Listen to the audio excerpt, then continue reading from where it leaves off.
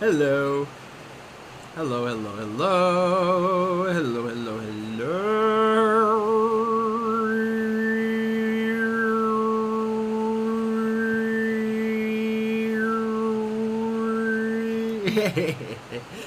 I love overtone singing.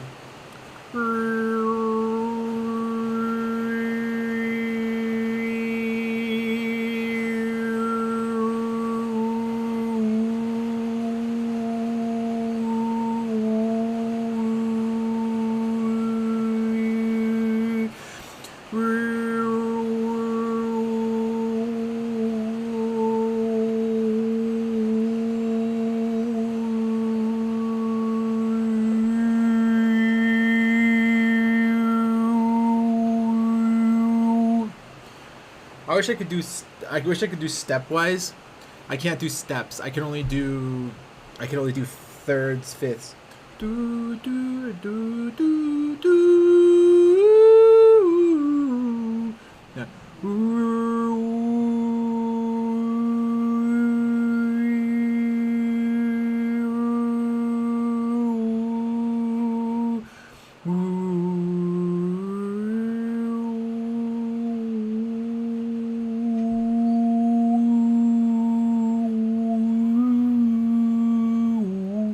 I'm trying to do taps with my overtones. It's hard.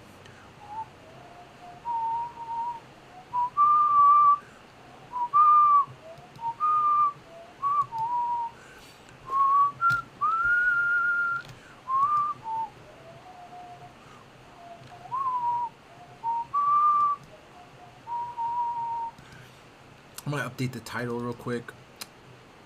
Devlog. I don't know what I'm working on today. I might continue the app. I finally found the steps to do the thing I wanted to do. I'm unprivating my other video because I found out that the thing that I was doing is not so secret. It was embarrassing. I was like texting my friends, like messaging my friends, like, I figured it out! And it's not actually like a whole big deal. It's literally like how it felt when I figured out tail scale and what hole punching is, because I was like, I see the matrix, and it was just my half asleep, not very well researched brain.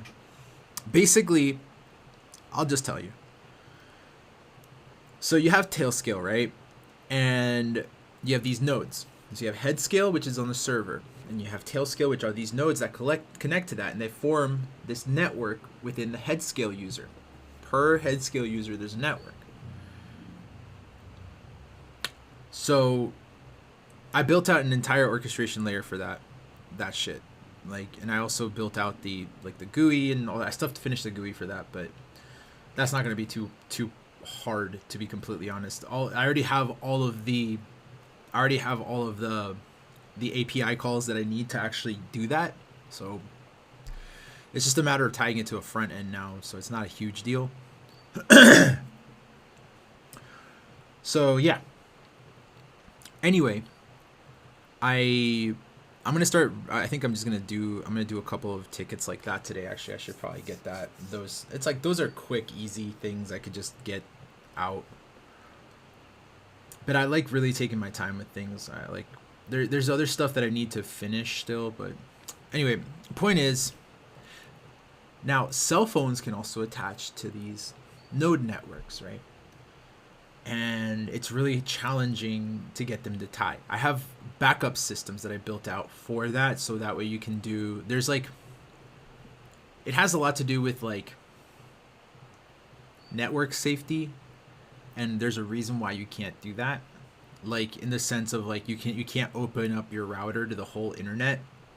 You have to know what you're doing. You have to do it correctly, and that's what the power of this stuff is. But cell phones are hard. to do hole punching for. So they sometimes work, other times they don't. If you connect to a Wi-Fi, then you're fine. But if you're on the cell network, that shit's difficult. Sometimes it works, sometimes it doesn't. Like 90% of the time it works. But like the other 10% it doesn't. So you don't want to have connectivity drops. Bad service. So what you do to fix that essentially is you have these other sub networks, and they basically default to these sub networks. It's whole thing. Tailscale on phones is not a huge thing, but Tailscale built out their own application. So I was like, oh fuck, I'm gonna have to use a third-party application. I don't want to fucking do that.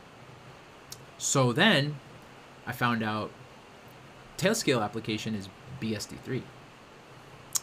BSD3 is a licensing that enables me to do anything I want with their software, which is fucking awesome. It's great.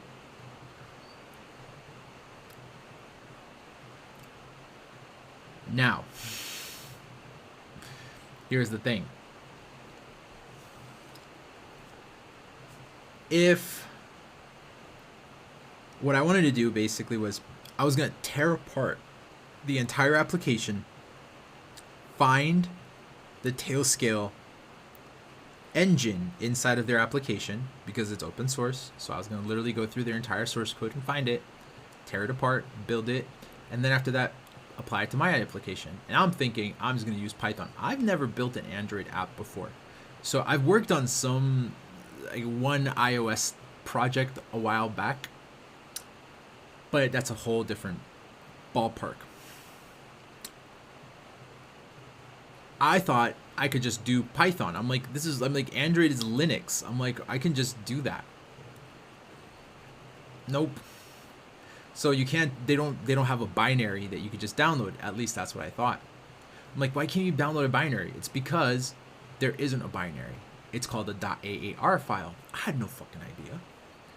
So I go through and I fucking build out this entire fucking, I literally went through it. I found it with Fable here. Look, you can even see it. Look. And I built essentially the Android binary for Tailscale. I literally fucking, I have this whole script. I have all these assets. This is literally just to build it right here. And then these are the steps for afterwards, for actually putting it together into the actual application and how to use it. So, and this is my compiler here. This is for compiling the shit in here, basically. So I ran that, I compiled it, now I got it. Oh, there you are. Now I got it. Which is great. Lo and behold, they just gave it away pre-compiled.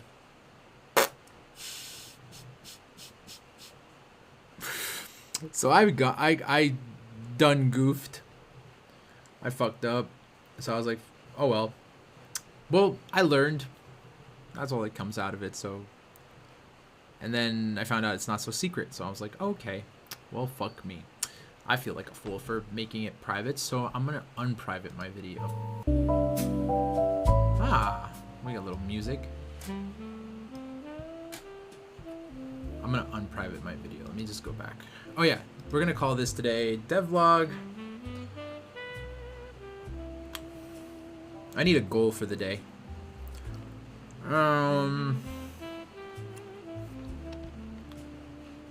Ticket, sifting, and next steps.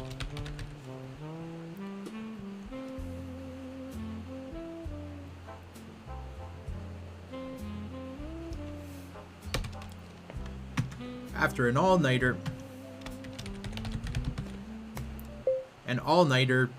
I'm finally back up. I live.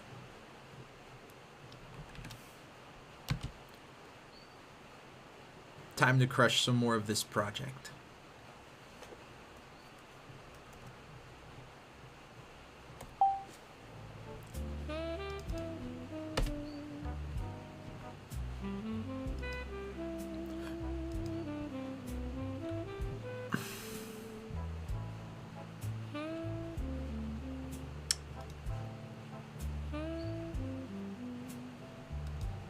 I wish I could delete those.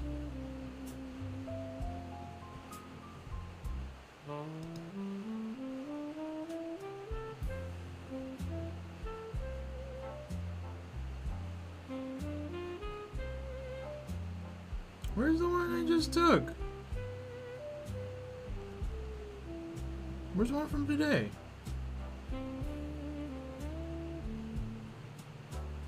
Huh? That's the 10-hour one, but where's the 2-hour one? Huh.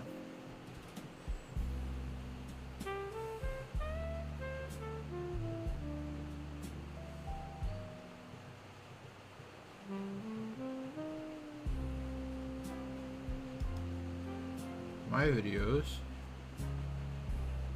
Live. Ah, here we go. There's the 2-hour one. You see, I made it private like a freaking coward. I am not no coward. I have 5 views on that? What the fuck? That's kind of nuts.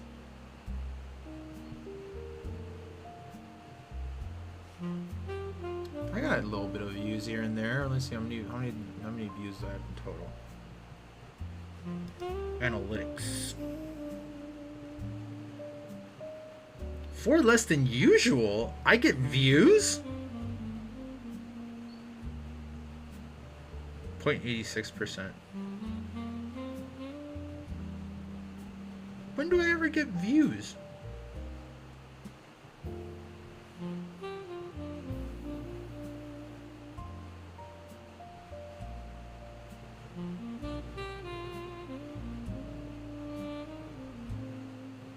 What's my total views? I'm so curious.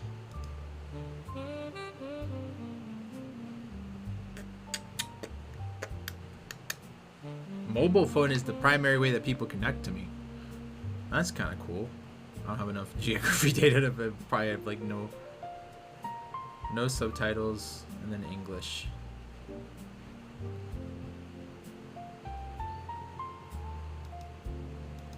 I have no regulars. My trends. I want to see my total views though. I had 10 views in the last 48 hours. Get the fuck out of here. People watch me?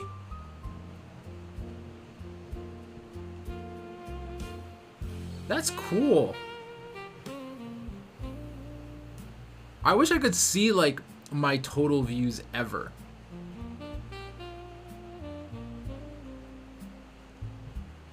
People really liked Twilight Princess, I guess. People like Twilight Princess. I got 15 impressions on this? What? People actually saw this. I mean, I got 1 view. But that's pretty cool. People be watching. Alright, I'm getting a little bit of traction. That's kind of fucking cool. I got 12 subscribers. I used to have 10. Fuck yeah. Alrighty. That's me. That's my account.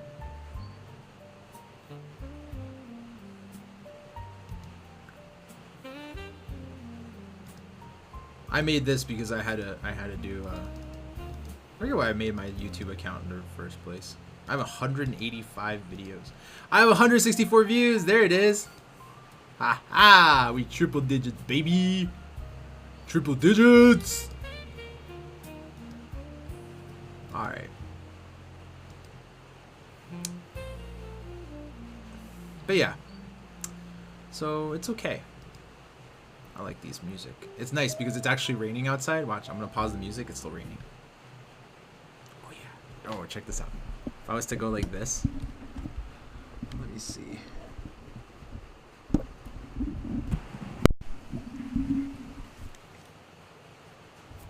Now it's like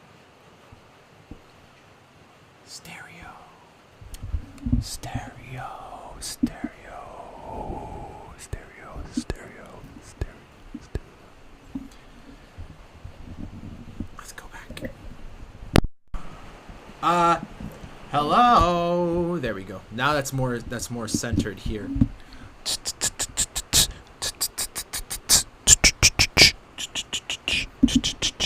It's so crazy you can change the pickup pattern on these mics.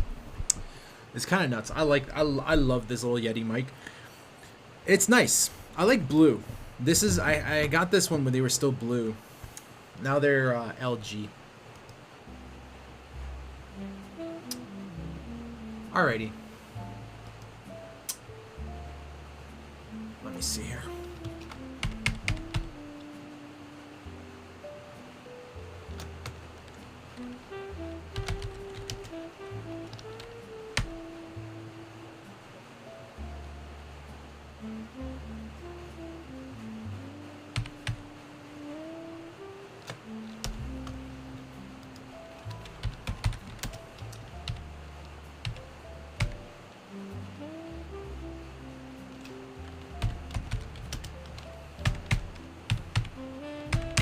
All right, we got one fable, two sonnets. Let's go ahead and let me go ahead and claw back in. All right, this is fable. This is sonnet.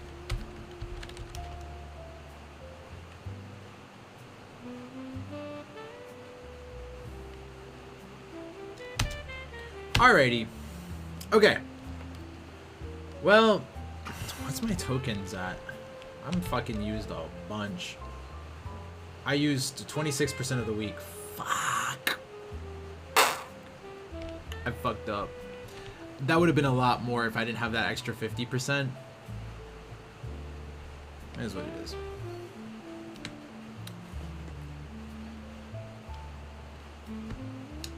I have a question. When we go through and do the to-do filler workflow, it doesn't ingest all the tickets. But now I think it should have a thing where it straight up just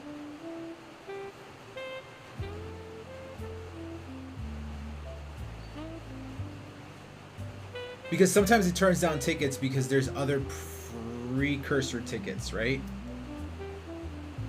There's stuff that's currently parked too.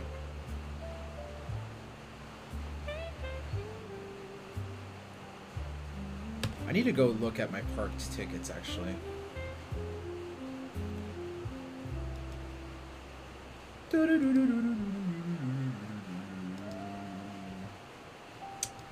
that shit to trash. This is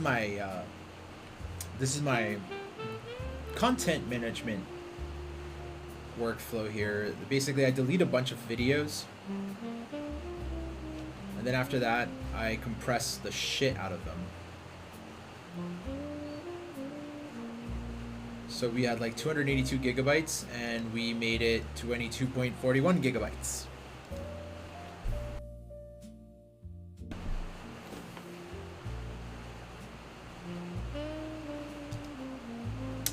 All right.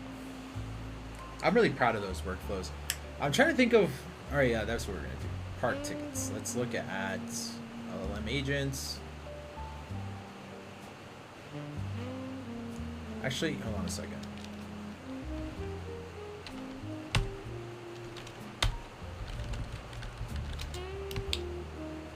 All right, so the workday for today had ended, like, I want to say like 2 to 3 hours after I started the day for today.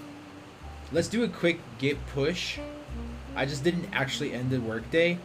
Let's do a git push for everything that was done.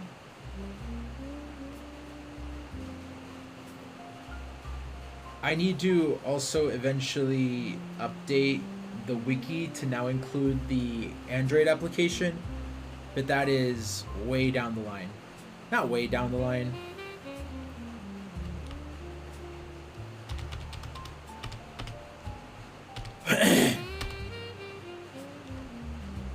Android application. Also, I don't like how it did this. It built out the back-end source and front-end source, but it's supposed to actually just be importing from here, so then that way I don't have to update these, and then eventually I'll be like, what is it importing? Let's make a backend source application. I mean, folder. That's another thing I could do.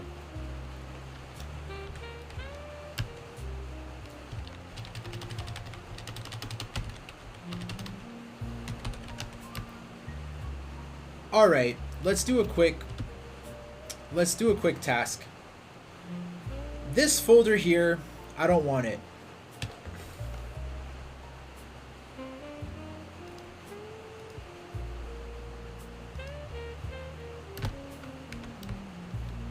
It's essentially direct copies of the It's Ours app from macOS folder, like all these files that are in there. What I wanted for the application that's in here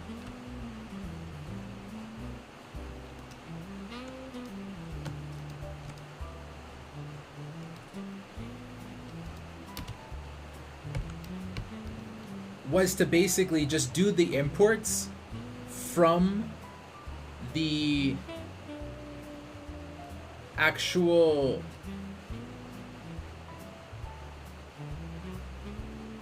application folders. So these.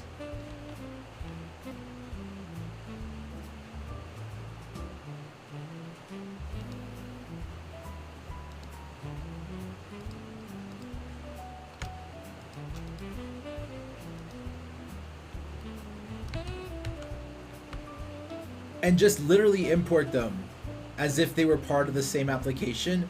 That way, if I update something in like a function in something, it'll update the phone application functions. That way I don't have to like track which one has which and which ones are doing what, and it's just a fuck ton of shit. Although I think I jumped the gun a little bit with this Android application. Anyway, could you potentially find, you have a map inside of the files inside of each of these folders, you have a map of all the files that they have the imports from the original one. Could you delete the ones inside of the backend source folder and then import them from the corresponding It's Ours app macOS backend and front end folders?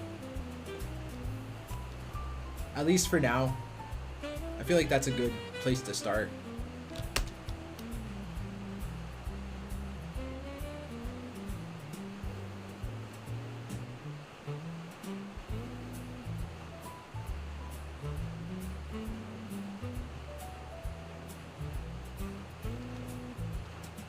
It's such a mechanical edit, and they already have the map for it, so it's like... Alright. Oh, fuck. I'm having it fucking edit this. Alright, I'm gonna have it edit this before I actually do the push. Alright, let's let me, while it's doing that shit, let's go ahead and look at these fucking folders.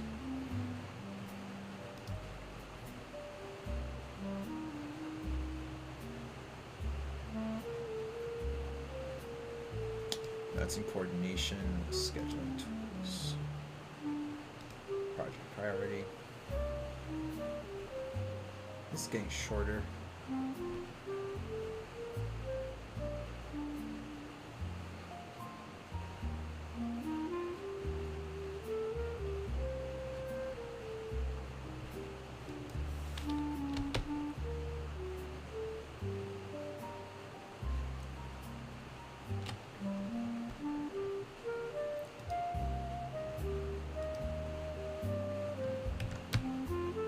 Let's go through this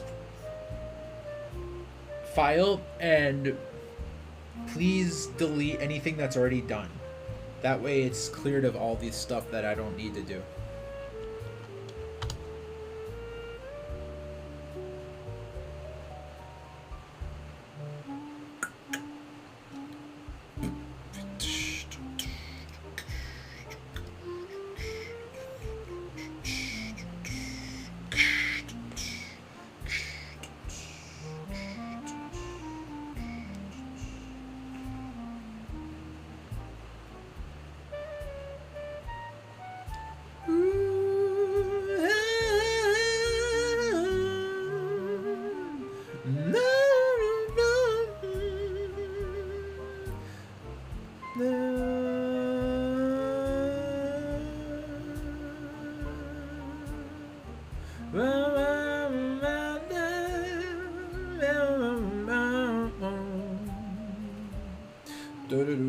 You have to go. You have to go for that cadence, the fucking 9.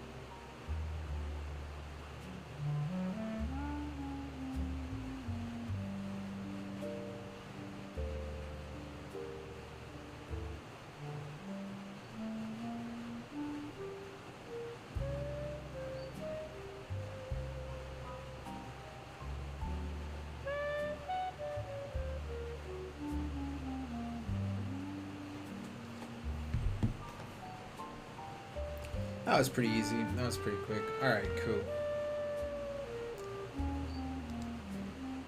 This has no blockers. Why is this still not done?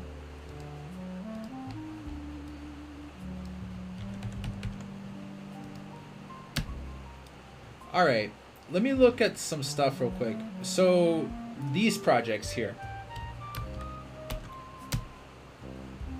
What made it so LLM filler, to-do filler, stopped it from adding it to the to-do list?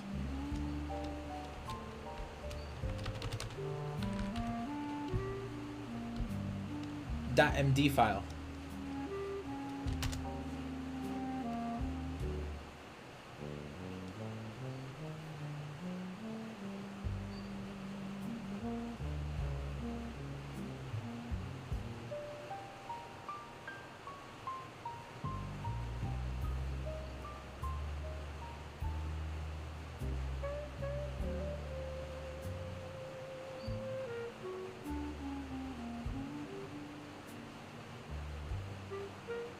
Best promotion on streamboo.org? No way! This shit. I wonder if they actually ever hit anybody. I wonder if they actually get, like, they must. They must.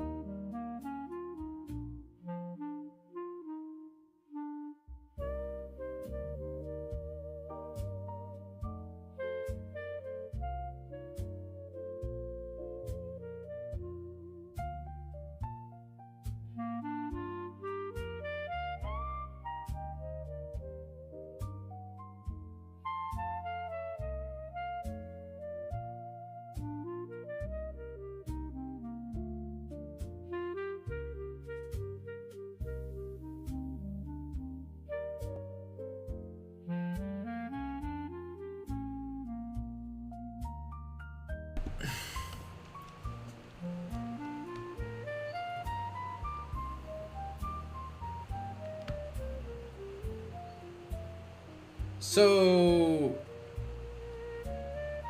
let's talk a little bit about rsync SSH utils consolidation. What do you mean code A? What does that column mean? It's code Q, code OK. Rsync backend queued, then loop skipped, stale. 510 drift.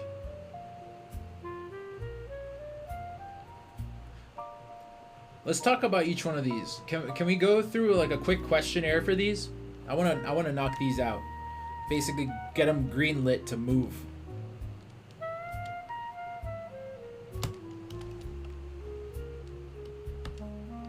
Give me the questions one at a time, please.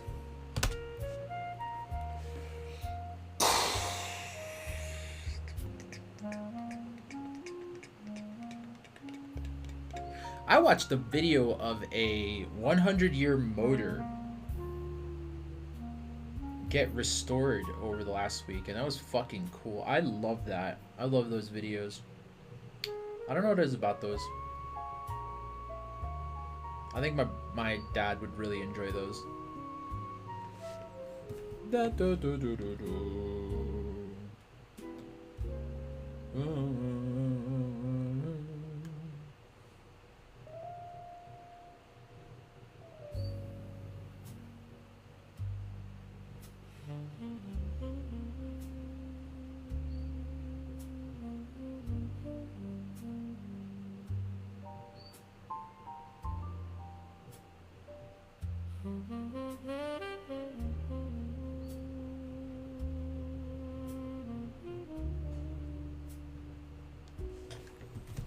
All right.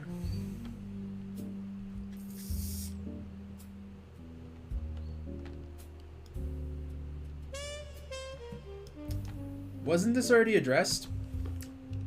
Run an Opus model. Is this ticket stale?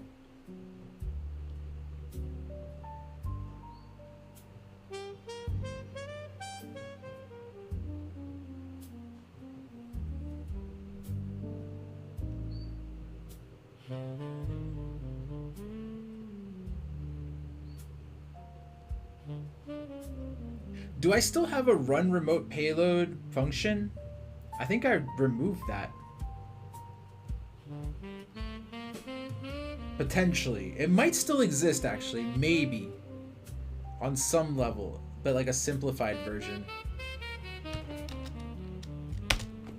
I know what this is. This is a really quick ticket. This is actually not that hard.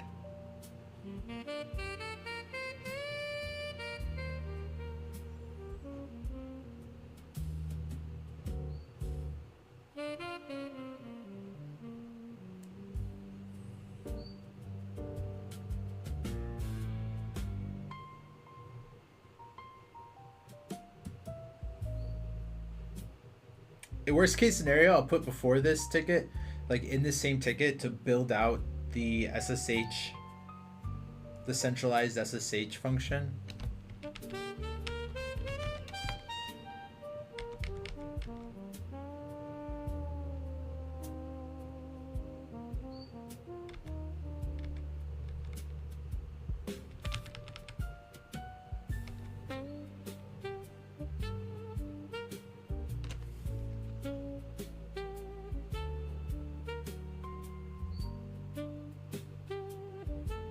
Ah.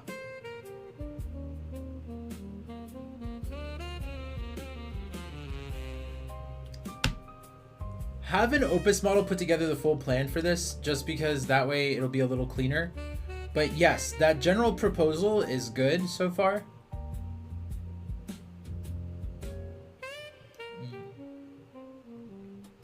I think deleting it was good.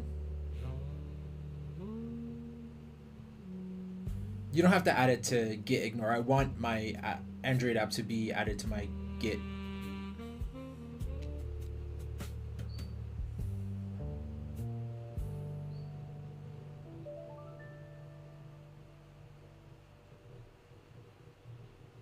Anything that it does actually need that is not already provided in the other files should be kept. but it either belongs in the normal backend folder or the normal front end folder, depending on where it belongs.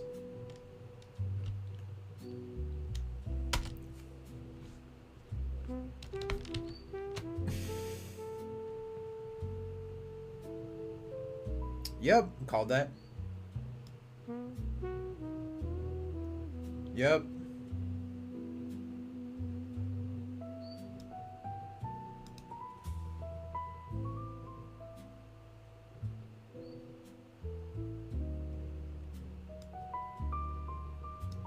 Ah. I think there is an SSH key. So it has to assume basically that the SSH key already exists, right? Which it does currently. Like after you do the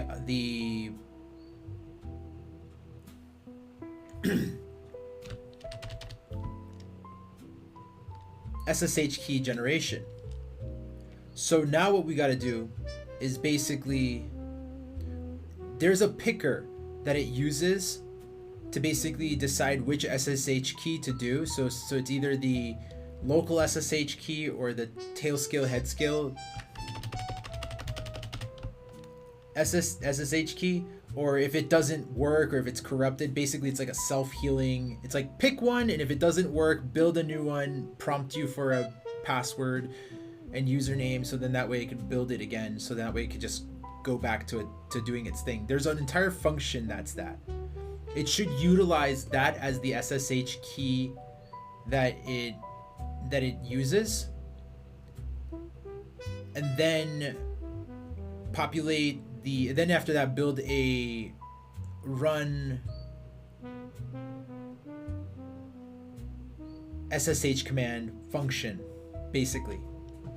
So then you could populate that with the variables of the rsync command. Run this through a Fable model, and then have it put together a plan from the variables that it needs that I gave you here. And then also, if it has any questions, please let me know, and before it finishes, so that way it can have any input that it needs on as it builds, unless it has enough to actually just go. Because this is such a simple thing, the Fable model could just fucking rock that design, no problem. And then after it's done, update the ticket, and then mark at the top, ticket ready to go. So then that way the LLM filler workflow can pick it up and add it to the to-do LLM.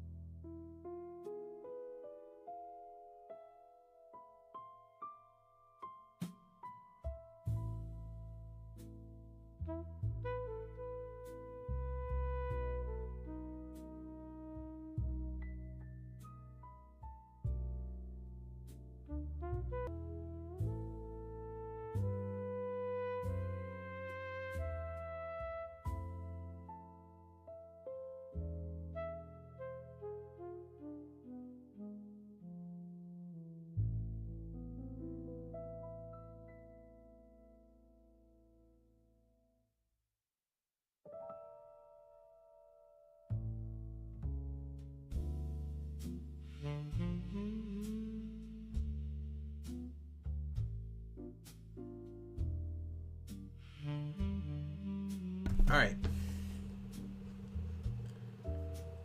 Which one was this? Yeah.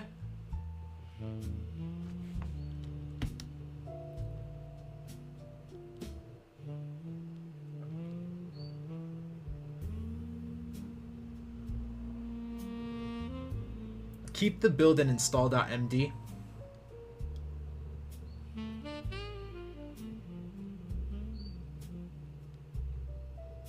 Other than that, run it.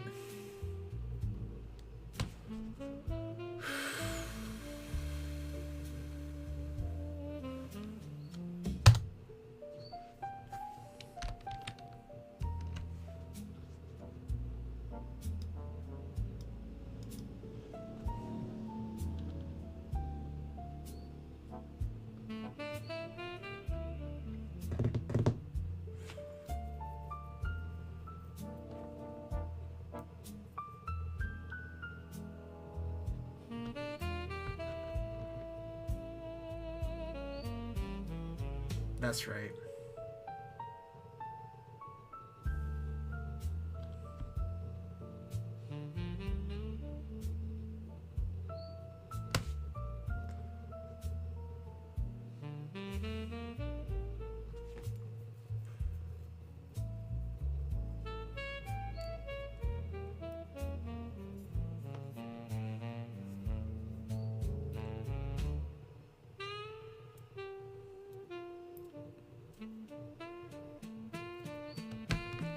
But based on the 8 rubric rules, would this ticket be ready to go?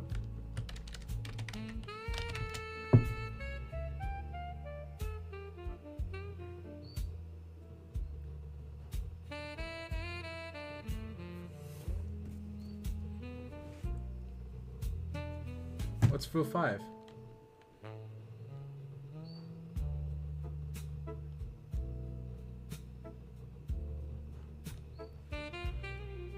But it has the ticket has the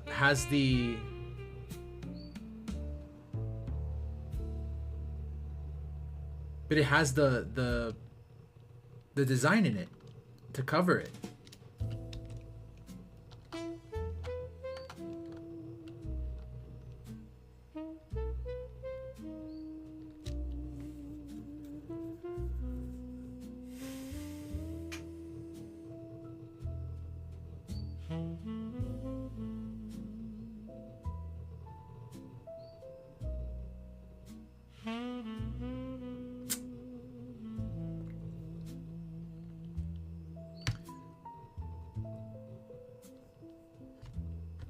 How about we add to rule 5 for it to grep the ticket?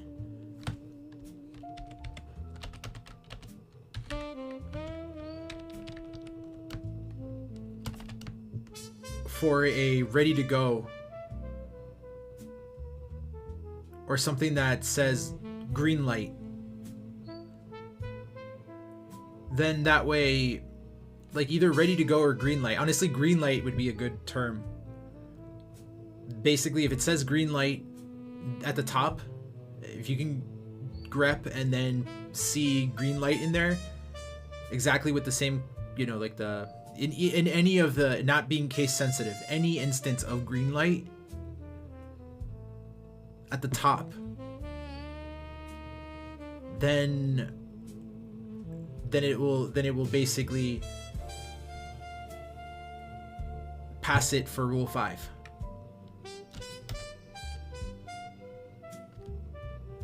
And then the LLM filler should also have a thing that basically coordinates tickets based off of their prerequisite tickets, correct? So that way it places them in the order in the to-do LLM in order, correct?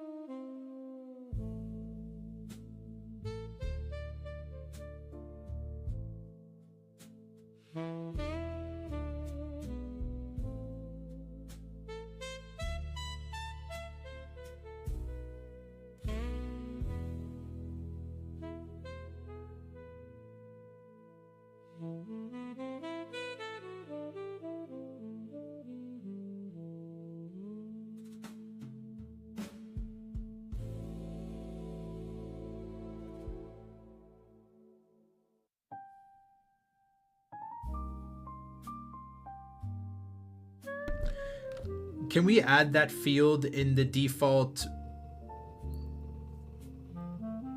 template for tickets? There should be a template for tickets. And then if we could update all the current tickets.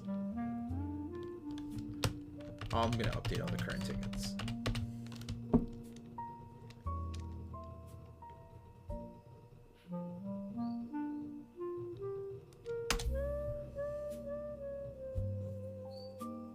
There is.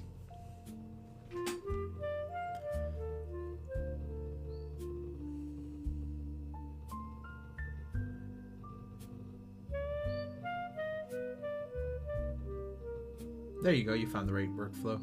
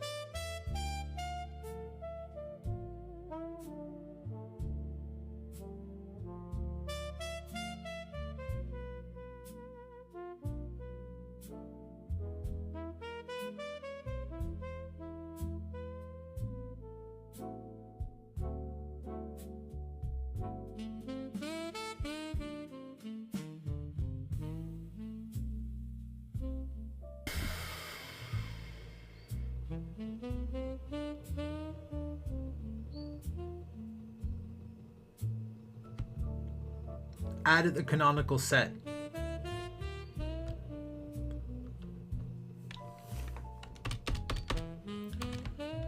I would add a new canonical item to the set.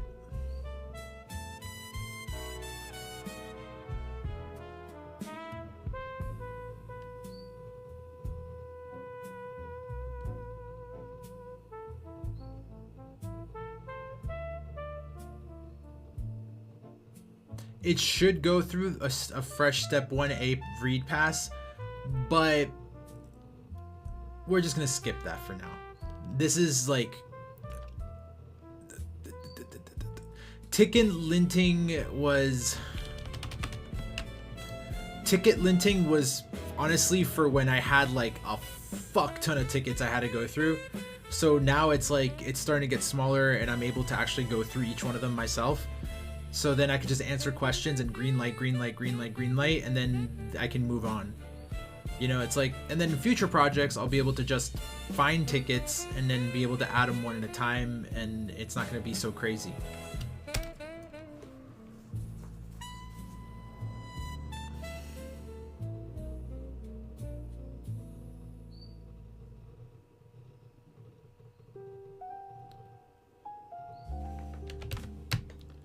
That way I can also ask for, like, let's say like a list of tickets that don't have green light yet, and then I can green light them, and then once it gets to rule 5, it can green light them.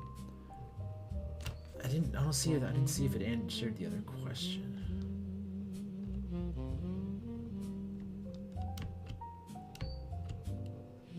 Wait, that's the question.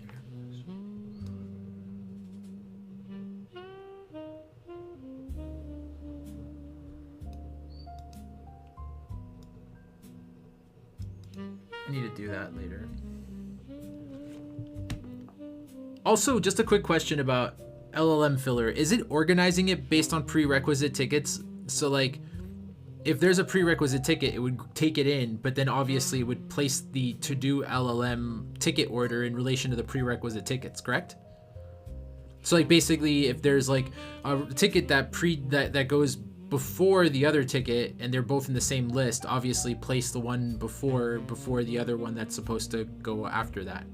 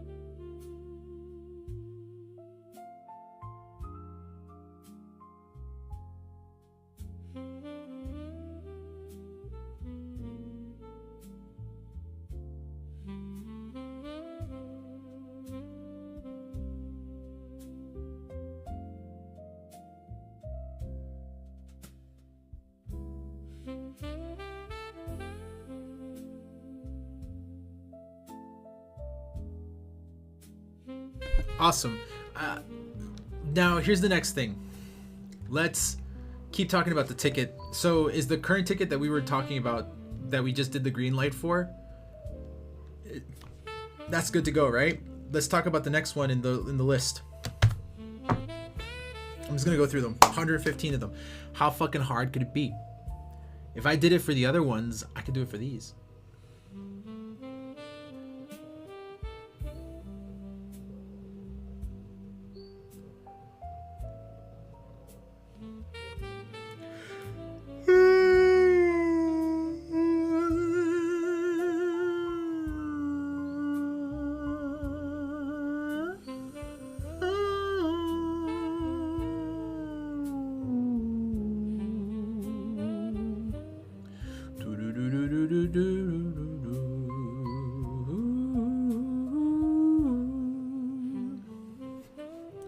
$264. Yes, still good. Green light stands.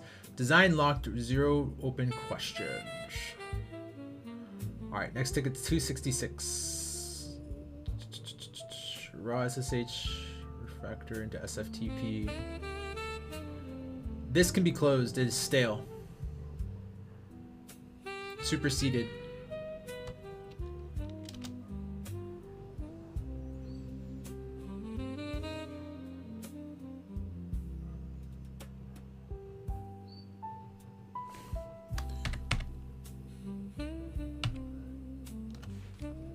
This one finished?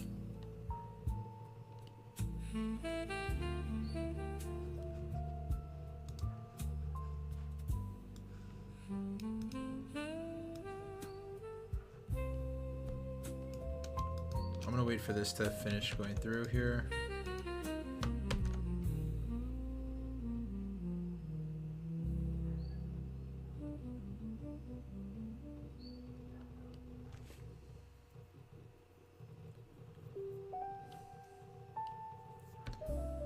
But we'll take that one step at a time. That's a later thing, to be honest.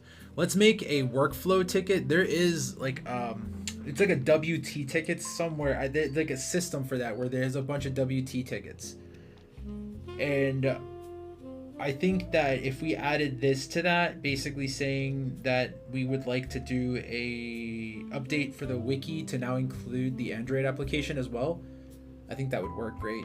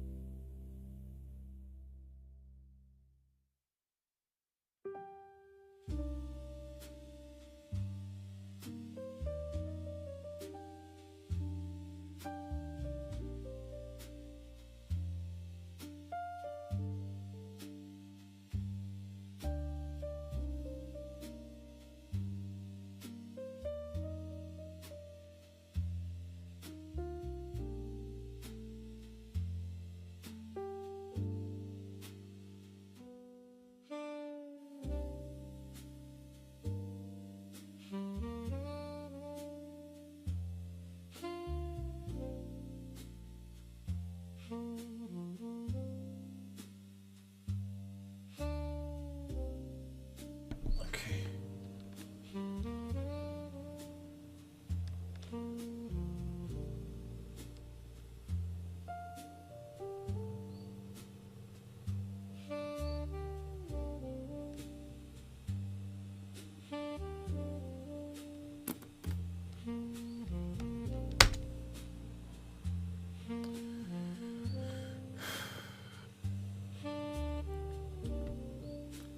I want to say like 6 a.m., some shit like that. And then like 3 hours later stopped. It's like 9 a.m. today, the 22nd.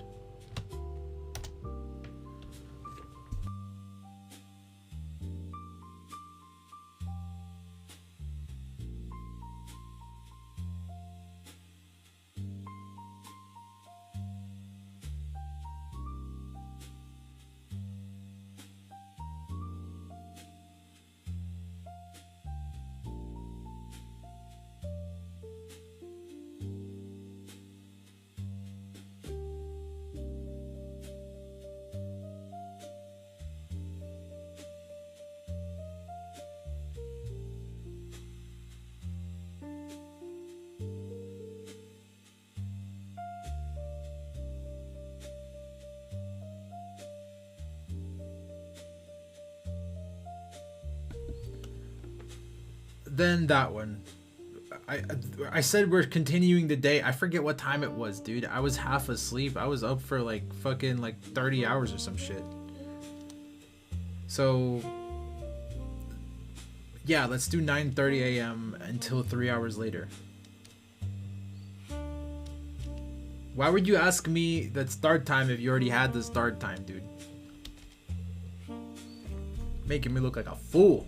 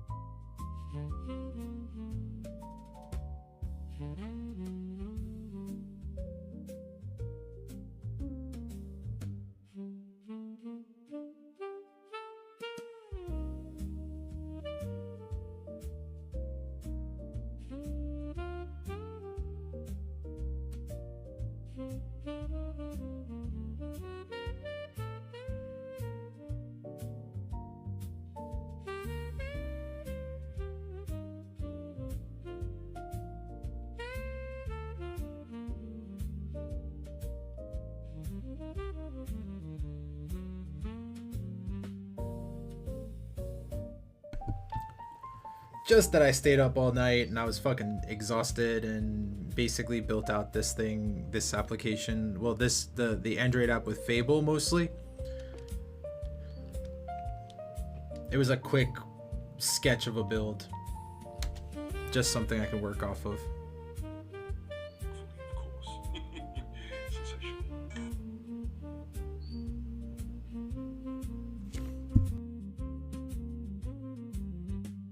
No throat tattoo is safe. I swear to God. This person was like, they were like doing like this, like they're like a bee tattoo. It's like, yo, they got that nectar collector. Oh my gosh. He was like, and then he showed his tattoo and it was like clouds, and I was like, yo, you got that heavenly throat. Hey. I love those goofy ass jokes, dude. Oh my God.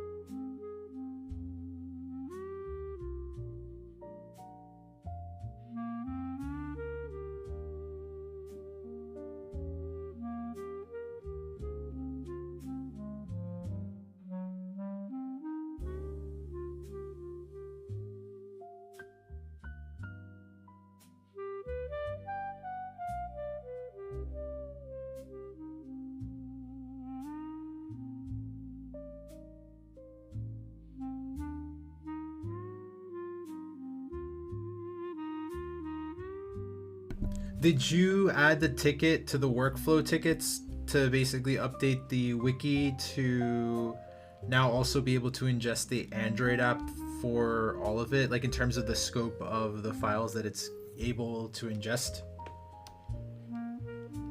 Did you make that ticket? I requested that, but I know I requested for a lot in one shot, so it's okay if you missed it.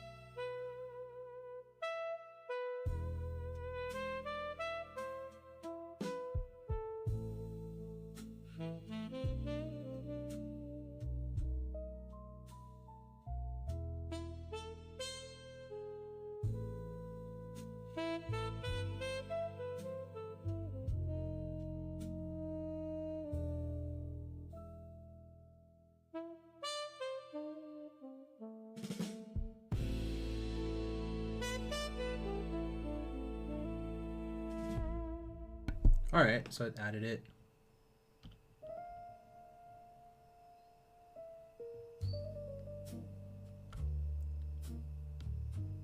let's do a quick git push for just adding that last bit. I think everything should be caught up now. Wait, why isn't Android app pushed?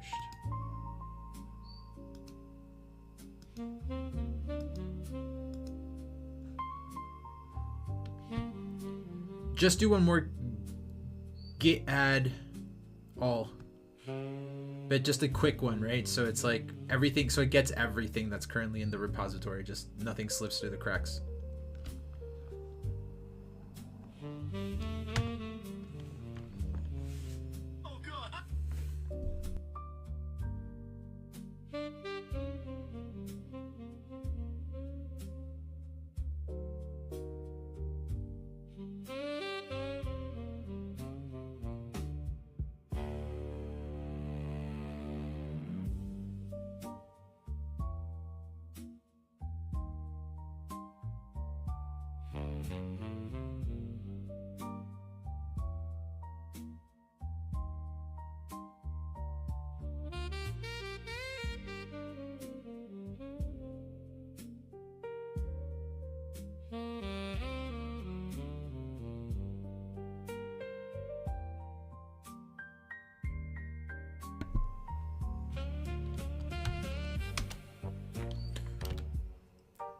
All right, now let's open a new day of work and let's make it a start time of 7 p.m.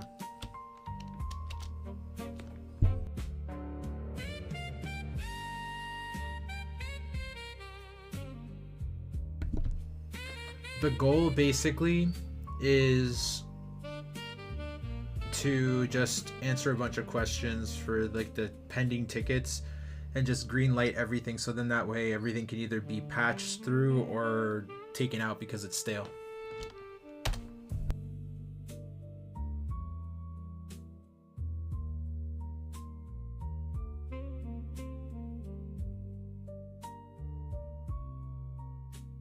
I kind of want to do it through fucking Fable, but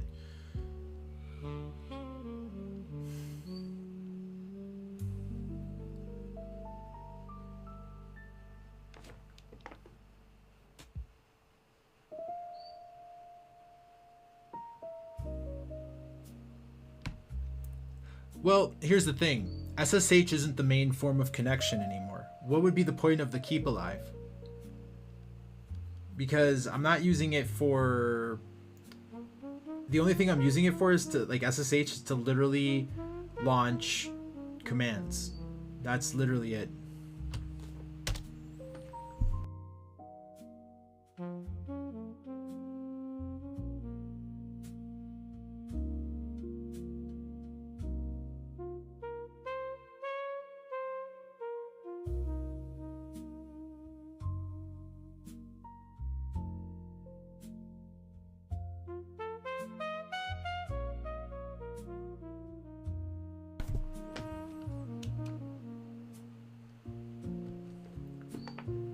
Well, the transfer tunnel is kept alive by rsync, and it has safeties for if it's lost. Like, I do have that already. And there's also tickets. If you look in the to-do.llm, there's actually a ticket that addresses another layer of this already. So I think it actually is stale. It's actually superseded.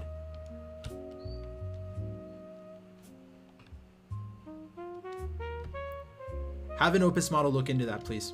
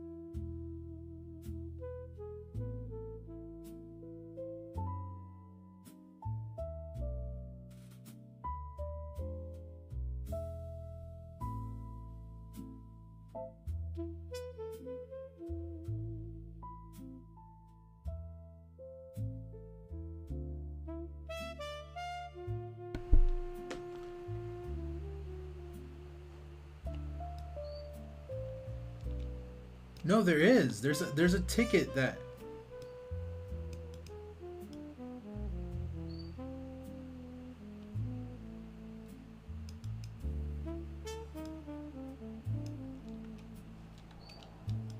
So basically, like a centralized keep alive system. You see, I would want a centralized keep alive system, but it's only ever used for this function, and the function does both upload and downloads. So it's like, I'm kind of like on edge about doing that.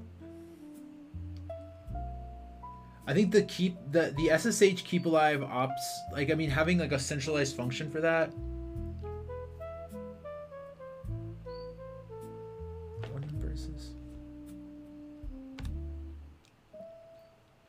Let's have Fable put a full plan for this one together based off what it's saying here, like all the like everything that you got back from the Opus model, and then update, green light, good to go. Fuck it. I like centralized functions.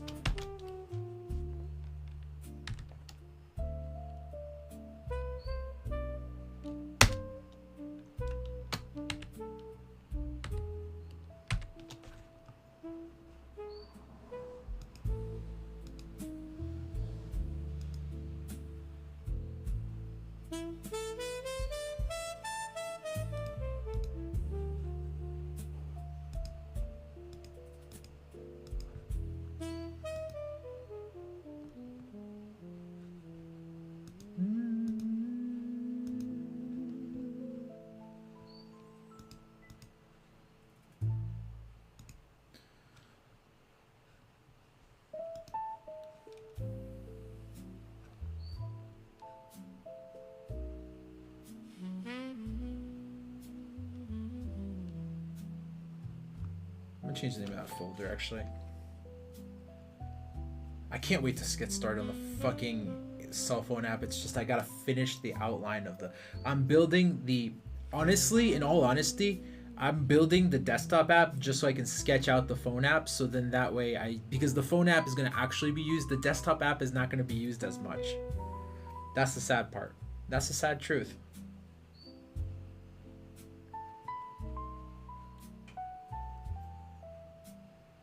Because the desktop, I mean, it might be used. People might use it, but it's mostly gonna be like an interface.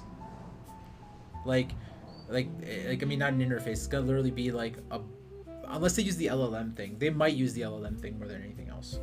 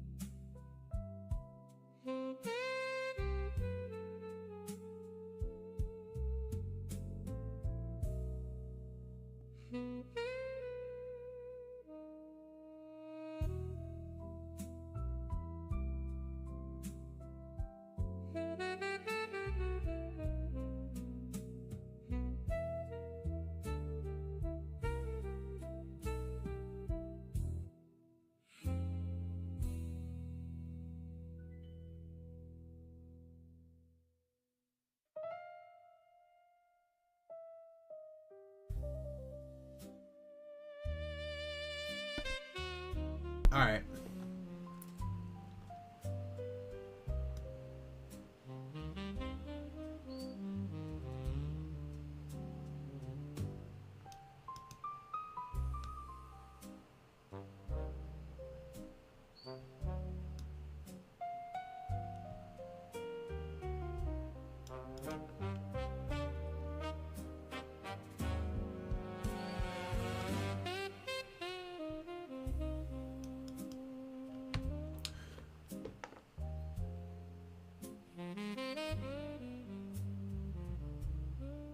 Quick question, actually.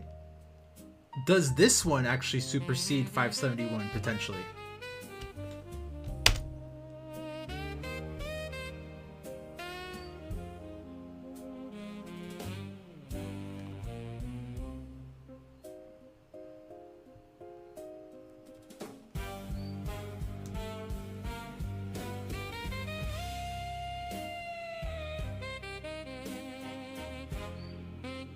I could have sworn there's something.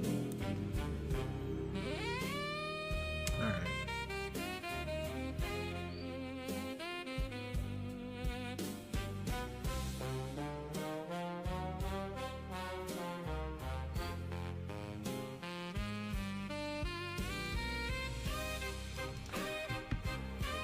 Just double checking. There isn't another one that's based around that heartbeat, because I could have sworn I remember explicitly working on a ticket like that.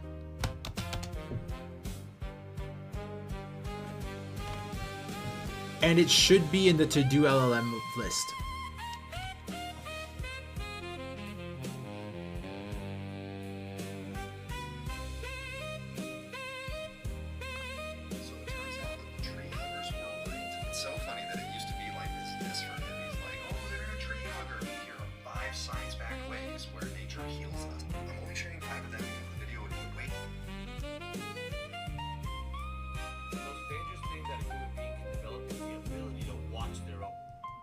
Their own mind.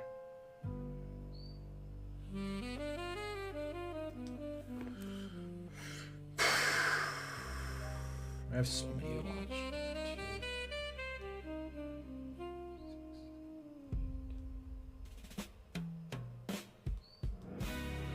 14.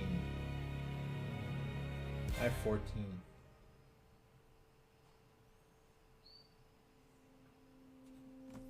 Watch those in a sec. I want to give them time.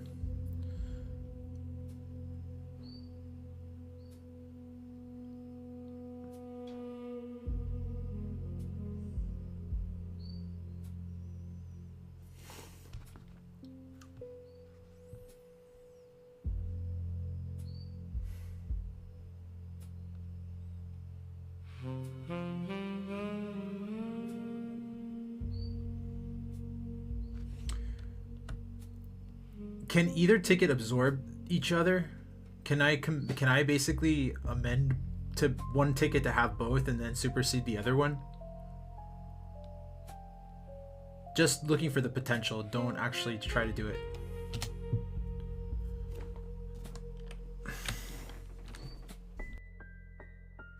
I fucking knew it.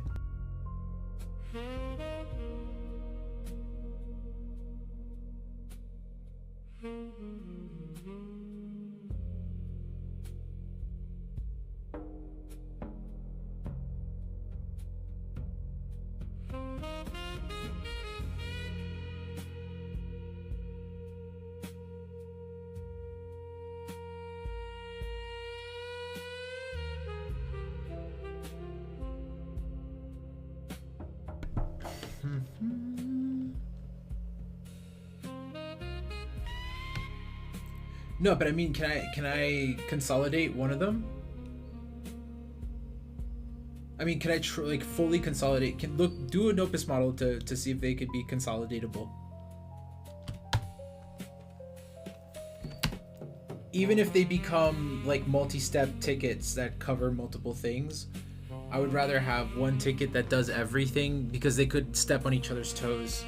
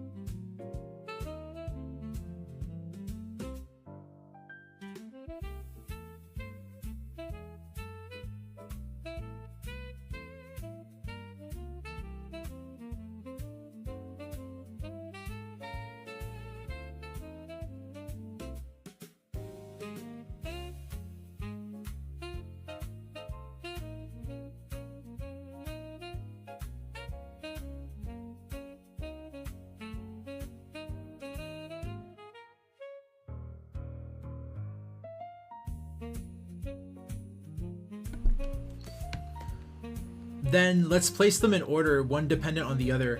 Which one is dependent on the other one? Which one goes first? And then let's update the ticket that goes first. Well, the one that goes second, with saying the other one needs to go first. And then after that, we can move on to the next ticket.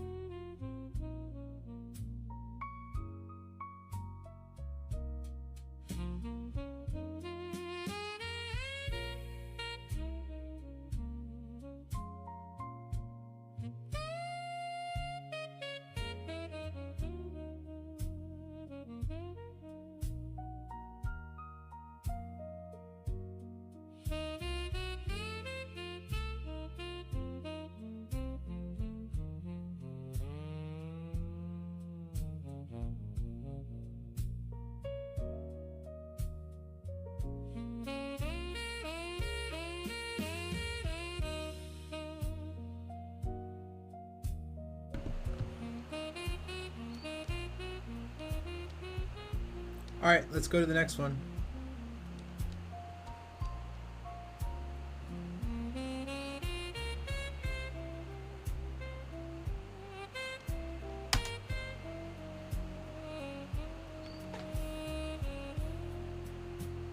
One Piece is the modern day Odyssey. I just went to a...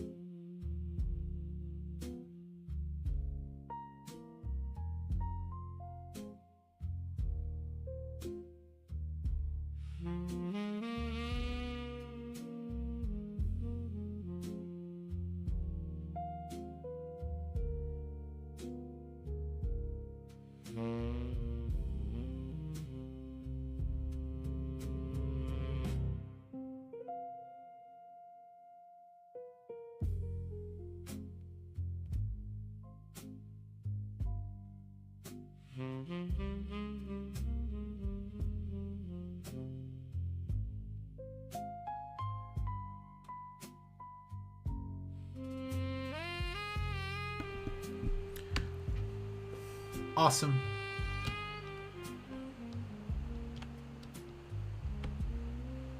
Yep, definitely superseded. Bam.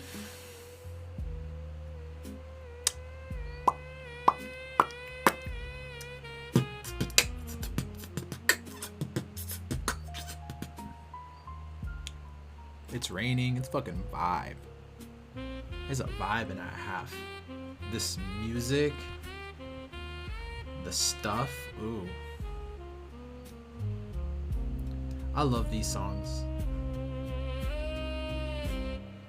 I wonder what this one is. I do like this one, except it's like a little fucking, like it's just one chord the entire time. I don't like that.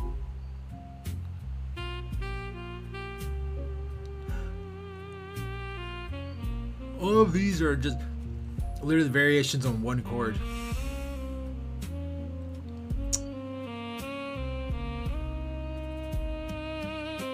That being said, this one is just like looping the same songs. I've been listening to this one for a minute now.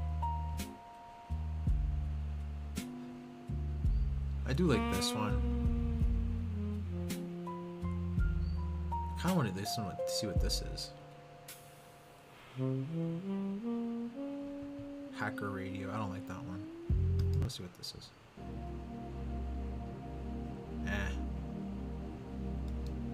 Just one frequency the entire time.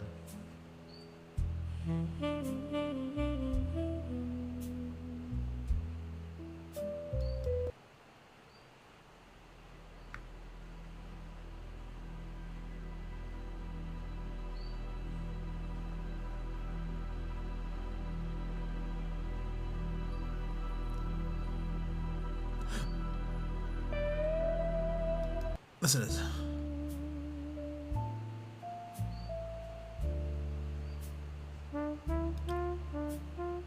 Alright, let's see.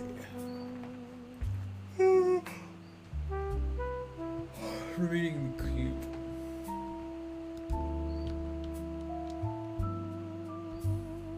Alright, let's check it out. Let's look into it.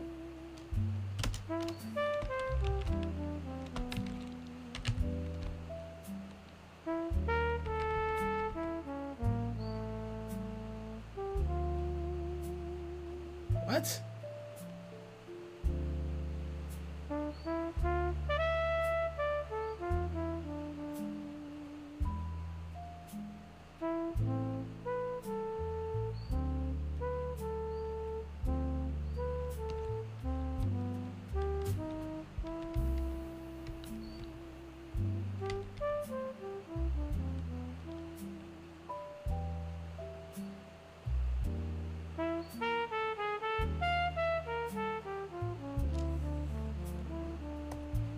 I'm already working in another context window on this. I'm just opening the new day.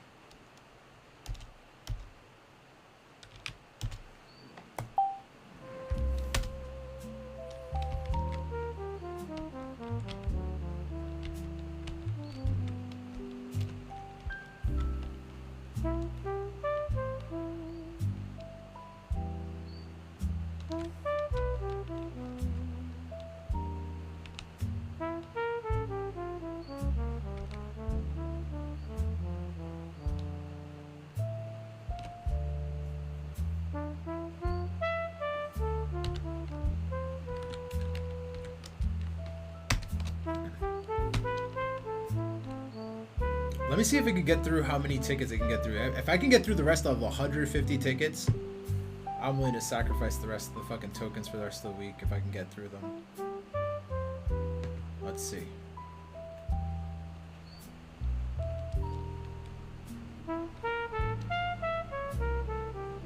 Infinite retry loop. This is already covered.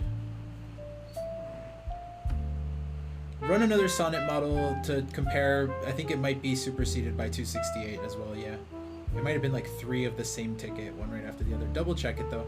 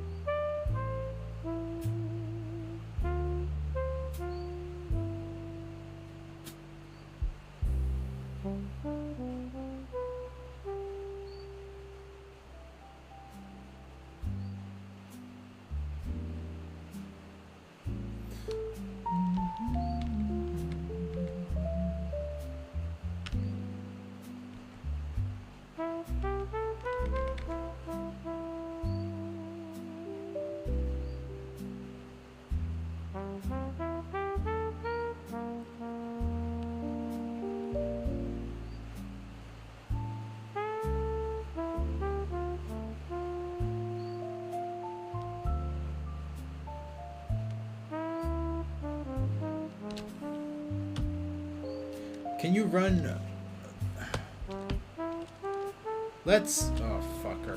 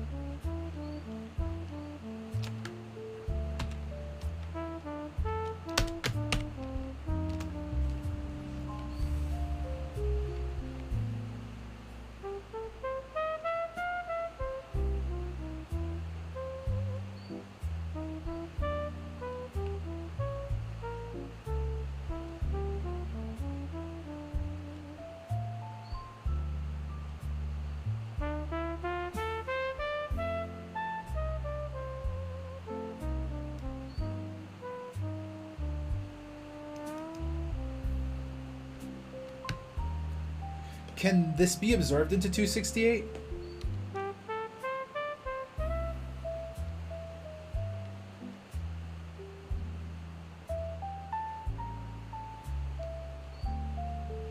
Wait, then was 464 also wrongly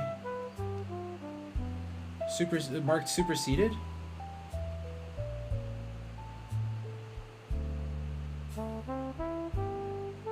run both of these inquiries through an Opus model, please. A new Opus model.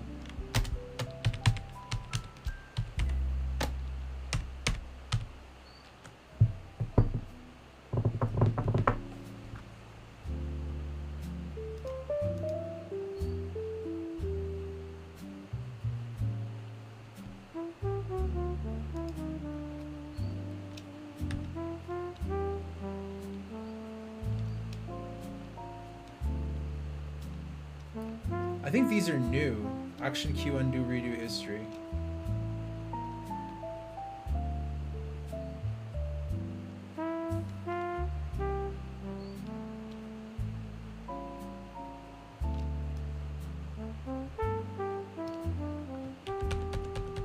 I think I'm gonna carry up to there.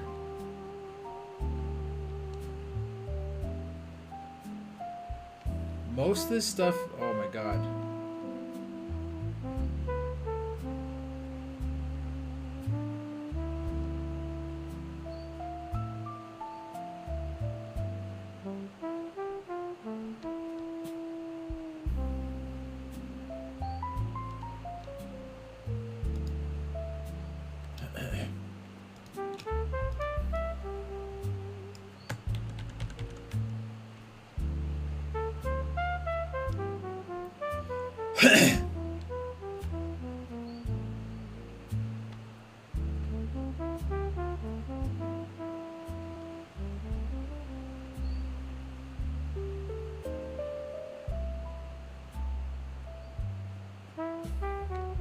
I think these can be locked out.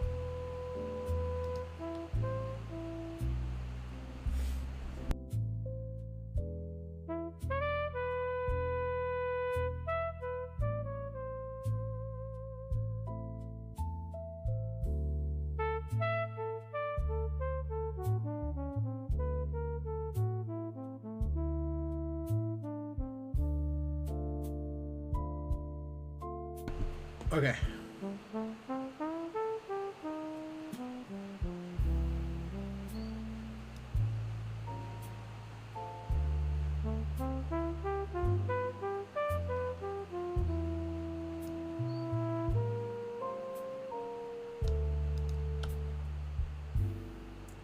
Yep, apply both.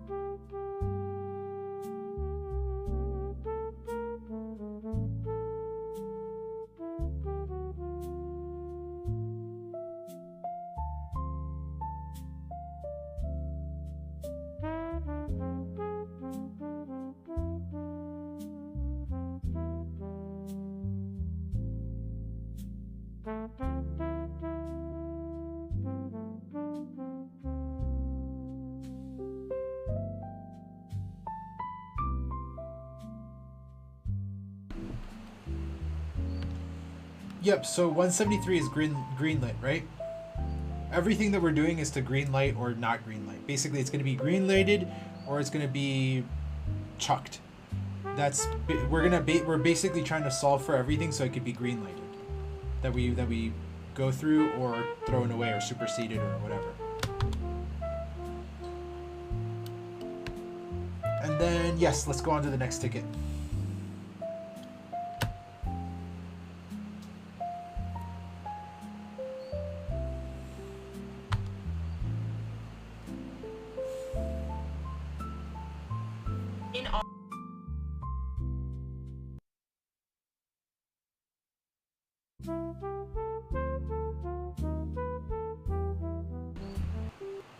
Still green light. The other one. 173.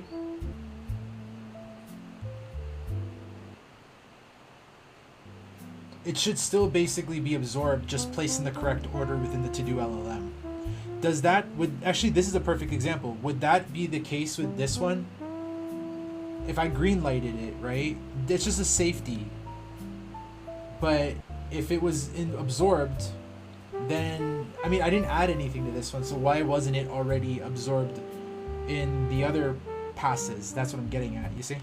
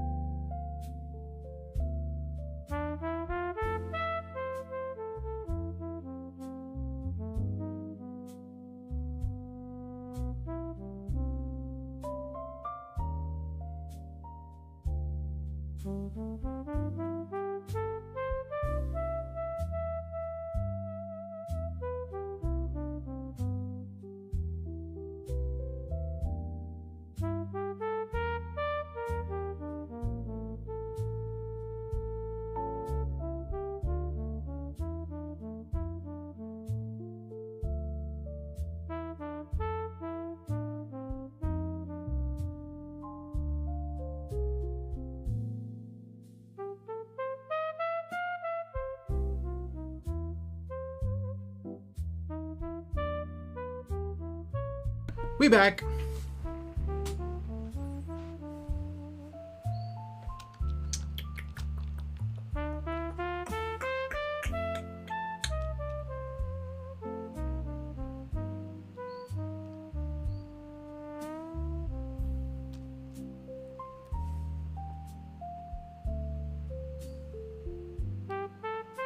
I think I'm gonna build that out later then.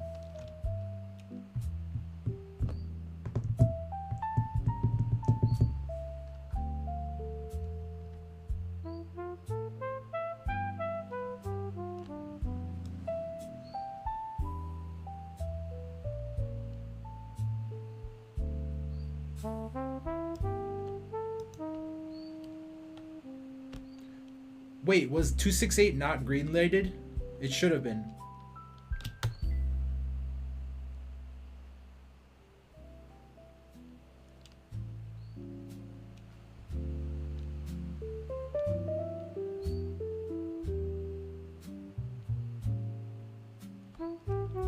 Alright, Coop.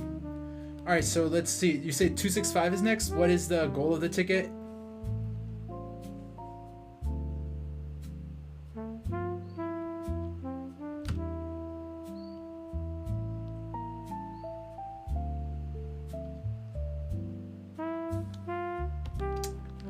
Oh yeah, the bandwidth limit. I mean, it's a nice thing to have. Fuck it. I mean, it's just something that would need a UI. And I think most people wouldn't really use that, to be honest.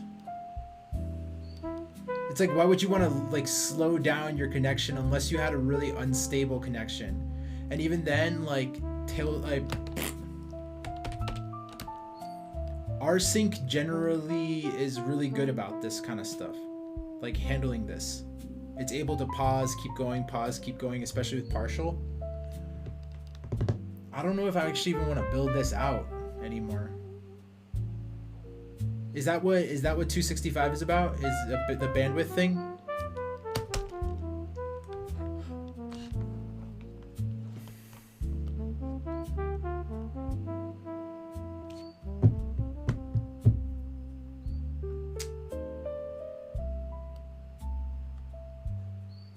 Yeah, I think it's a no. I think this is like a later like fine-tuning thing. If somebody wanted it, then yeah. But honestly, as of right now, I mean, unless you were trying to like share bandwidth with people or something like that, and you had like a really like a job that didn't matter if it was like super slow to upload or something like that, there's like probably enterprise applications of that. But like as of right now, like 90% of the people I'm trying to hit, I'm just trying to get the fundamentals built out. If somebody ever needs that, then yeah, obviously it's there. I mean, so yeah, I'm landing on no won't fix.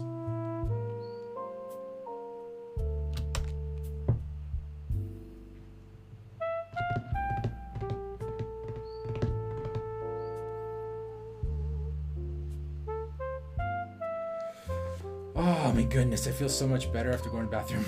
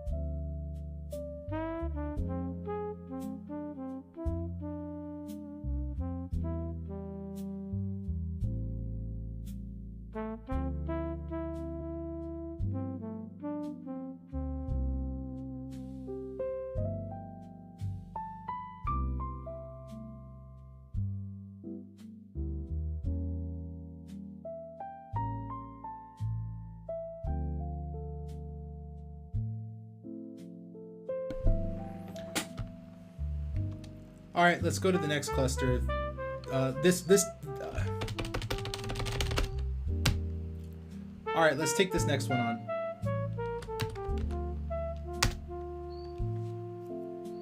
I think those.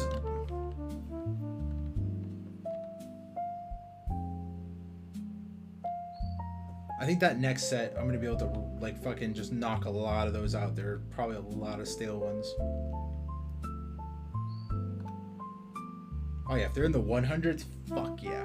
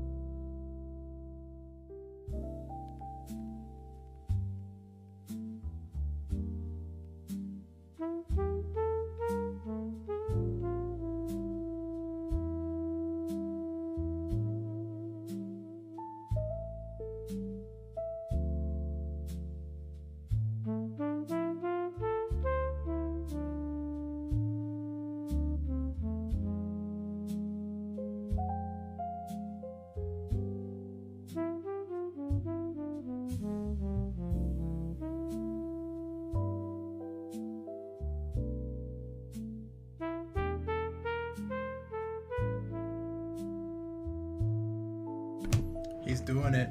Fucking proud of this kid.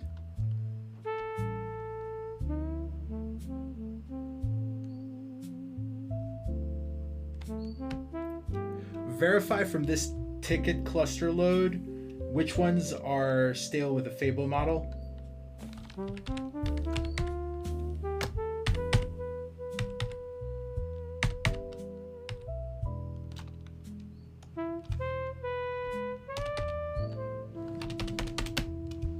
An Opus model.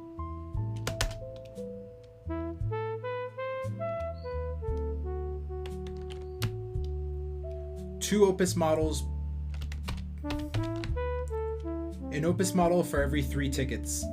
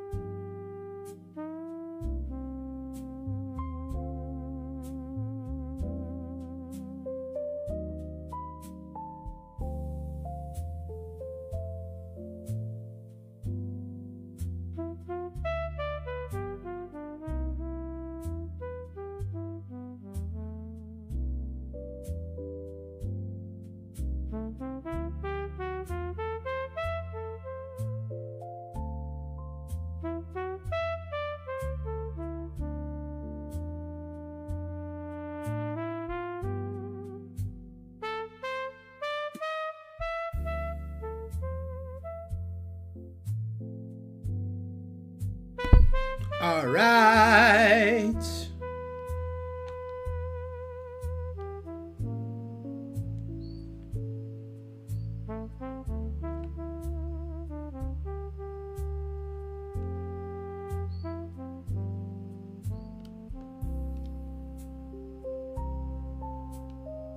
Yep. Yep.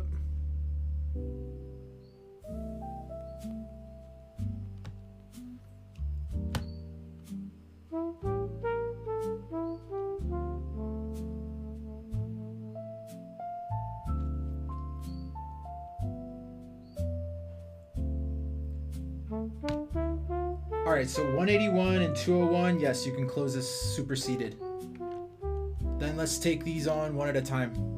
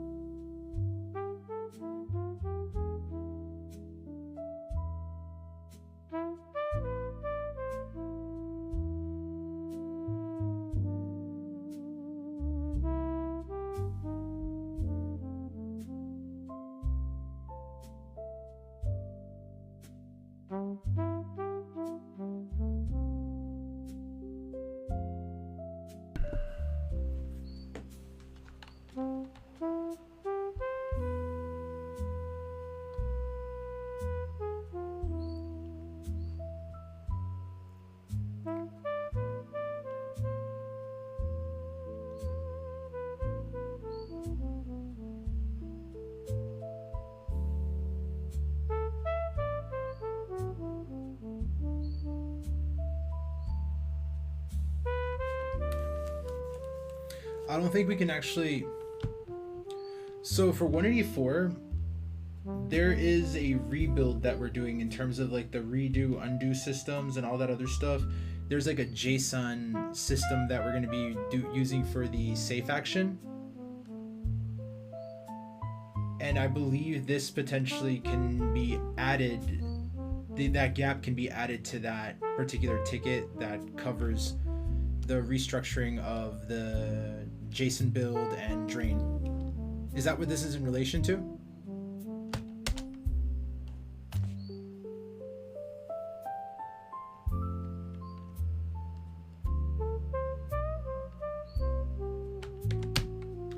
Have a separate Opus model look into that.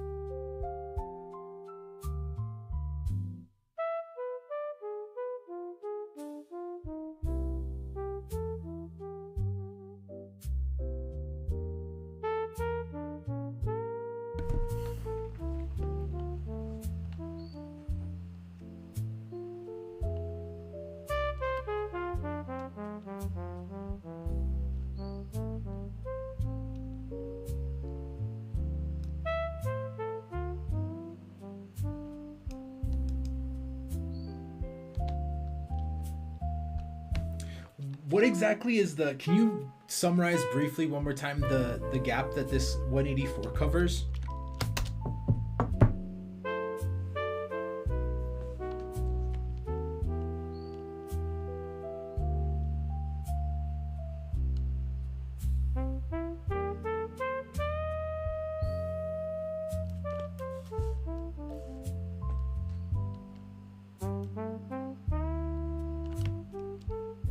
I mean, that's okay. It's a trashed folder. The whole point is the safety, and not, and basically, if we were to delete it, or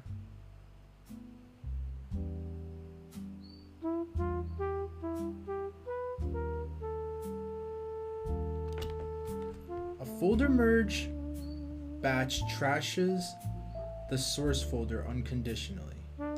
Yes. Yes, at the end, if an earlier step in the same batch fails partway,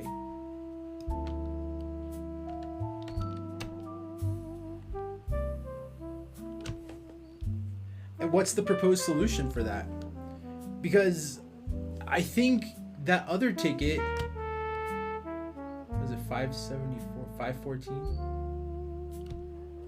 514 is trying to address essentially that, like the half-finished jobs. The whole point of that ticket is basically it undoes everything that had been done. If something fails and isn't completed, it undoes it. That's why the undo system is part of it.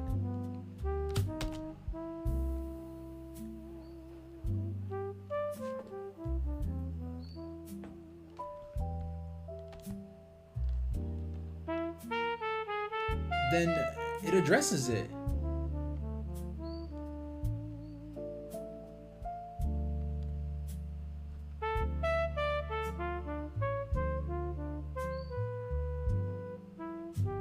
Yeah, exactly. So it's superseded. Can you run this my perspective here by that same model that did the search?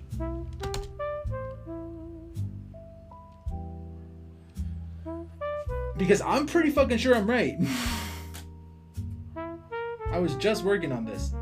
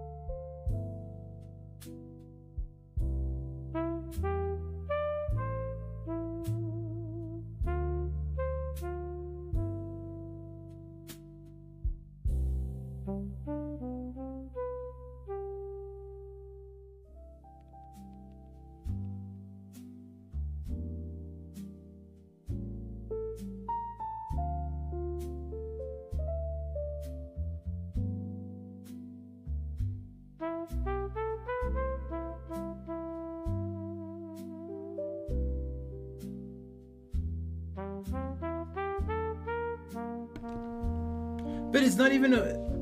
It's not offering a fix.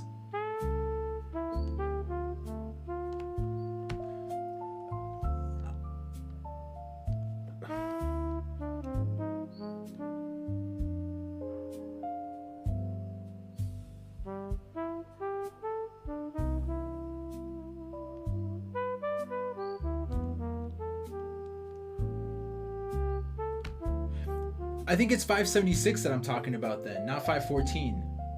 It's the most recent one that has the undo system. It has this 184 is one of the cases that it solves for. I have to be right on this. Can it briefly explain its reasoning why? Look at it one more time with my assumption here. Can the model explain its reasoning why?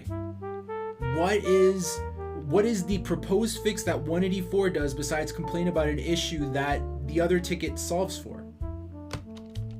The fuck? I'm right. I know I'm right.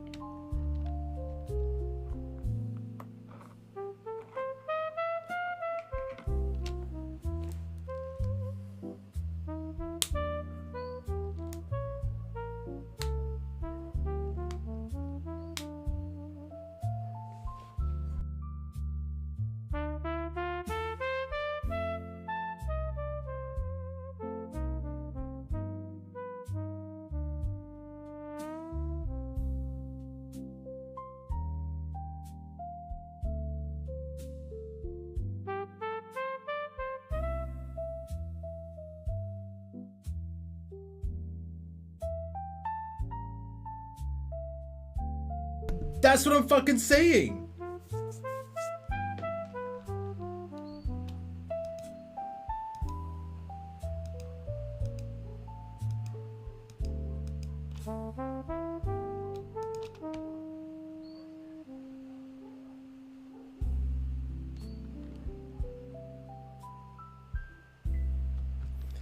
That's what I'm saying. So the proposed fix is stale, and then 514 solves for 184, which means it supersedes 184.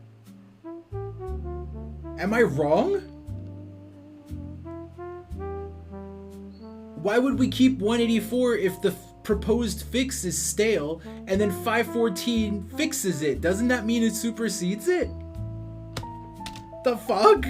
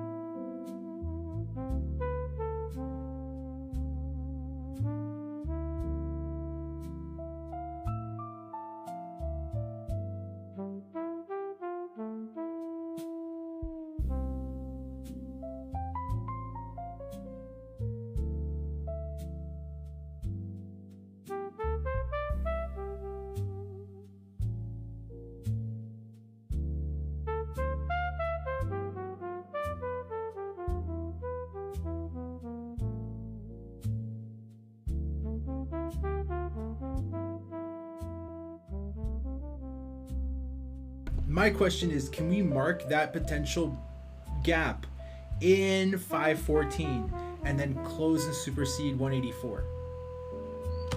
Oh my lord, dude. I swear to God, we went back and forth like 4 times.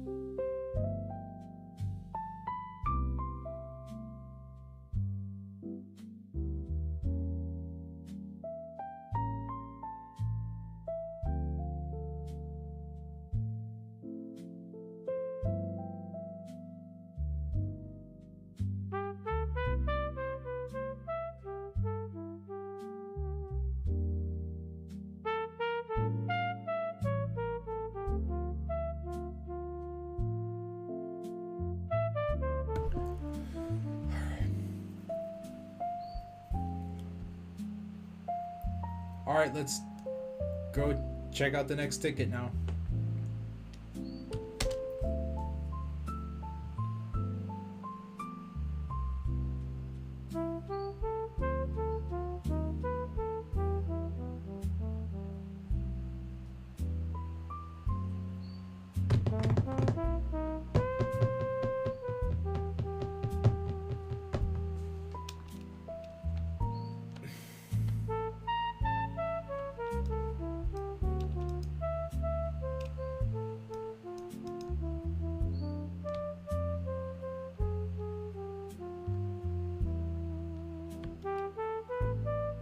what is the goal of this?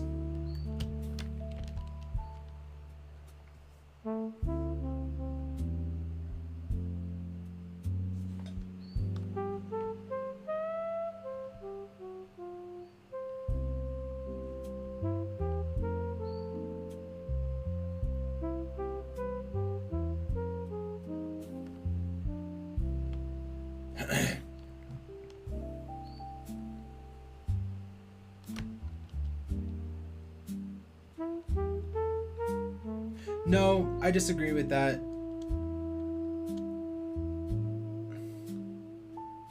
Architecture, it's no longer my goal with that. Basically, give every single verb its own file, so then it could be called individually from each file, then all the error handling per file. Now, we have a centralized system that we're working with for all that sort of stuff, so all the verbs exist somewhere, and then the error handling is basically more universal. So it's like, that was old architecture from like fucking April. We are in almost August, so yep, that's outdated. Does the Opus model agree with me?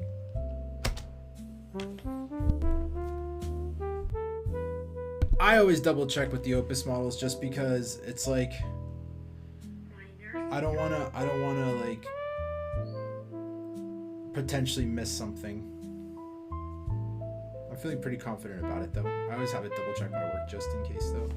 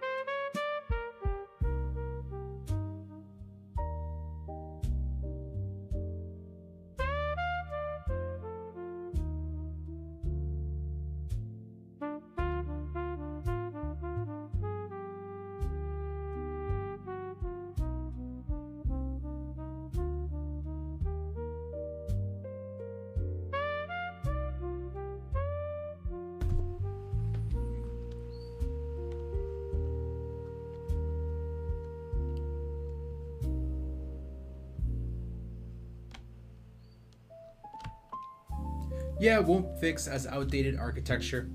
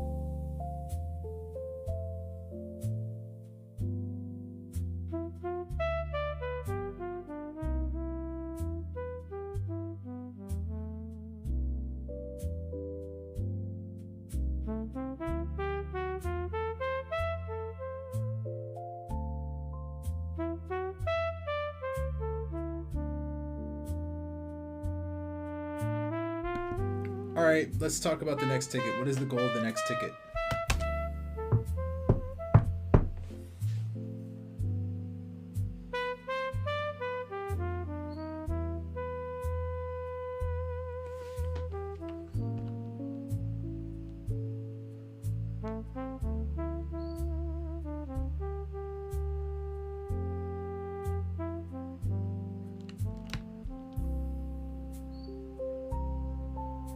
Wait, was it actually closed or was it updated?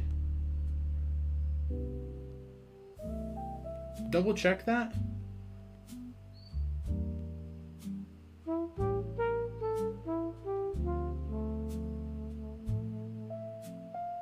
Wait, is this part of the list of tickets that we're addressing, or is this like a random ticket you pulled? 565.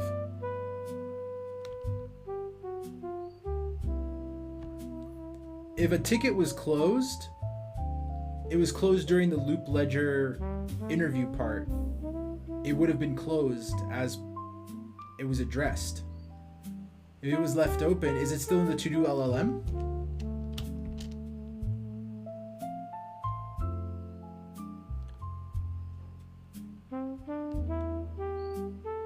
What the fuck does this?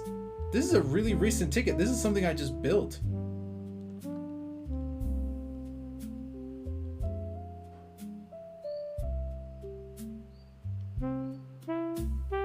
Fuck. All right, you're definitely starting. Okay, let's put a full list of all the tickets that are left in this cluster here.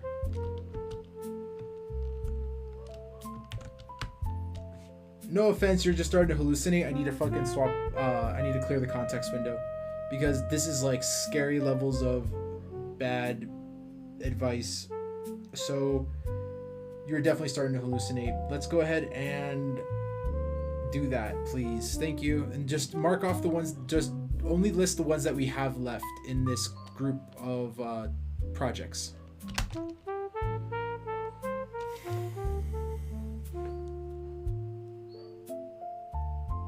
I know so many people want me to say Kimi K3 China's latest open source model, and honestly, it really surprised me. Okay, so first of all, there is way too much garbage information online. Okay, a lot of so-called AI guru don't really understand those models, and many Western reviewers mix their opinion with a political standard. So if you feel confused, just don't listen to them. Listen to me. Okay, I only say truth. So firstly, K3 is really good. Okay, I have tested myself, and I will rank it as the third best model in the world right now. It's especially strong at coding and GT engineering, somewhere like. So firstly, K3 is really good. Okay, I have tested myself, and I will rank it as the third best model in the world. Where's DeepSeek? And many Western reviewers mix their opinion with a political standard. So if you feel confused, just don't listen to them. Listen to me. Okay, I only say truth. So firstly, K3 is really good. Okay, I have tested myself, and I will rank it as the third.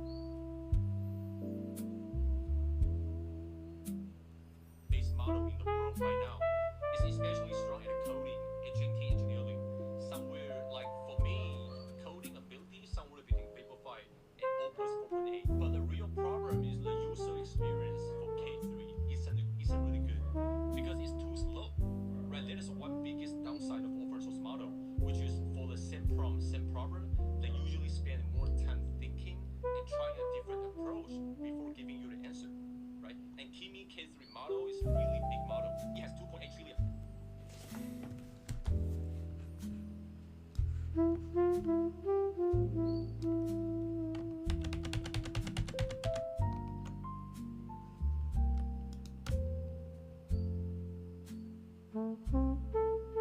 Why didn't you include 347 if it's still undecided?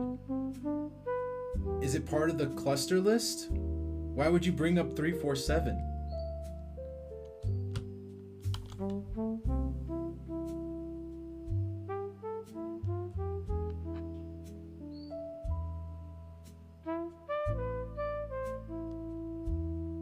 Or was it like a hallucination, like another fucking hallucination?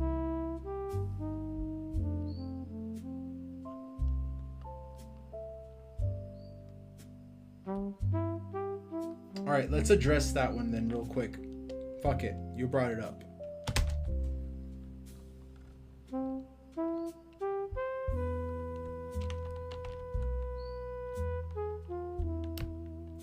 What was the goal?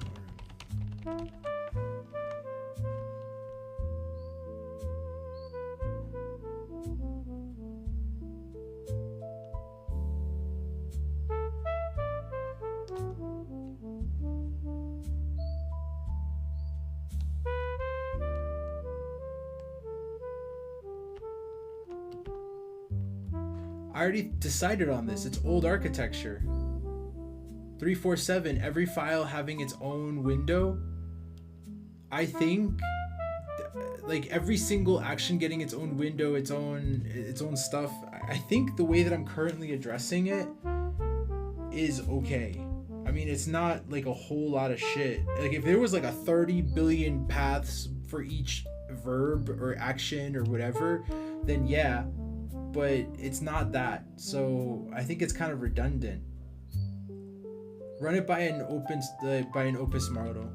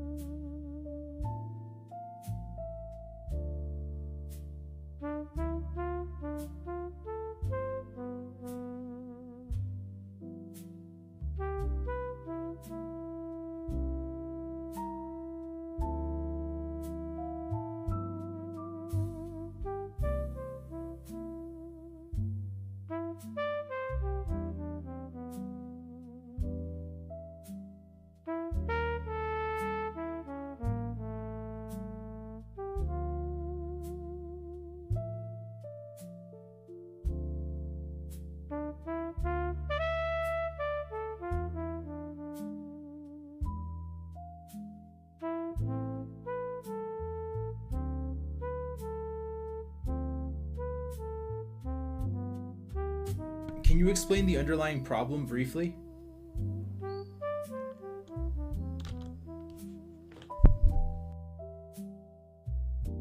I just need more context. That's not briefly. No. That's not briefly, dude.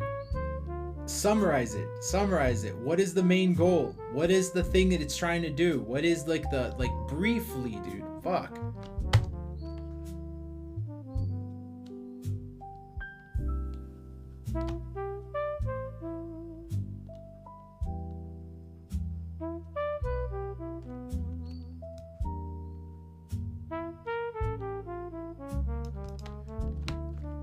That's not true.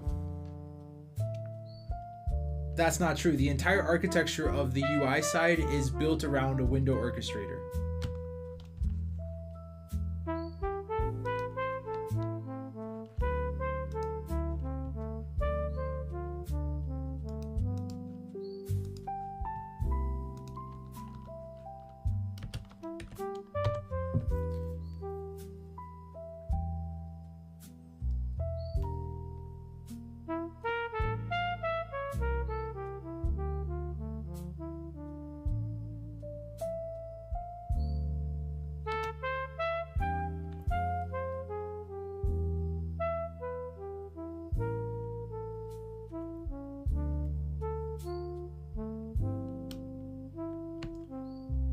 So it's a naming thing?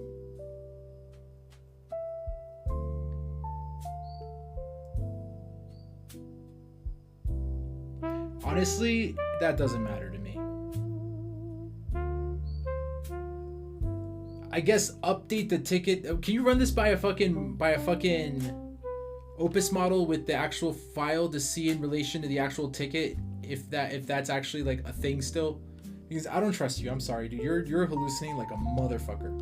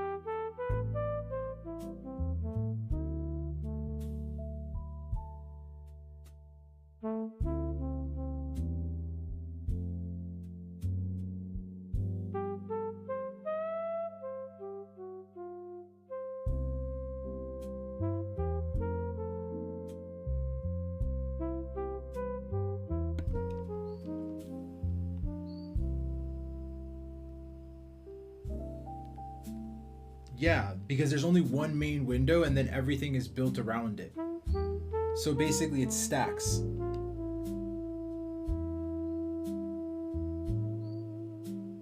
It's orchestrating, it's like a single window and it's orchestrating multiple windows.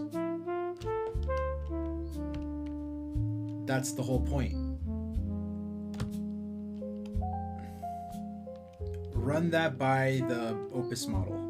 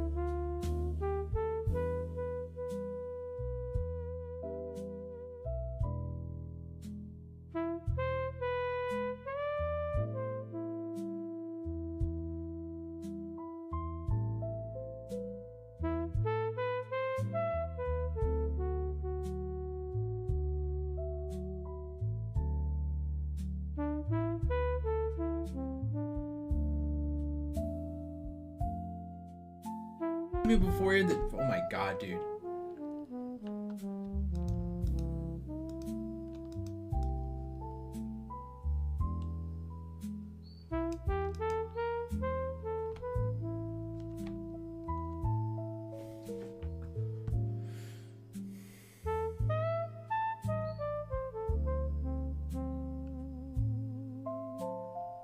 What kind of a gap is that last leftover? What kind of a gap is that last leftover?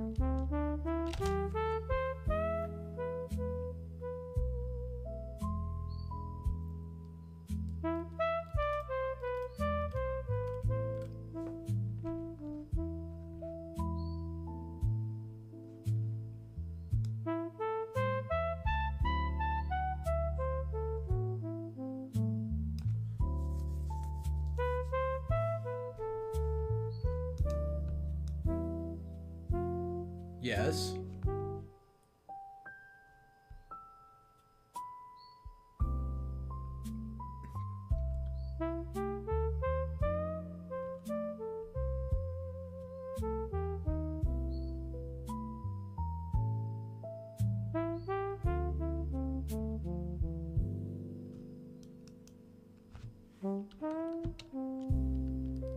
Why would it be the wrong place? Briefly.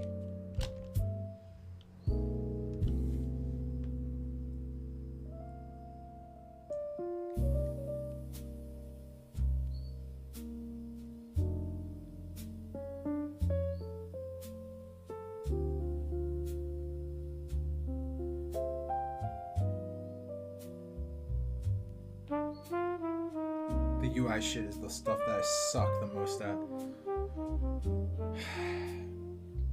I really don't like doing UI stuff. I like the aesthetic side of UI stuff. I just fucking hate doing the UI stuff where it's like file function management, all that sort of shit. It's so weird. It just maintains it for someone else. Whoever holds data should be the one holding it.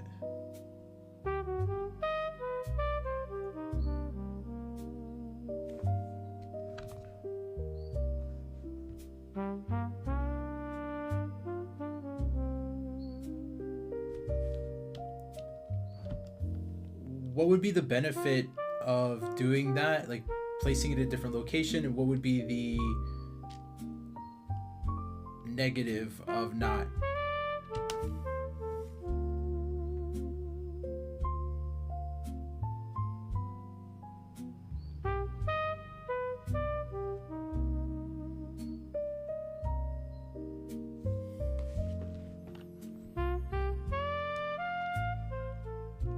Yeah, so it's like, well, the goal of main window basically is it's being populated with the things. and then it's being populated with something else, and then it's being populated with something else, and then it's being populated with something else. That way it's a central location for the actual, like, the thing that actually holds it.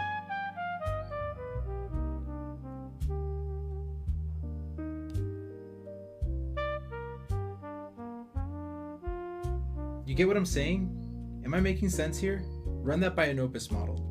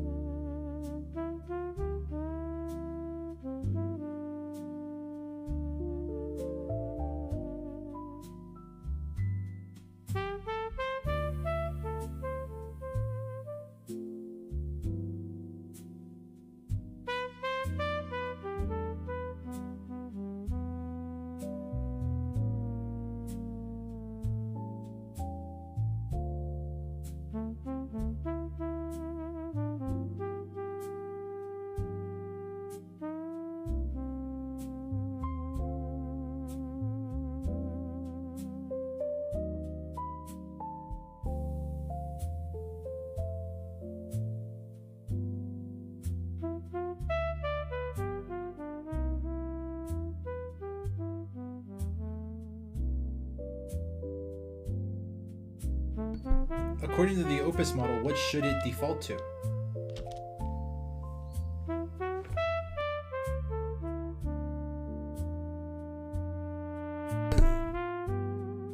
My thing is, if it's none, it's none. It's okay. Like, why would it be weird?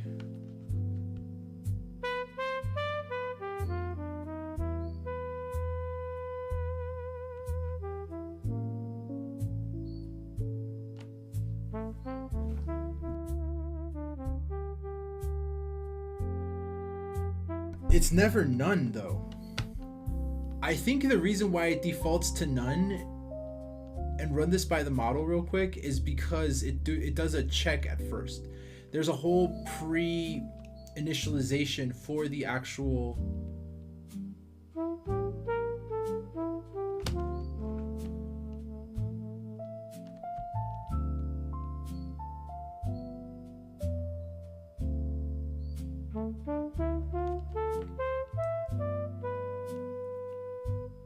application in relation to, like, the default configuration files, all that sort of stuff.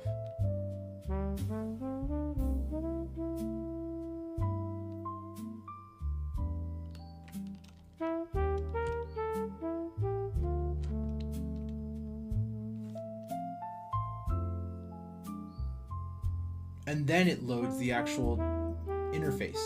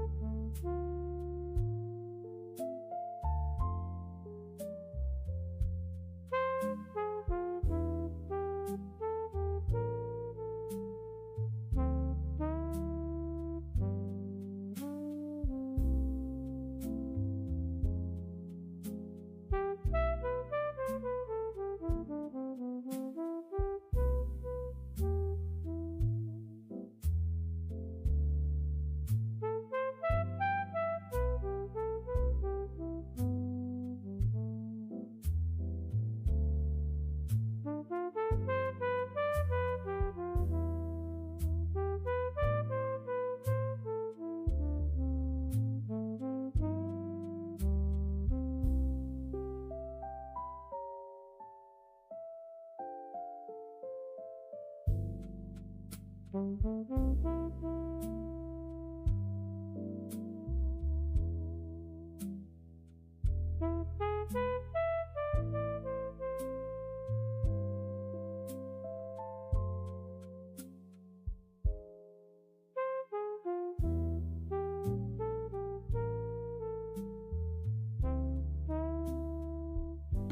on.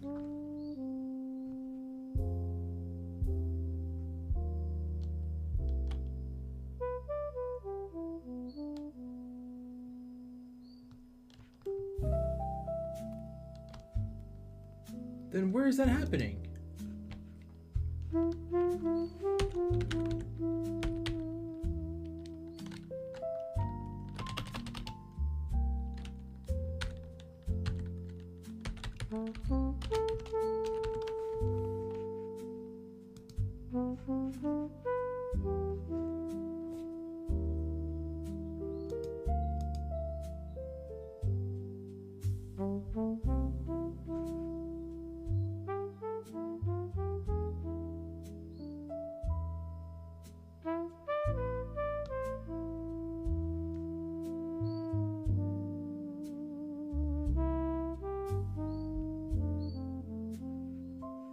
Goes the config path.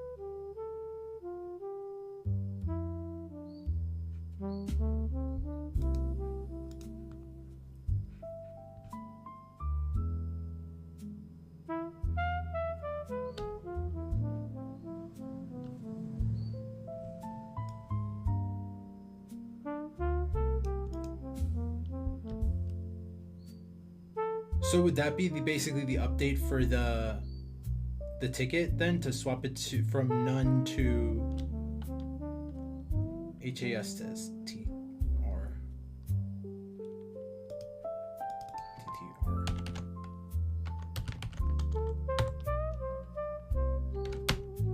I'm asking the Opus model.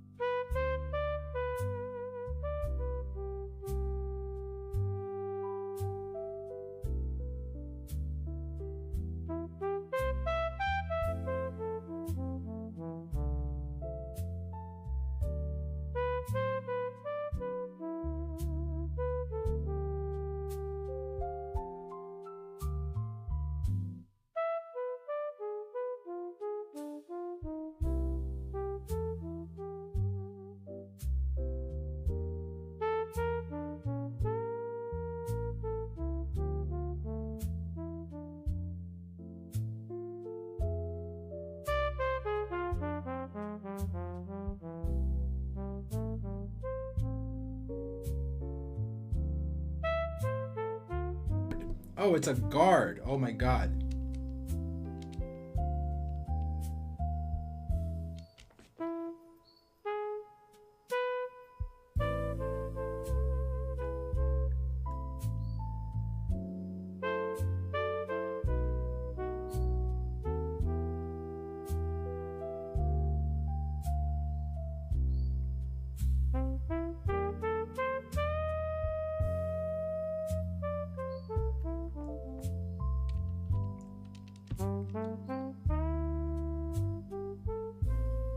I would just update the ticket with, I would just call everything else void and then update it with the current conclusion in terms of the guard that we want to add here.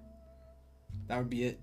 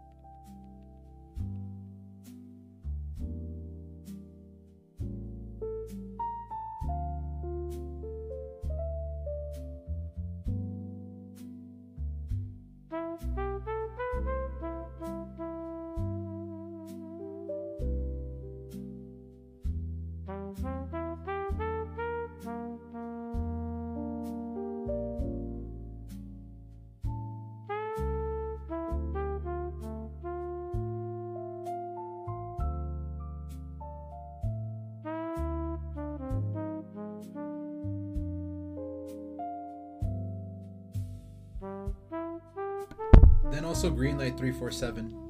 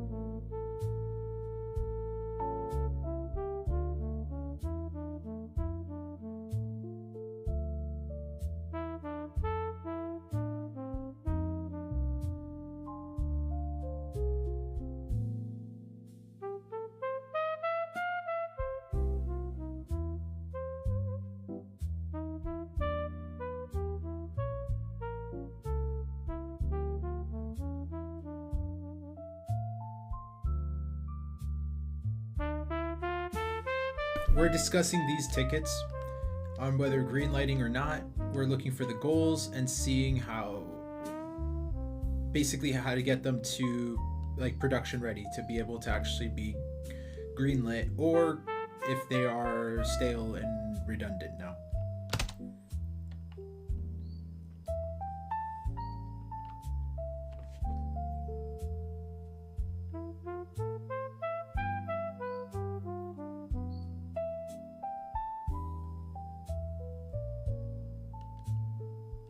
Interesting.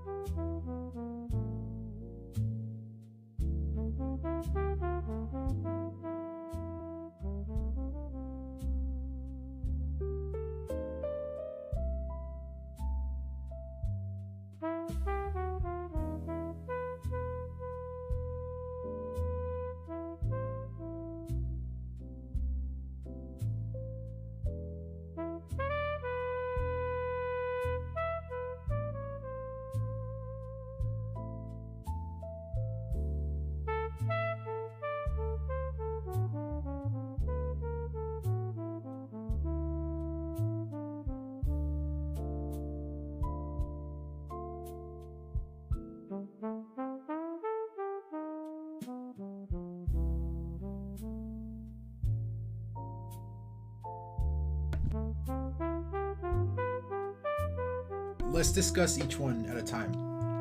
The first one.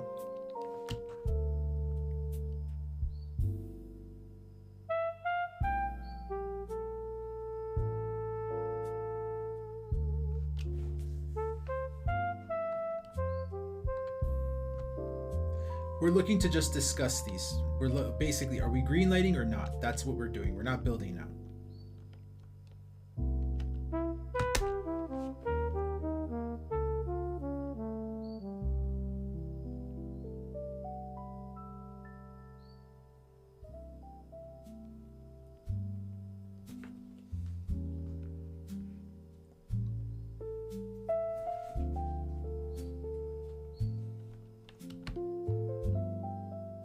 What is the goal?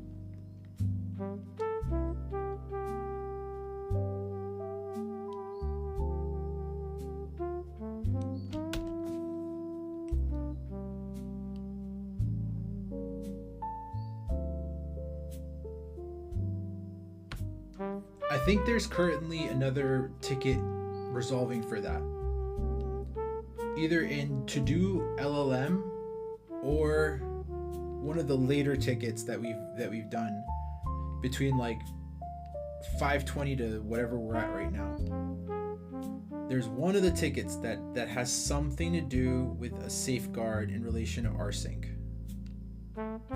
that solves for this. I believe this one's potentially superseded. Have a Opus model look at that, please.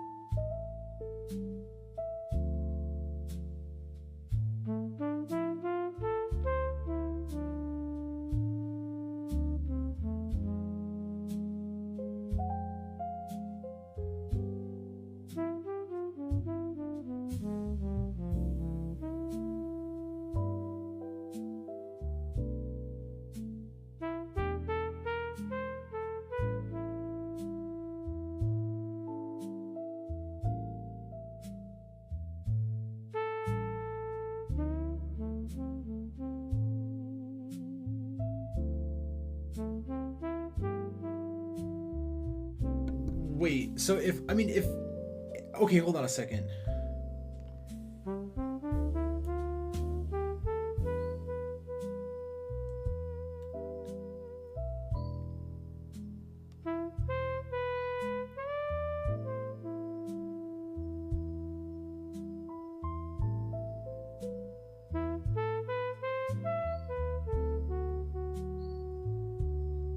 Cross user.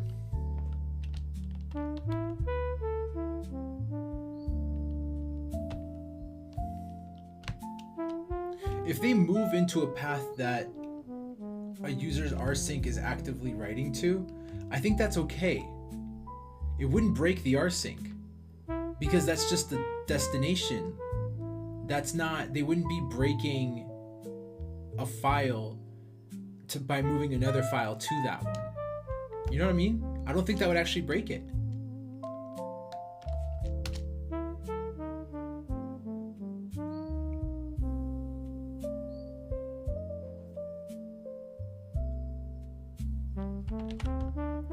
Run that by the Opus model.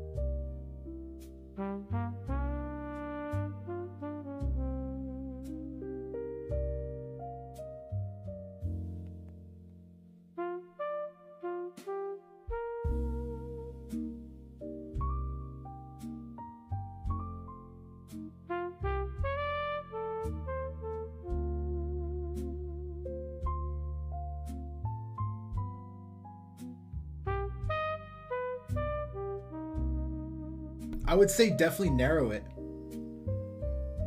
I think that the same name collision or even deleting a file that is currently being transferred, that would be a matter of basically sending all of the file names, like the destination with the file name, to the doc in a temporary table in the database where if anything either tries to delete or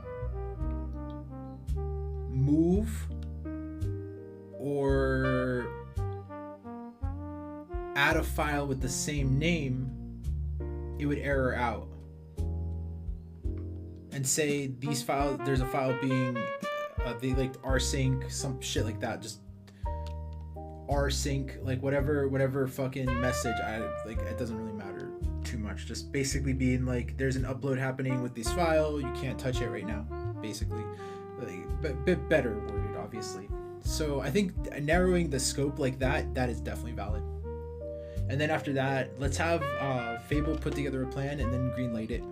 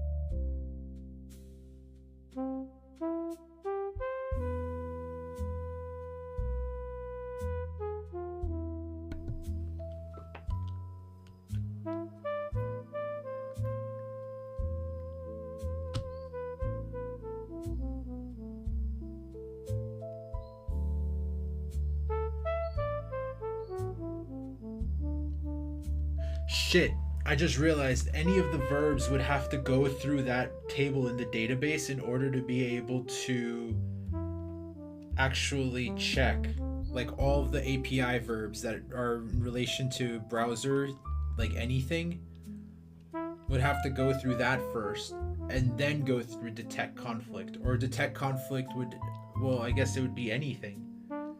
Any of the verbs, it would need to be a whole new function that would check everything upstream and then would patch through to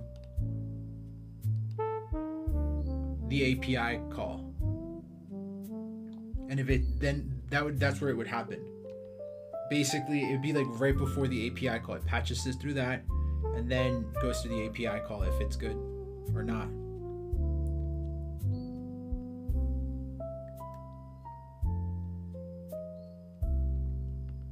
Basically, any user, so this would basically be like an app-wide thing, so they wouldn't even have to like, so it'd have to basically read the database, make sure that it's not being done like that, and then, I mean, it shouldn't add too much more lag, I don't think. It'd be milliseconds, it wouldn't be like a second or two per action. and it would basically need to correspond and work along with the undo and like 514 and the other one, the undo system, basically the new JSON file system.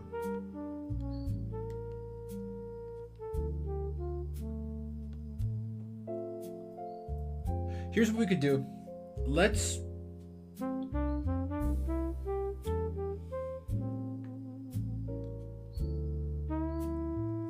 log all of the forks and park this one.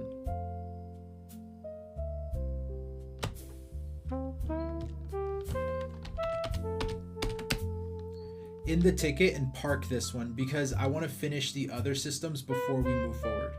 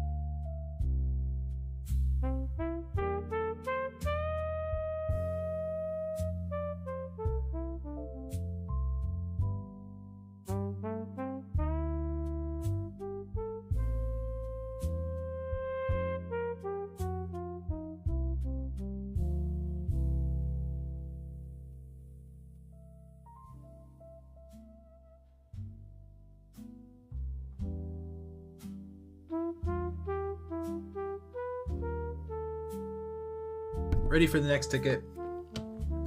I'm just gonna start because there's some stuff that's like way too overdone and like just not worth like even doing right now. It's because there's like so many.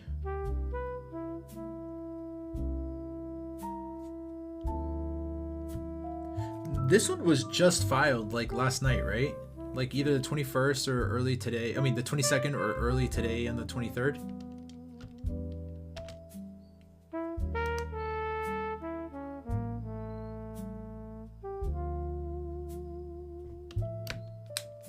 Yep, then greenlit. Actually, we can even go ahead and greenlight everything that was edited over the last like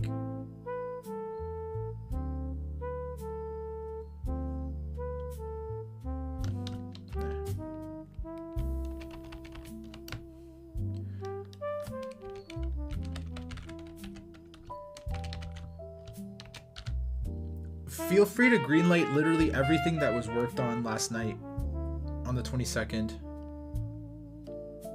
Anything that has any recent, do a sub agent, Sonnet, just check anything, any tickets that were updated on the 22nd and just greenlight those because those are good to go. Those are super recent.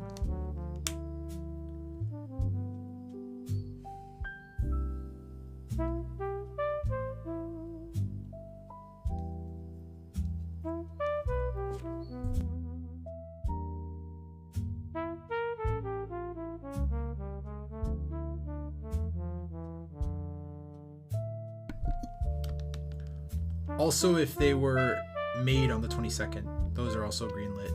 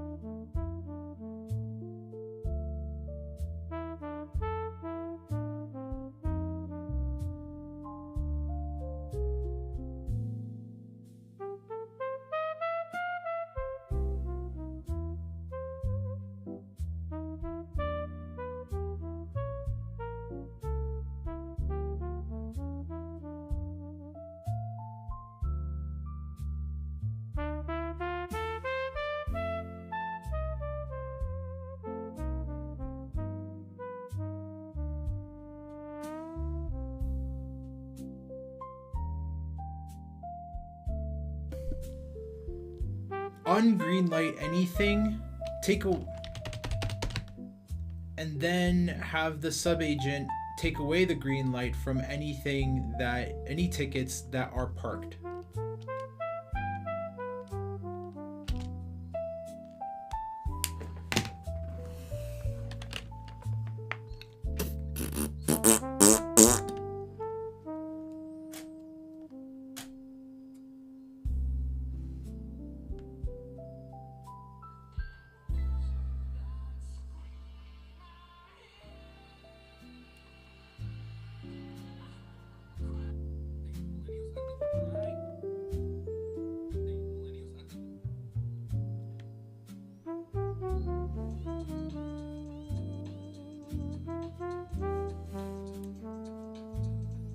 Everybody hates private equity, but why don't you just become private equity? There are so many plazas like this inside small neighborhoods and small towns that nobody is taking advantage of. And I kid you not, if you actually did have collective mindset, if you were a communist, you would.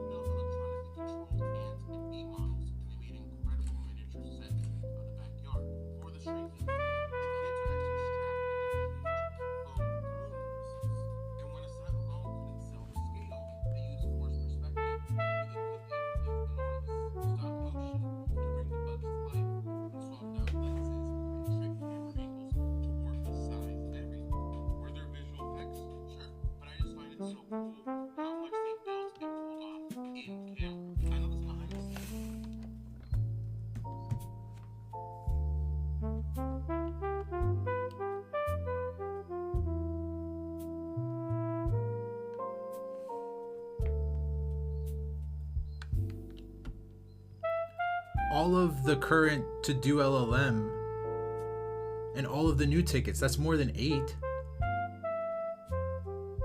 There we go.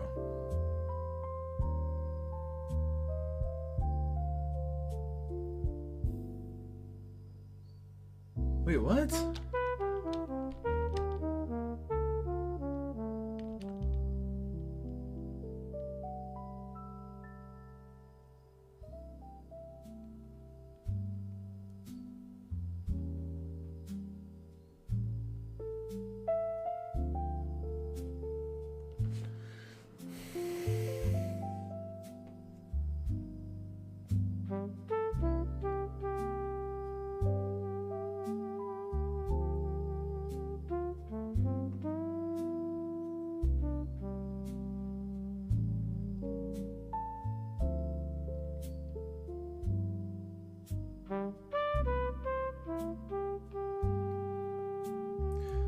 26. And how many are in?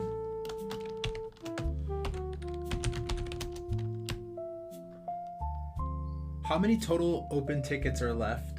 And then how many are currently in the to do LLM?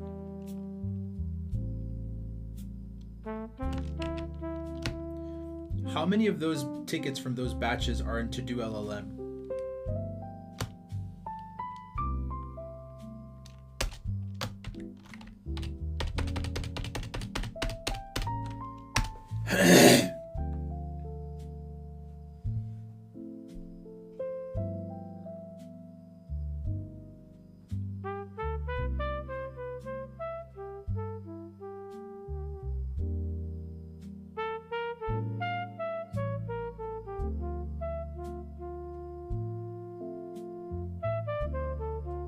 $183. I went up. God fucking damn it. Wait, how many of those 183 are parked?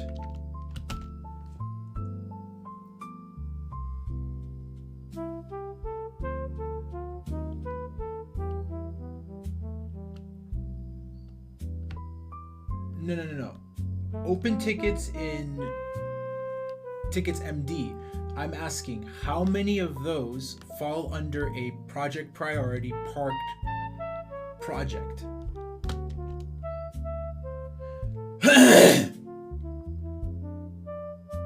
You didn't even fucking check. You said 0 parked.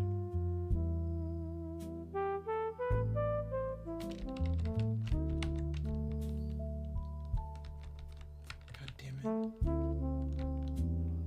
28th. I'm on 23rd. Son of a gun. Oh, 5 more days.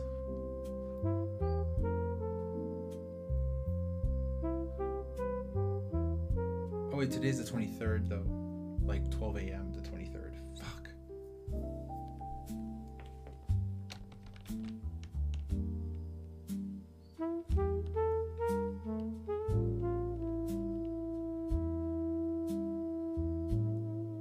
Alright, so 90 tickets that are actually open.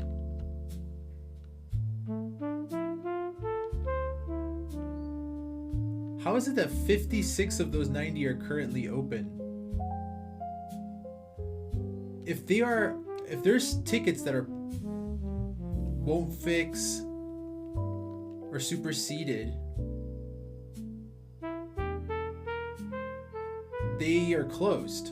So why are they still popping up? Oh, it's because you're checking if they exist or not. So 56 of those are actually opened.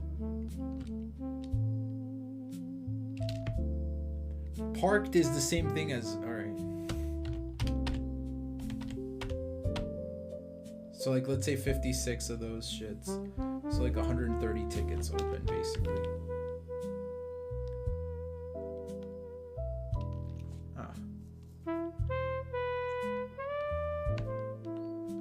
Why is that taking so long? It's like such a mechanical edit. Why is that taking so long?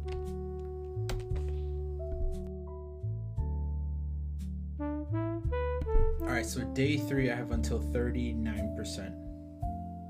It's like roughly 12 to 13% per day for 7 days of work.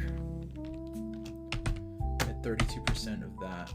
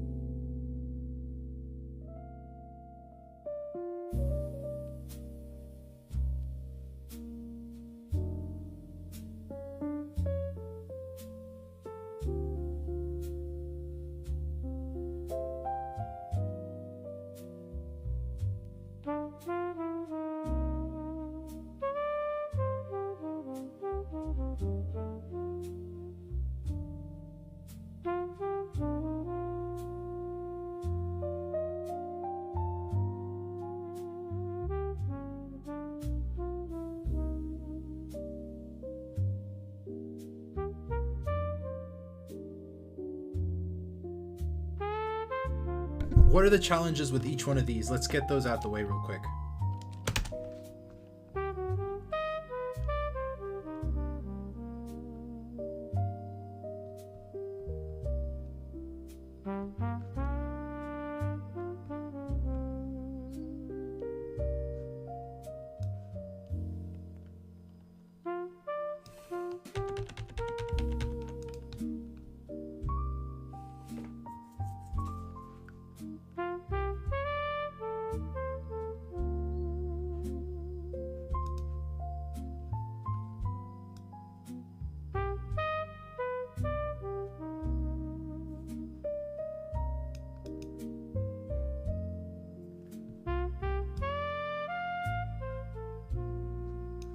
Why wasn't I asked these questions when I was addressing these? God damn it, dude. That's so annoying. Fork 1. What the app shows when a rollback itself fails partway. Leave the file.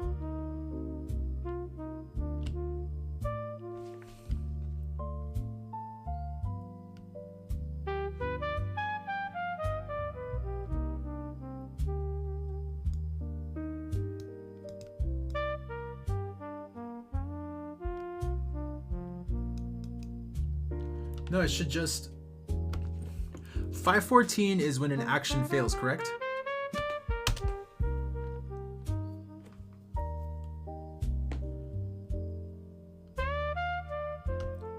Alright, let's address one of these at a time in terms of the tickets. Ask me the questions one at a time.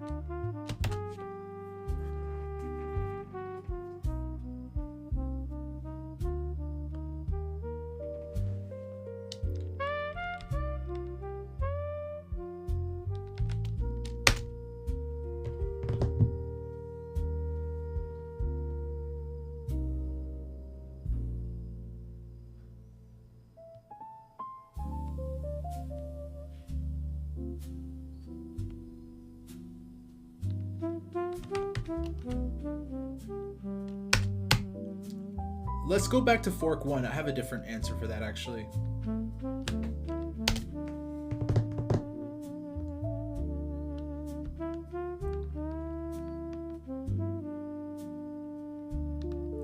I want a dedicated recovery screen, but not literally like...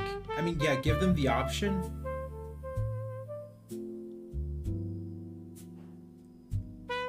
Either an automated fix, in other words, undo, or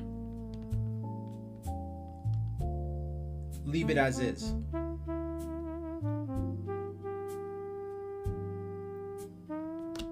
Not undo. Why would it think it's that kind of undo?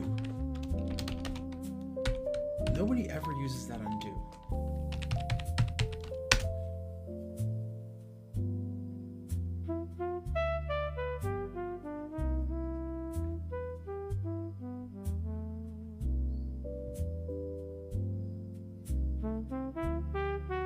Wait.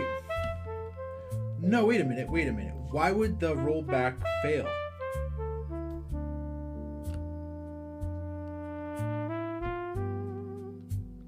I guess if it happens twice, I mean, if the rollback itself is failing, that's a problem. Why wouldn't it be able to undo what it had just done? That would be like a really big freak kind of like edge case where, like, let's say you move something from one drive to another, it fails as it's transferring it, but there's a safety for the, like, for those kinds of failures. Let's say, but it was like full for some whatever fucking reason, and then simultaneously you had another drive moving from stuff from one drive to another that fills up the drive that it's going to. But then again, then it would have like it's like a multi-layer undo system, and that's too much, to be honest. No system does that. So if the rollback fails,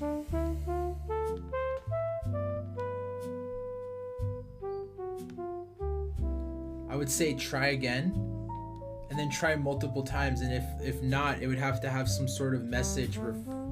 So for fork 1,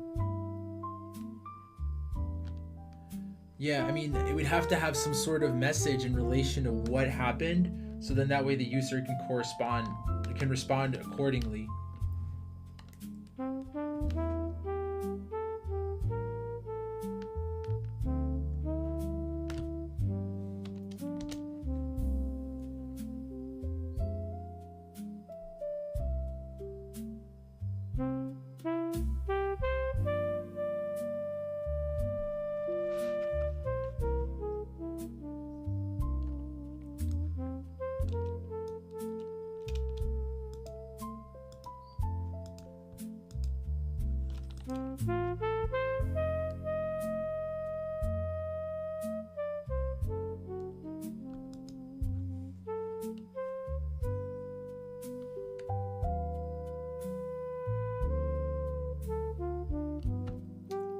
I think that would be better for fork 1.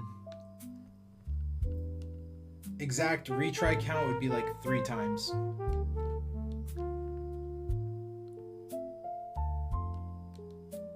But then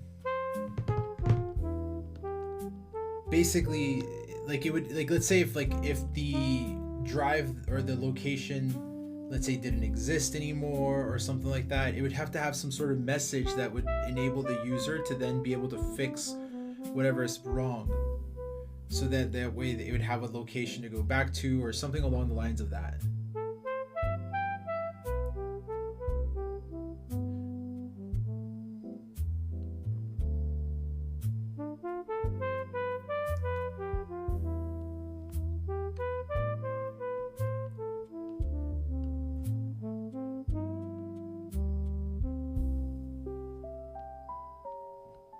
But that's why we also have the check for, like, let's say size and things like that.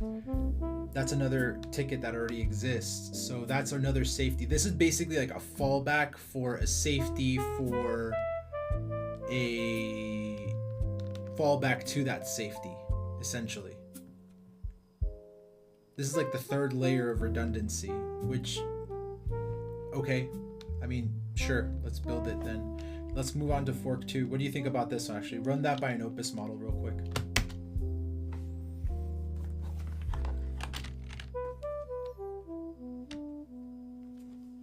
It's summer. If you're not drinking pickle juice coffee, you're doing fine. Don't drink pickle juice coffee, guys. I made it up. It's summer. If you're not drinking pickle juice coffee.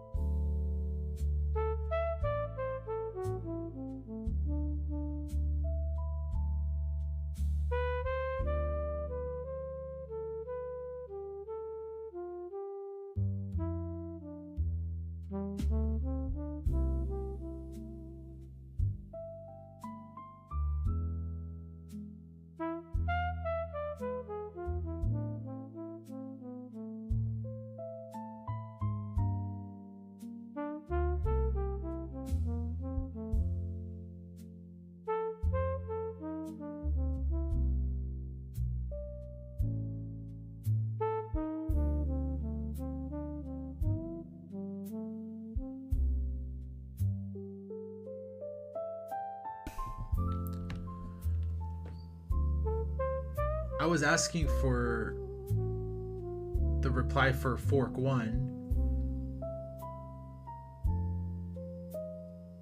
But I guess, yeah, let's leave fork 2 as no Reaper. Follow the recommendation for fork 2. But what did it think about fork 1? The reply that I had given. Or did that cover both fork 1 and fork 2?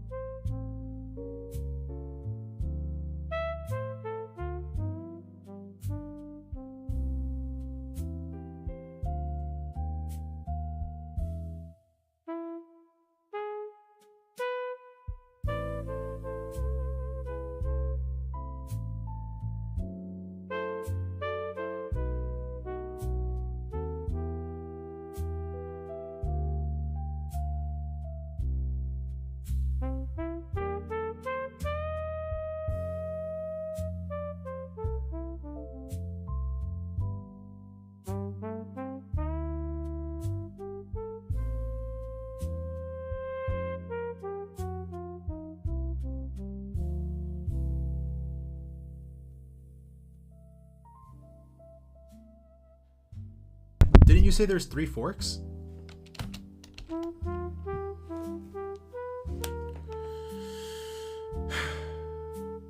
Oh.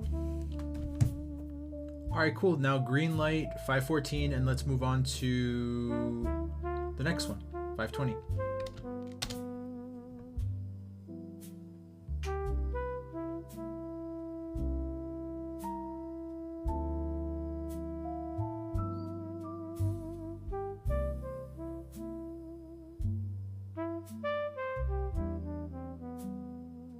So there's like 50 tickets inside of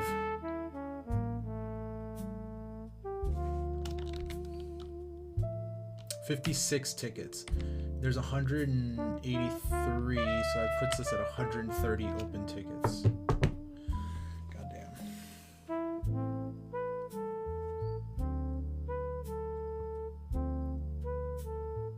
Full. Okay.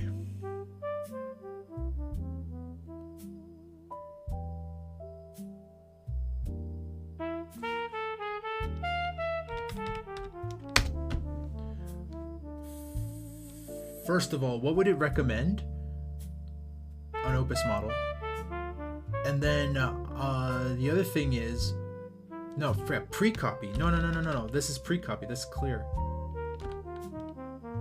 Pre-copy free space, but then this should also use it for inter-drive moving. Like if it moves between drives, that's like something else that should be like a pre-copy check, like a function that checks the space of a destination in relation to the size of the move, or the size of a destination in the size of a source rsync. It's always going to be like the full size of the source, or the source collective. So if it's like multiple files, if it's multiple folders, all the folders within those files, etc., etc., etc. I think if we did that and had that safety, it would solve for both move between drives, and it would also solve for rsync upload.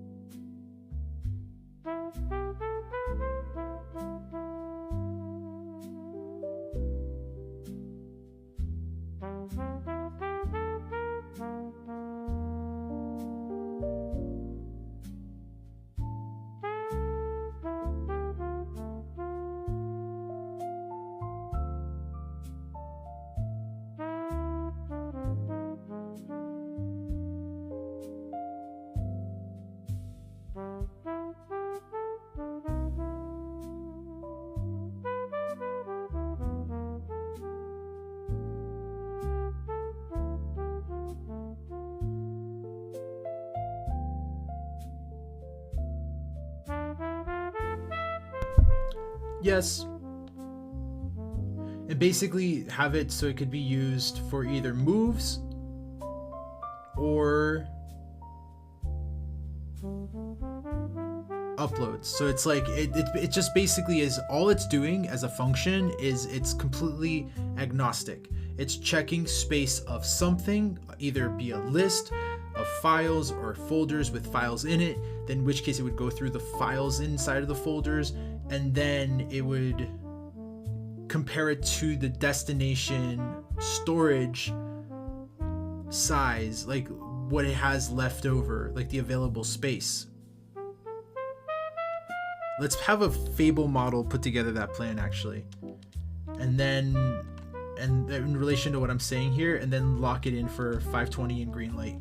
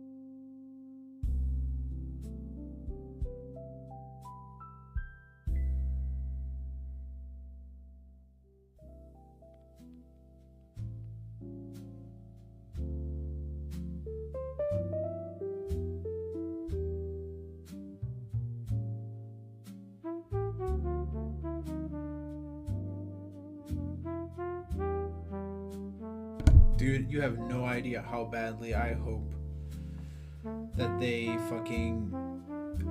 odds are it's gonna pass. It's fucking crazy, but odds are it's gonna pass. I hope not, but oh my god, dude. The merging of the Israeli and US military, a $1 trillion spending budget.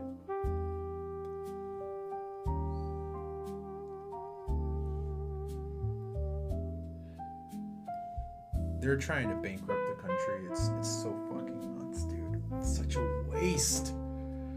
It's such a waste of money and potential and just like resources and things that could be helping people. It's so fucking frustrating.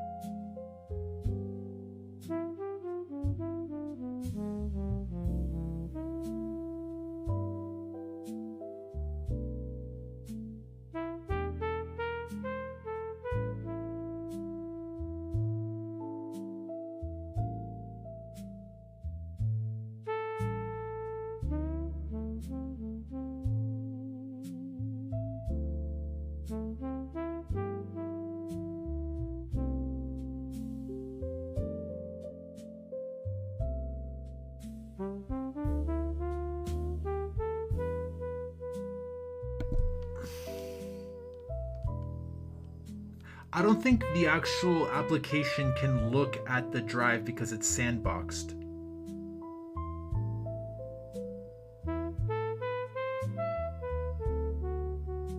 Can it see that data? If it can, I mean, yeah. I mean, I don't see why not.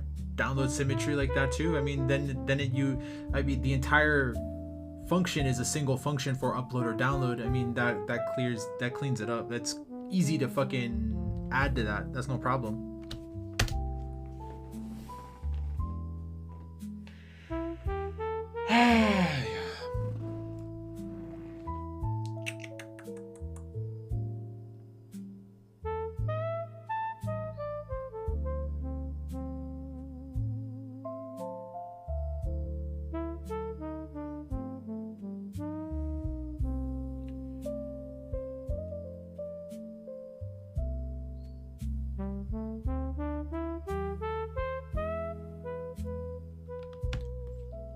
Yes, add a safety margin minus 5%.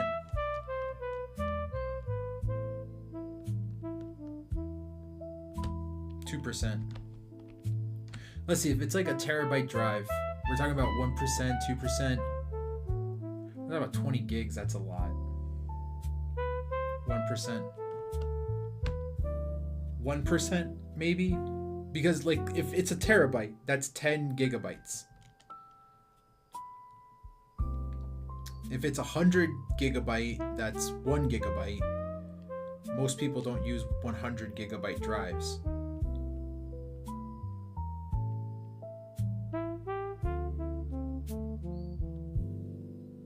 I would say those are rather uncommon, unless you're like on a MacBook Air.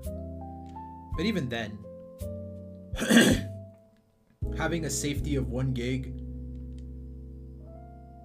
maybe 1.25 for the fucking normal MacBook Air, like 120 GB drive. 125-ish.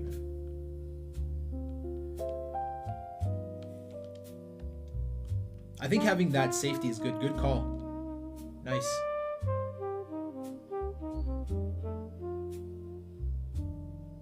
So basically it would be whatever is the available storage minus 1%. What do you think about that actually? What does the Fable model think about that? I would like a response to that before we actually call question 2 answered.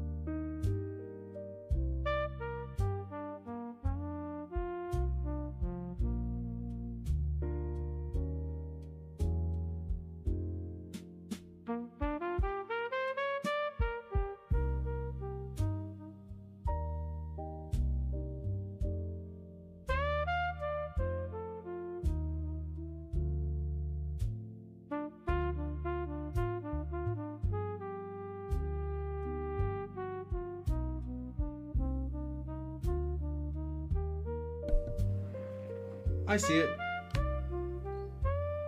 Yeah, make it a variable number. So if it's like let's say a 1 GB, 100 GB, and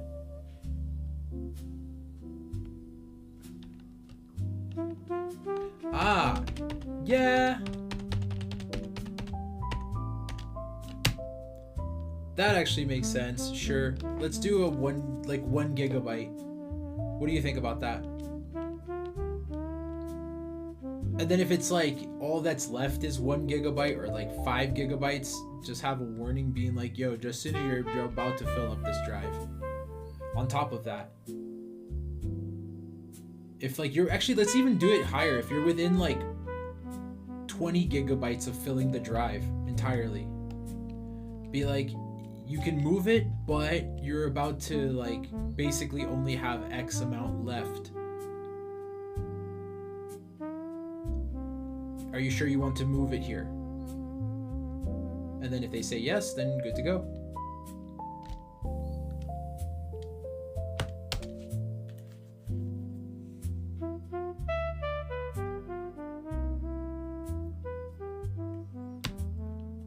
We need another ticket, I just realized, for the whole... There's a big...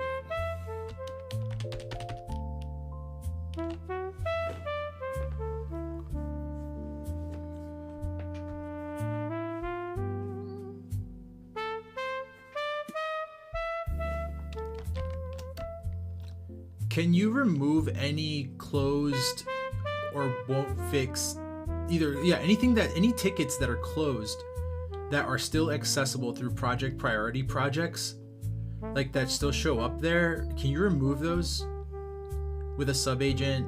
Just do a Sonnet sub agent.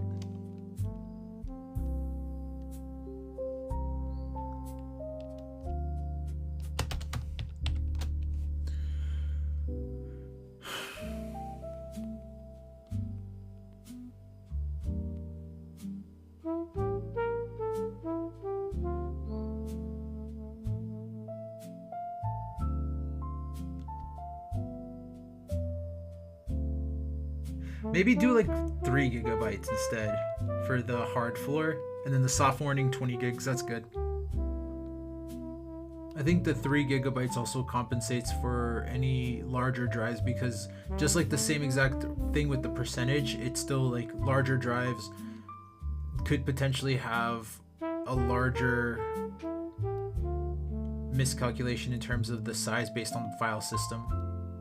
It's relative, right?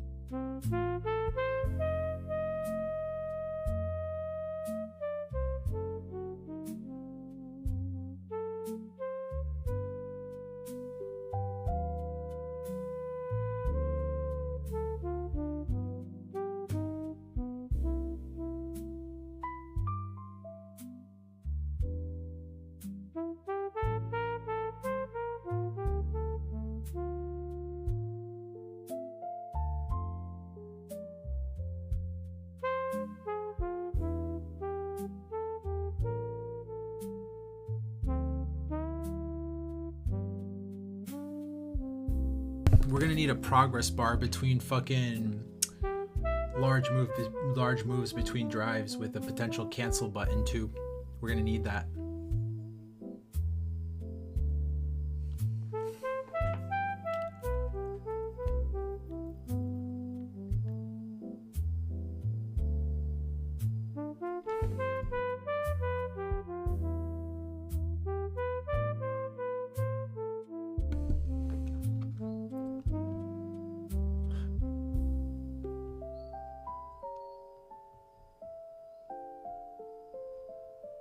Yep.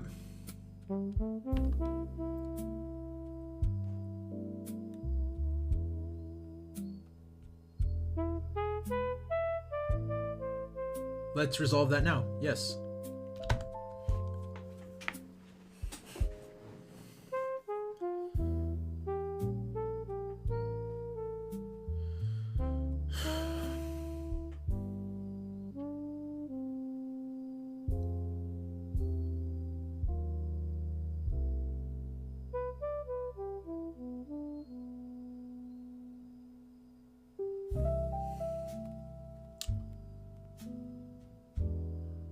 I think that's handled by 514.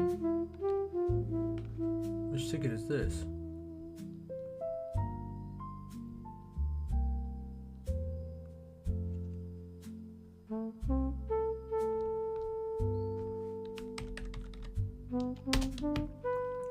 I believe this is handled by 514 or the undo system in 571, I think.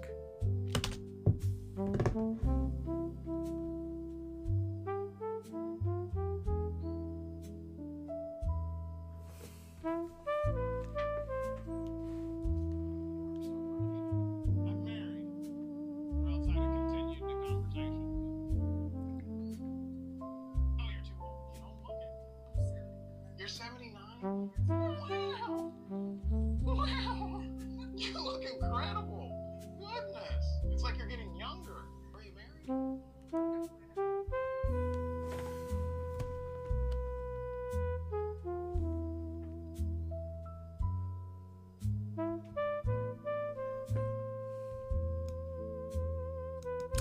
Ah, you're talking about for rsync. My bad. I was thinking in relation to a move.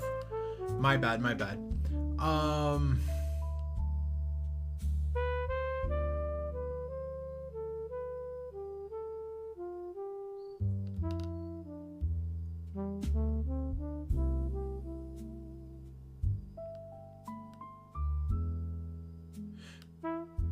There is error handling for rsync. There's an entire ticket around that though. That definitely does exist. Partial is part of it, but there is an entire ticket based around the error handling for rsync that currently exists. I believe it's one of the greenlit ones, potentially.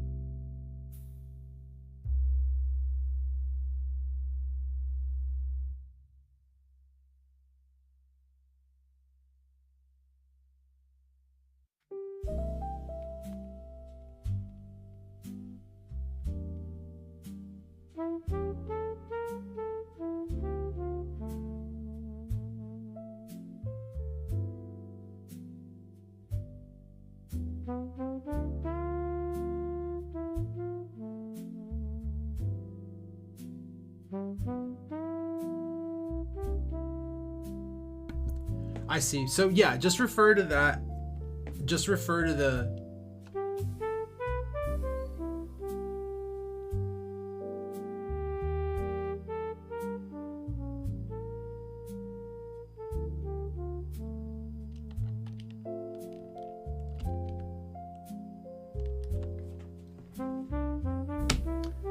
I would say make it up to the user.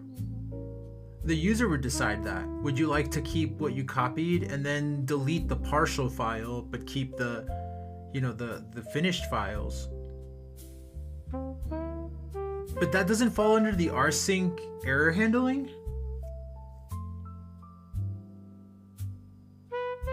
I think that could be added to the rsync error handling. How is that not something that was there? I think that would be worth it, to be honest. For the conflict handling system for 571 for rsync.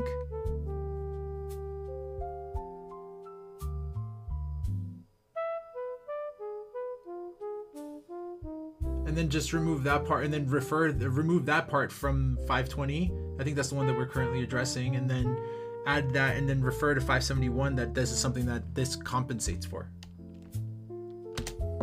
Because it's trying to like basically do two systems. That's the problem with a lot of these tickets, is they start stepping on each other's toes real hard. I gotta find a way to make it so they don't do that as I build them, instead of fucking doing it like the other way. Oh yeah, by the way, I did poofs. I did poofs today. I like my poofs. My hair is all like controlled today because I have poofs.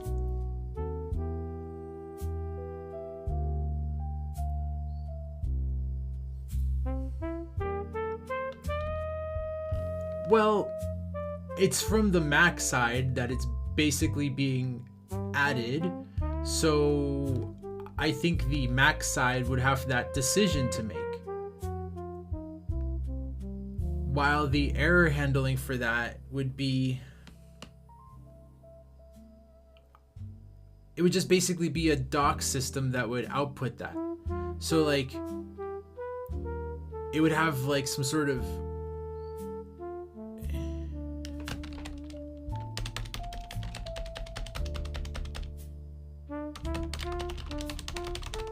Mac side to make, yeah.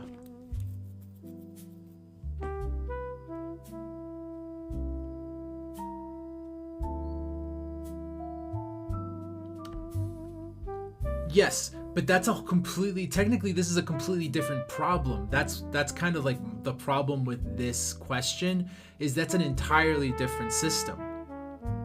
While it technically falls under error handling for the rsync of 520, it still is a completely different problem. I would say it would be worth to design a ticket for just this.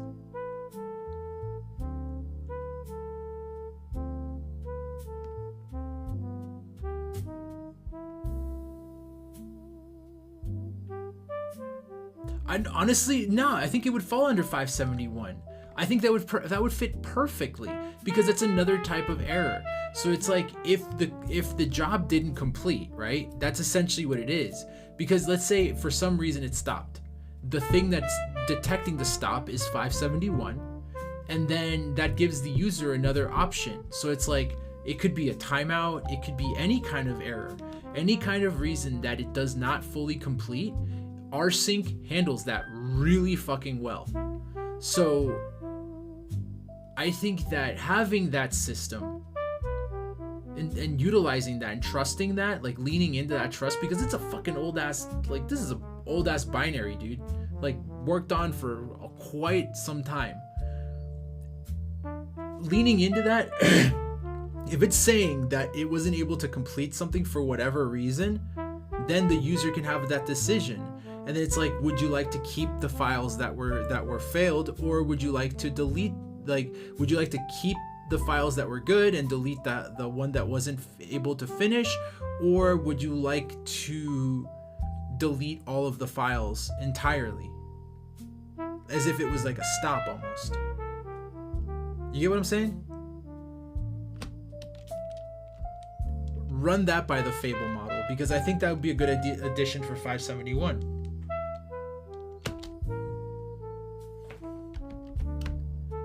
It fits 571 better than it fits 520. So basically it would be like removing it from 571 and 520 and into 571.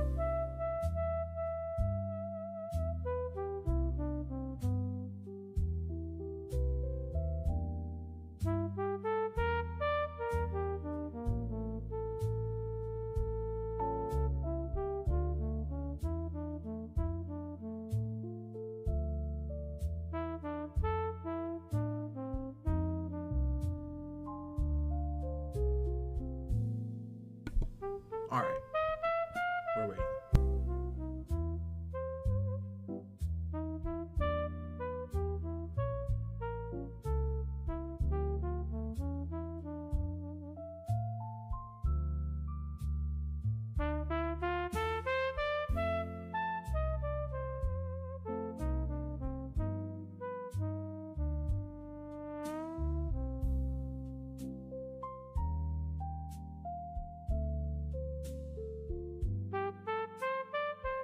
No, but that why?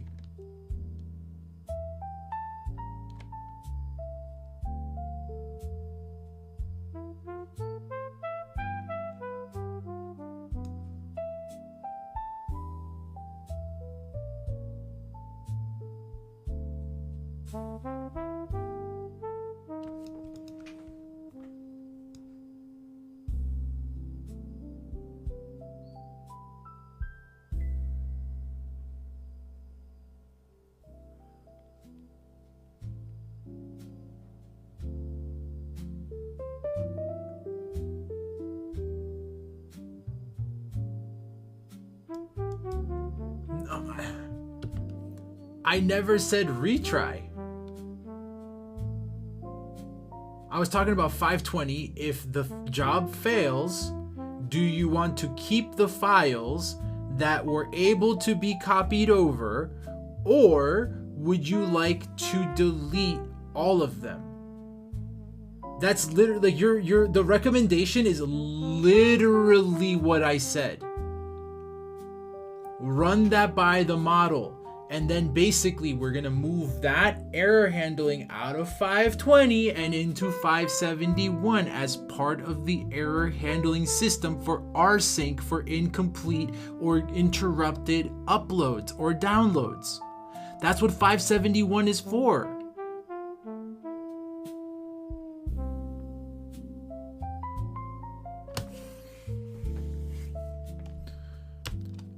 Run that by the Fable model again, please.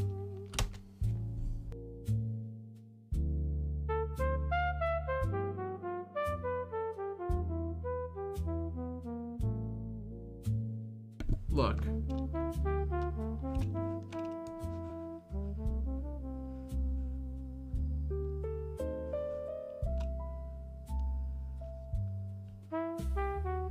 Why would you retry if there was some kind of error?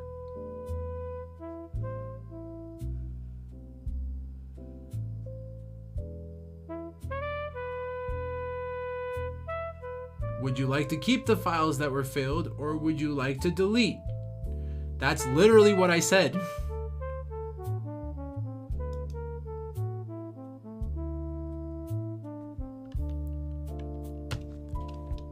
Now, 571 does cover retry, but that's an option. If it's not capable of retrying, then it ultimately fails, right? Because that's part of the error handling for 571 in the case that it's not able to continue. I think that this would be a good approach, a good decision to have. Oh my god, dude.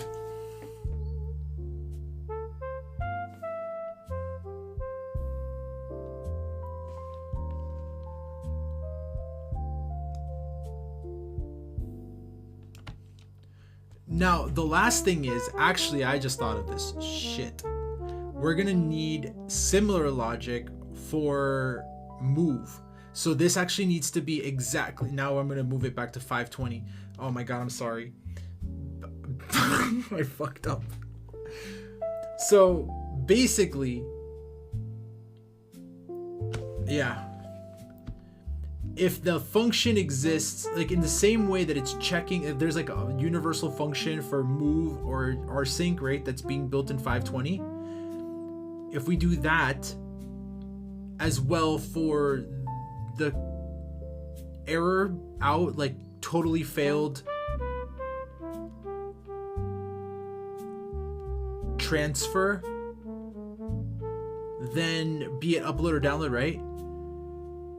Then we can apply it to moves between drives in the same exact way that the comparison, the size one, you know, like the same exact kind of like mechanic, except the other one, this one be error handling for between drives too. So it's like it could work for move or it could work for upload download.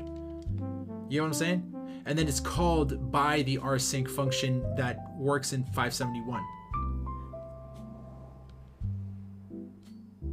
Or it's used for the API. Run that by the Fable model.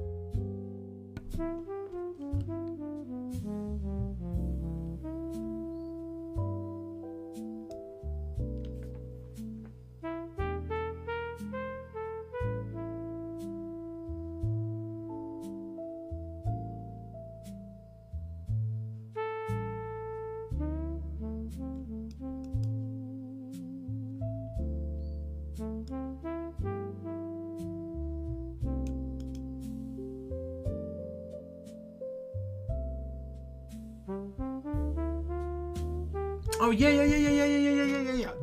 That's perfect. You're right. Move to trash, not delete. Oh my god, you're correct.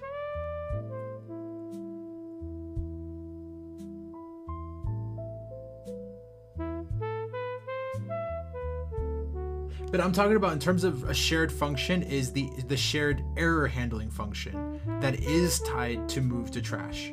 You get what I'm saying? So I would like a centralized function for that error, like that kind of decision to be made. Like basically the window, essentially. And then have that either be like with the decisions, it's the same exact decisions for both instances. And I would rather have it be a centralized function than have it be in one and then in the other. You get what I'm saying? Because then you have to change both if you want to, and you have to remember that shit. And that's a gap, like in terms of context shit. That's what I'm trying to avoid. That's what I hate about coding with AI. So let's double check what I'm talking about with the Fable model one more time, and then let me know what it thinks, please. Thank you.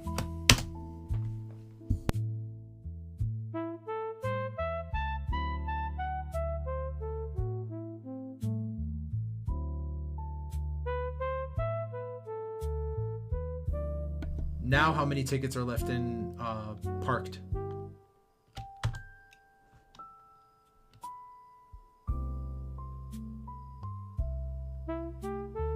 God damn. Well, I'm talking about specifically the parked projects cluster in project priority.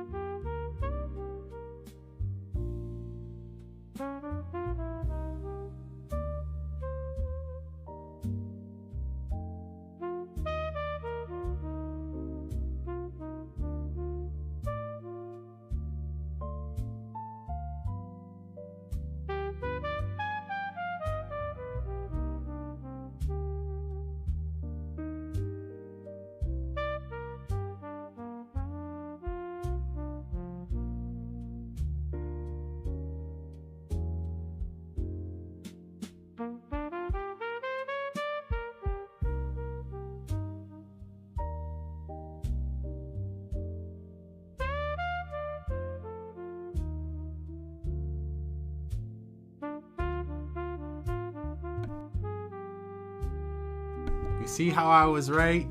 You see I was fucking right? I always have to argue with these things, and I'm right. I know I'm right.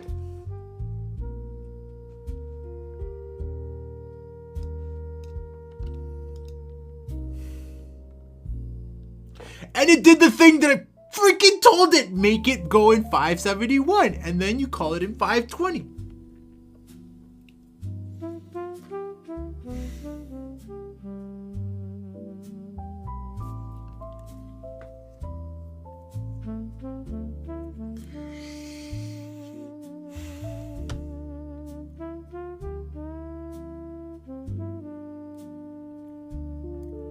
Yes. Please. And then green light. Put the plan together with the Fable model and then green light. I was right. I was right. It's so tasty when I'm right.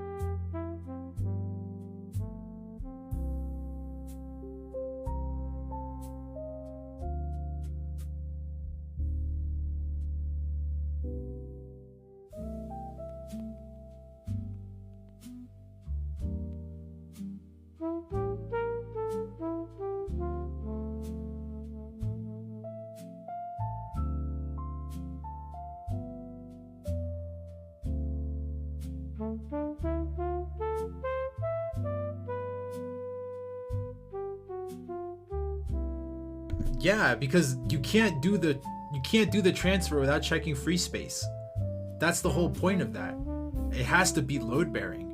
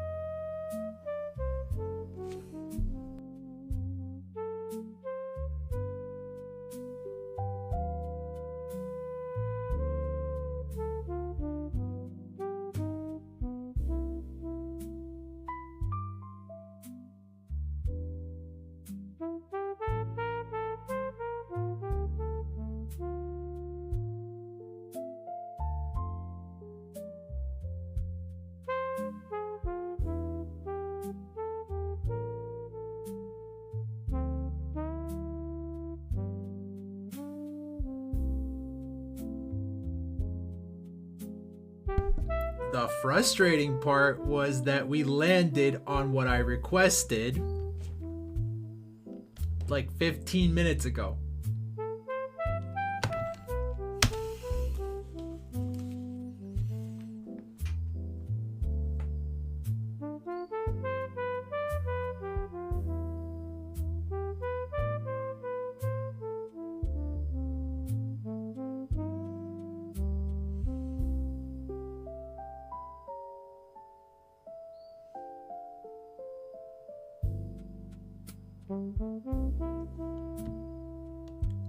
No, I like the debate, to be honest.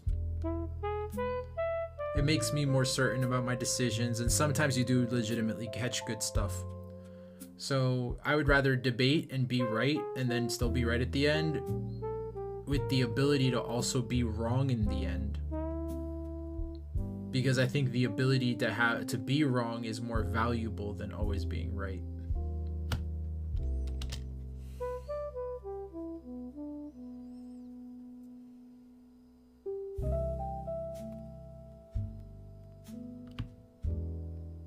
Nah, we'll just carry on.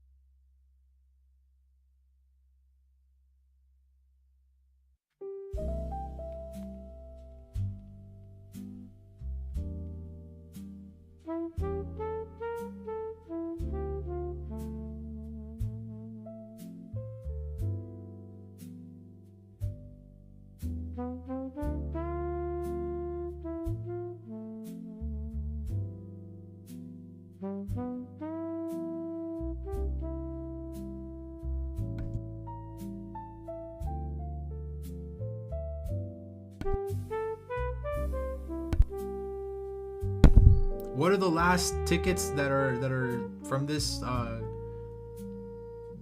list that need to get worked on? Is 571 of them? One of them?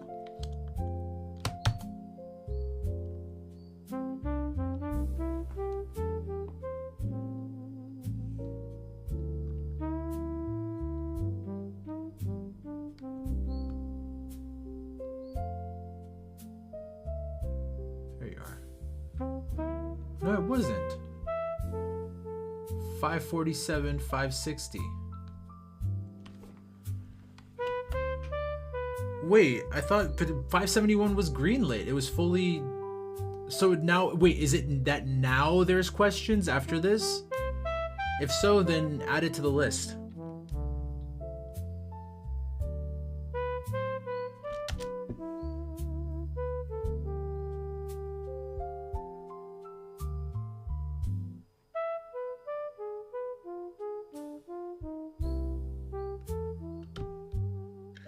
$547, let's go.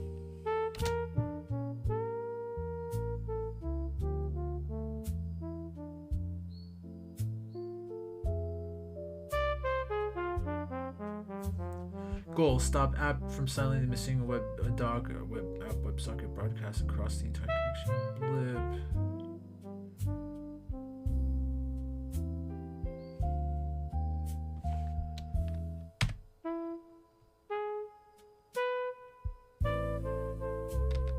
I think a heartbeat.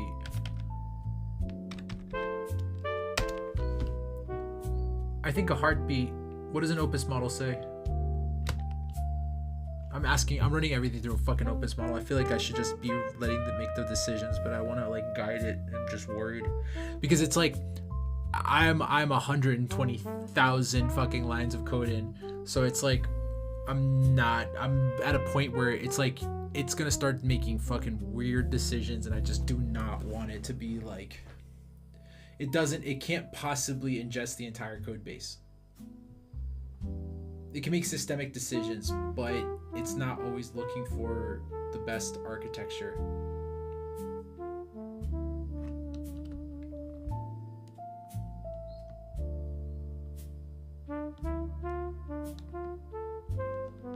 What's the next question? Meanwhile, it's doing its thing.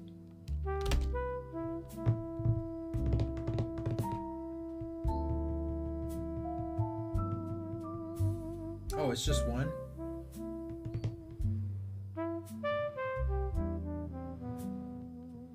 Oh.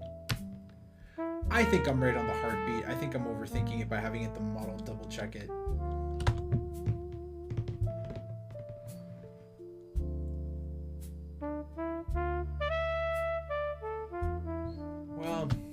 Well, it's already running, so I might as well let it run.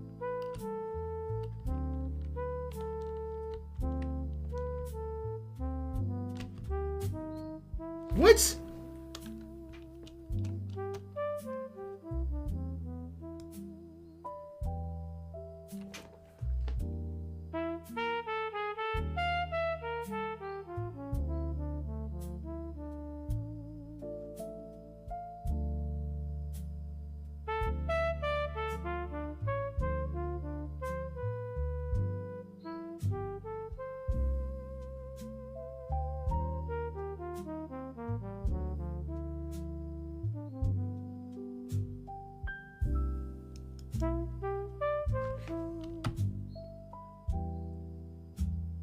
So it would need some sort of bi-directional system. I mean, when I said heartbeat, I meant like if it was receiving a consistent heartbeat, like the application was. What is this other thing? I don't really understand that other thing yet at all, actually.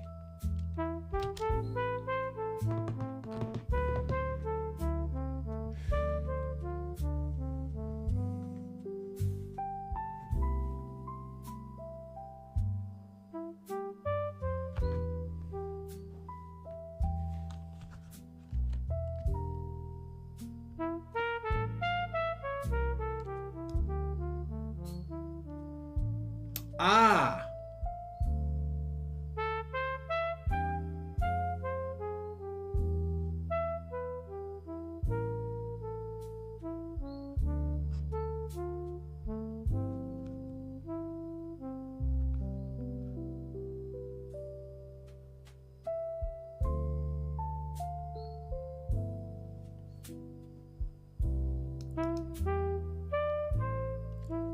Now I see.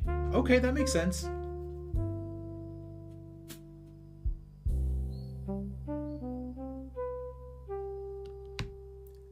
Yes, that distinction lands. Now, my next question.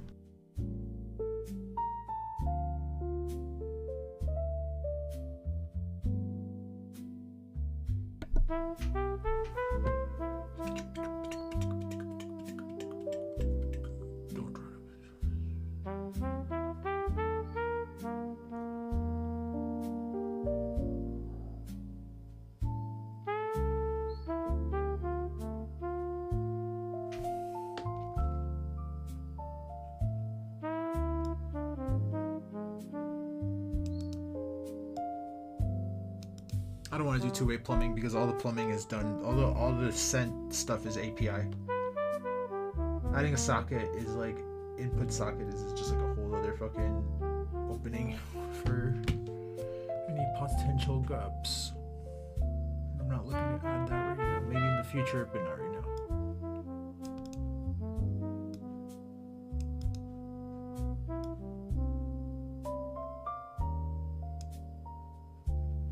So what happens to chat?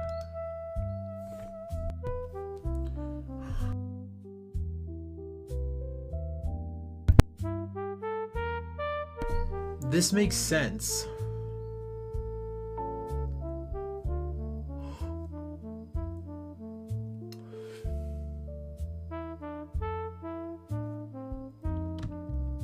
Would this work for the broadcast stuff or the missed outputs in general per user?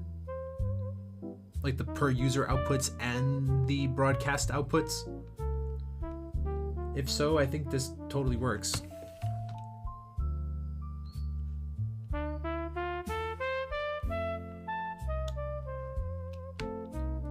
So basically it remains in memory until the next connection, and then basically it gets pushed out to the UI on next reconnect.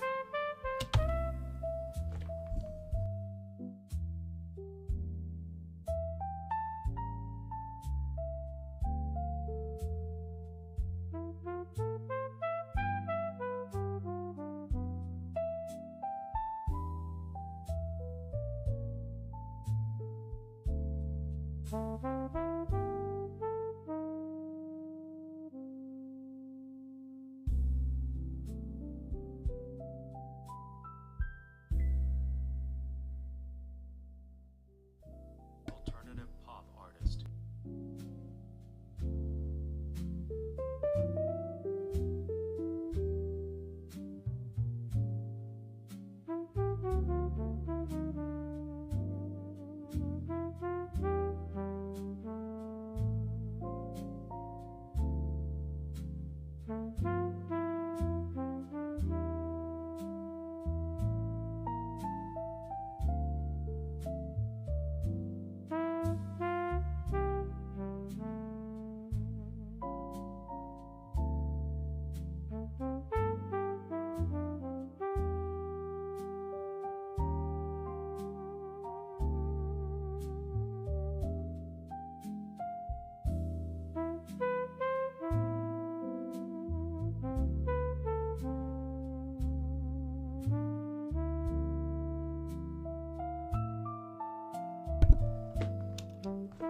Let's see what this shit says.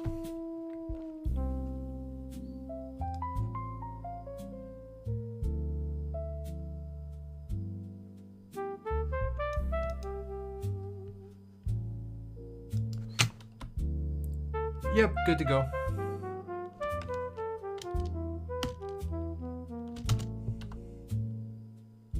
Let's go on to the next one.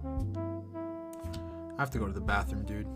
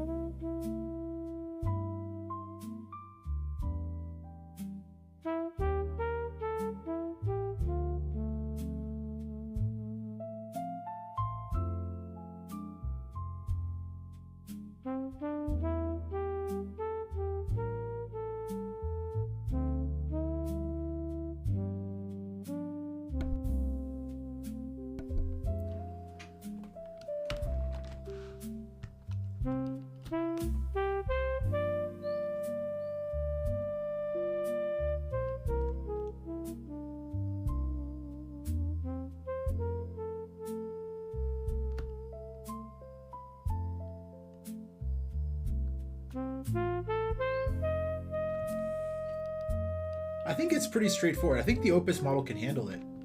Just greenlight it.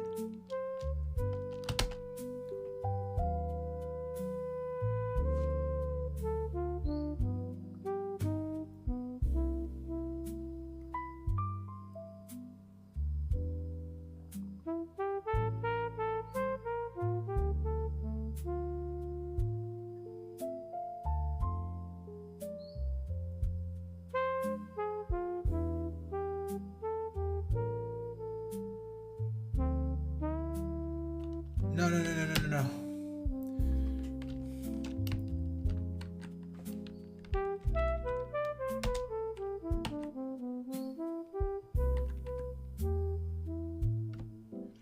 No, no, no, no, no. I meant just greenlight it. CodeWriter has an Opus model that does the planning. I think it can handle it.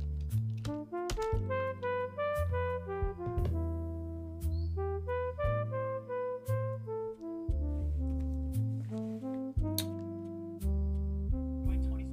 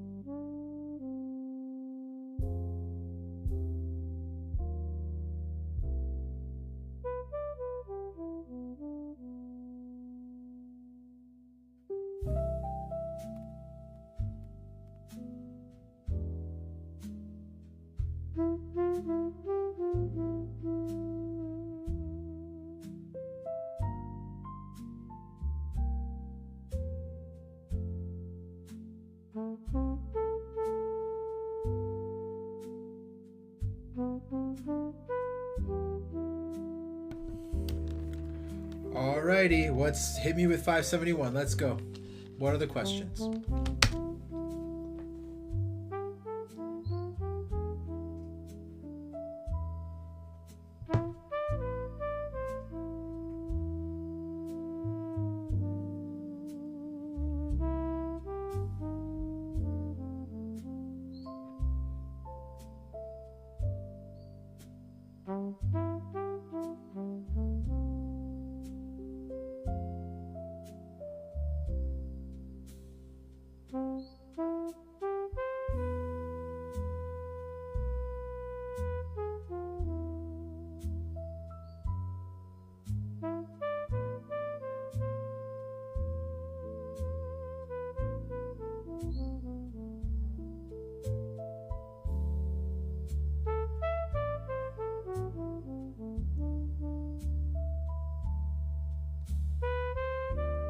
How should checksum verify auto update trash?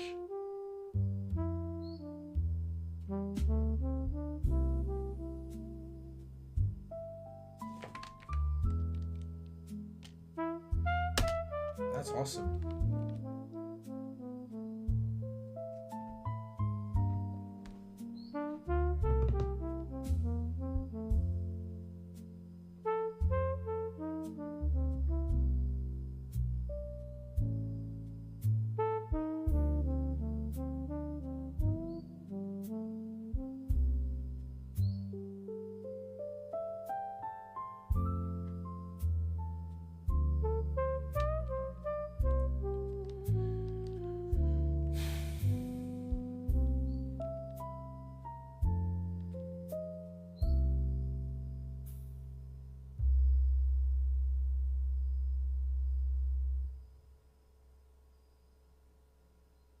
This would be for...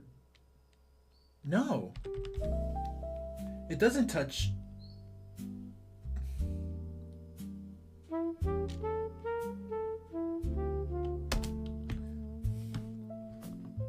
rsync doesn't touch that JSON schema. It doesn't touch it.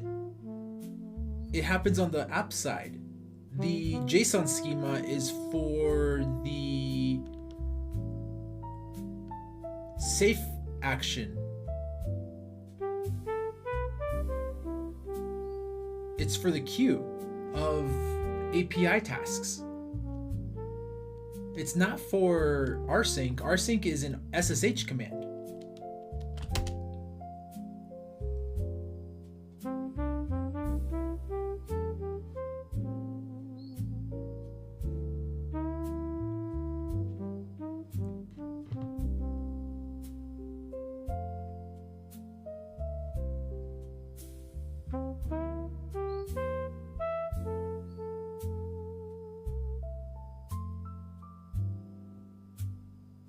Ah!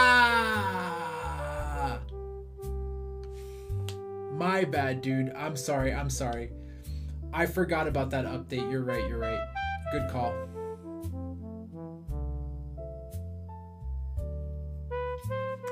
I think having it do clusters instead of one at a time would be cleaner in relation to needing to undo things. Because then you can undo per job if the job entirely fails. In relation to 520. Well, that new delete all kind of a thing, you have all the destinations in a single spot. You know what I mean? It's like, and it doesn't get deleted until the job actually completes. Whereas if you do it job at a time, it's basically removing the JSON record as it completes. Does that make sense? Run it by an Opus model, like a new Opus model. I don't know if sometimes it reuses models, because sometimes they tend to fucking like 41 parked. So 41 at a 186. So it's like 140.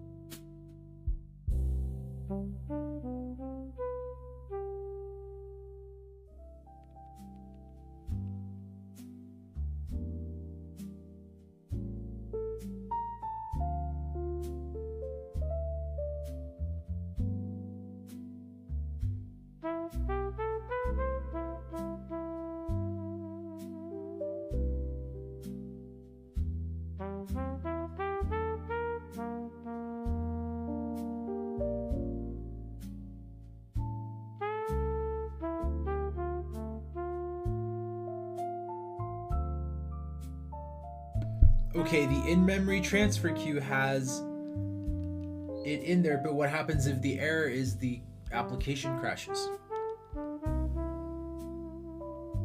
I'd rather it be, as long as it's one JSON file with all the jobs and it stores it in the JSON file and then after it's done it deletes it. I mean,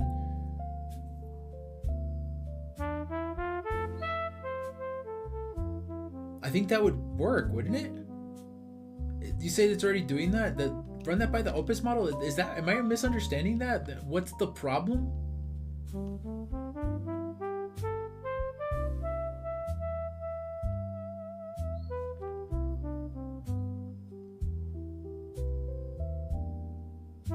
I think prune as you go is unnecessary because if it's using partial, it's the default one that we're going to be using anyway.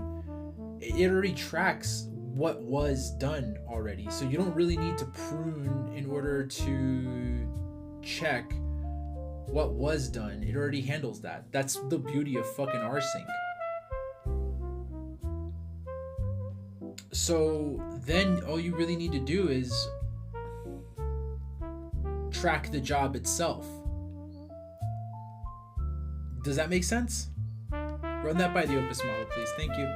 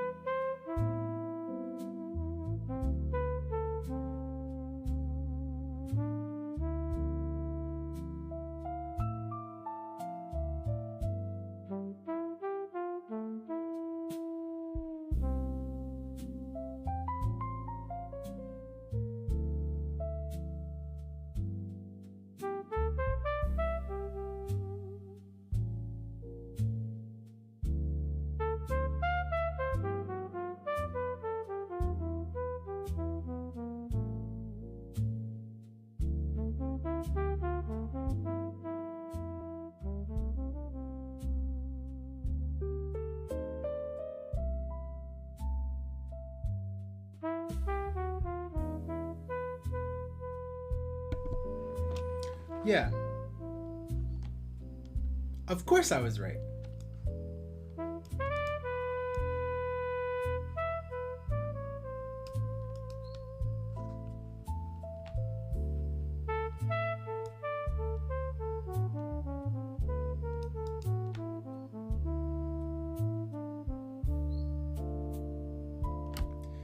Can you log that as part of my answer for the pruning question?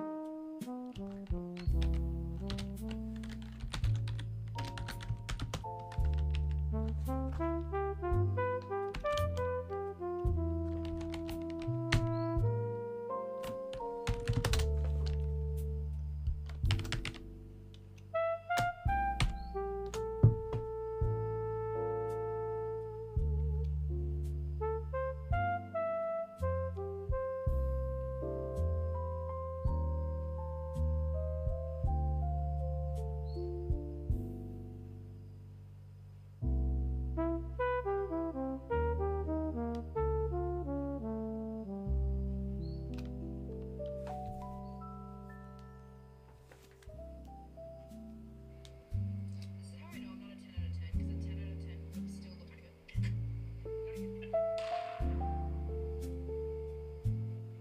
how I know I'm not a 10 out of 10, because a 10 out of 10 would still look kind of good. Who's screaming?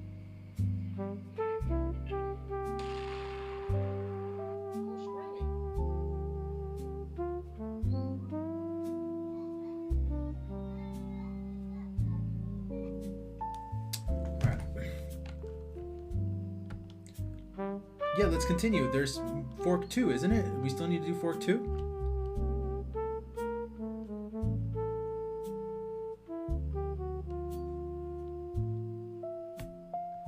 What was the question for fork 2? That was my response for fork 1. What is the question for fork 2?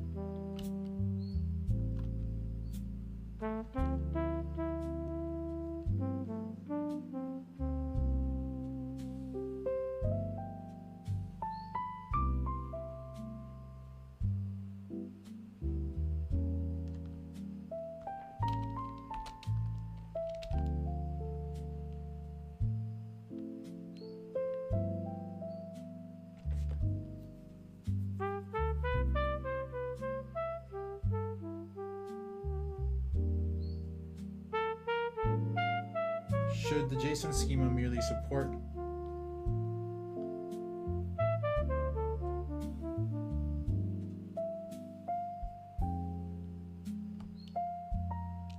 I think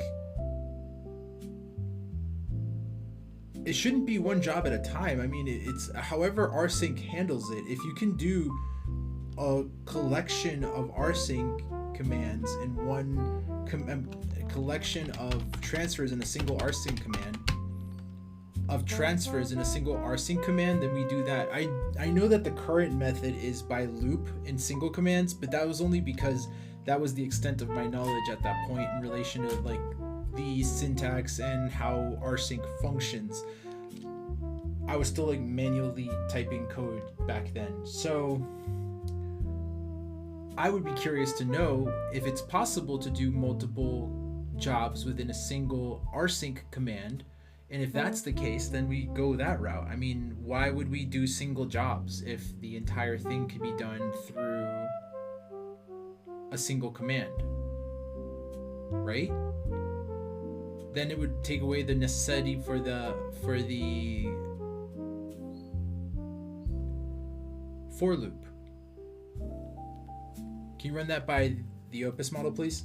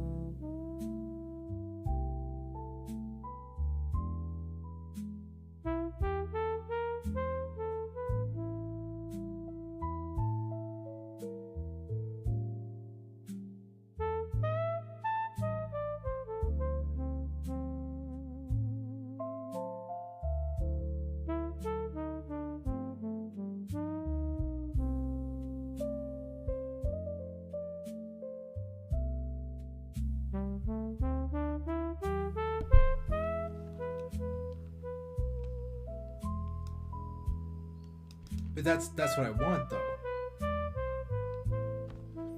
I wouldn't care about a clean per item result because partial handles the whole context of anything that wasn't able to be uploaded. If I do the retry, if I select delete all, then I delete all.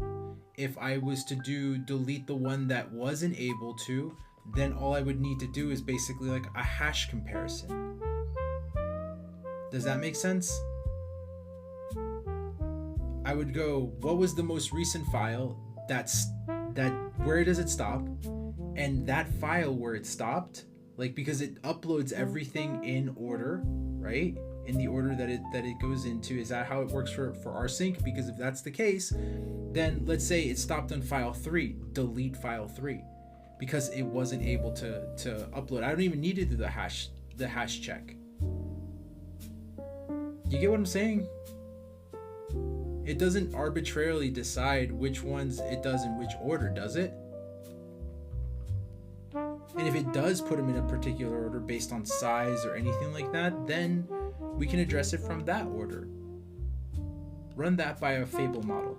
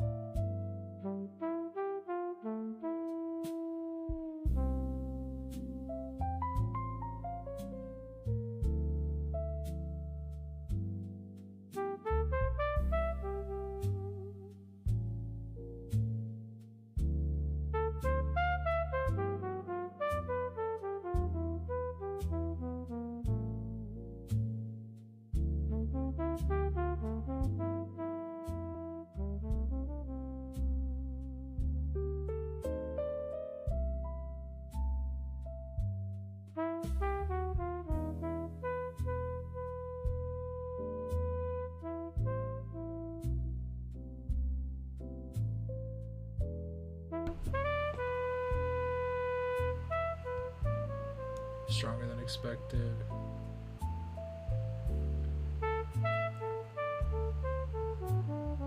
I was right on that, of course. Caveat and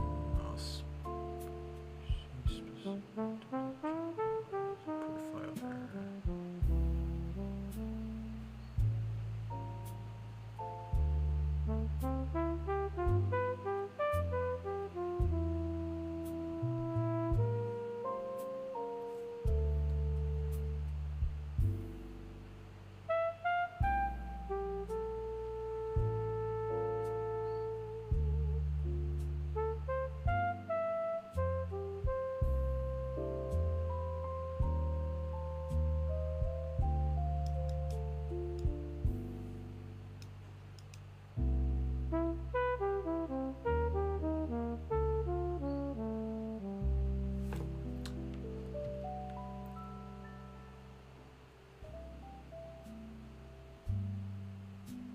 Yeah, so I guess if you're already seeing the run transfer and you could see where it failed. The fuck?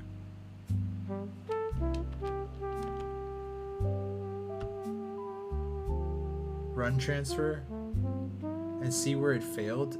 I now know it's a fucking WebSocket. I now know it's a WebSocket. That's kind of cool. So that's what they're doing.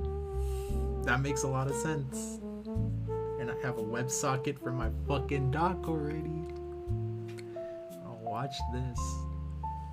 I have a cool thing I can do. You'll see. So I guess if you're already seeing the see where it failed, then you can make the logic. You can pick the logic for the delete all, keep the completed, or retry. Retry is handled by partial. Delete all is handled by the deletion of everything inside of the JSON file that had transferred over. And then the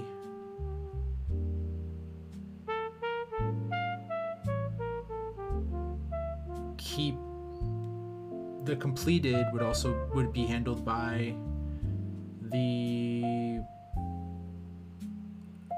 line by line output from. But here's the thing, that doesn't compensate for the application crashing.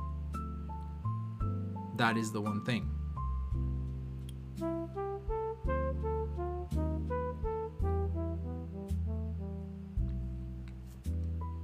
What if we created a secondary JSON file that gets not a secondary JSON file, secondary JSON nested key, where it was like basically like completed, non-completed, and so as it completed, it would move the destination source key value pairs to the other nested key.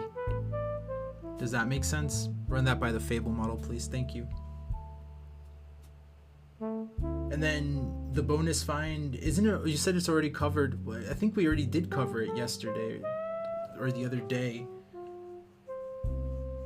I think that's what originally prompted this entire ticket, to be honest, that bonus find. Anyway, verify that please as well, and then run this by the Fable model, please. Thank you.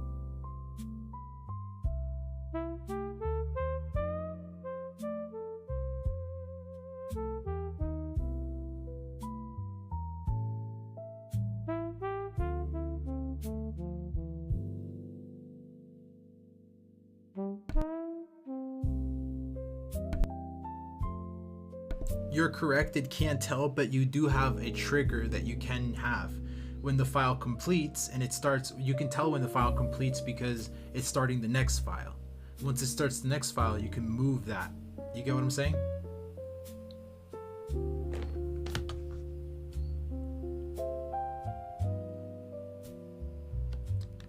It's not trying to compensate for which ones it's supposed to continue from. It's just for... I forget why I did that. Oh my god, it's starting to get late. Shit. I just blanked out.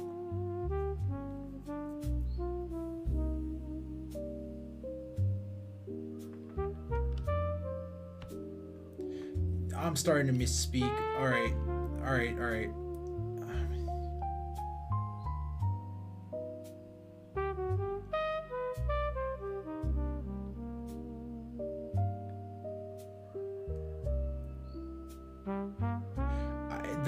The moving them over into the other one was for the keep completed.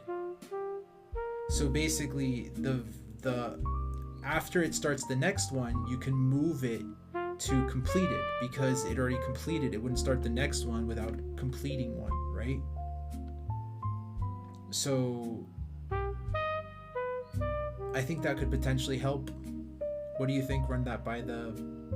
It's not for continuing. That's what partial is for. That's what checksum is for. This is for the keep completed. Run that by the Fable model, please. Thank you.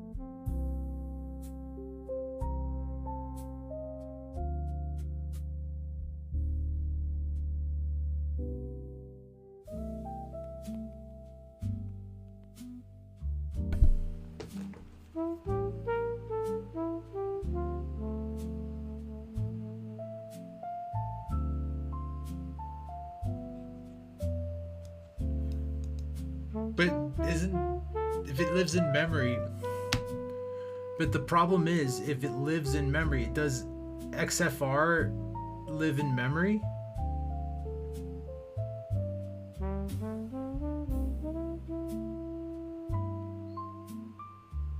Because if that's the case, it doesn't account for a crashed app. That's what this is all about. Run that by the Fable model again, please. Thank you. And then what if my approach is not the way to go, what would be the approach for that then? Because you need something that isn't RAM tracking that kind of stuff in the case of needing to reboot the application. But then again, there's no error handling for that either currently. I think I'm making mountains out of molehills potentially. Can you run this by the Fable model and verify if I'm just overthinking it to no fucking end right now? Because that is potentially the case, because it's fucking late as shit.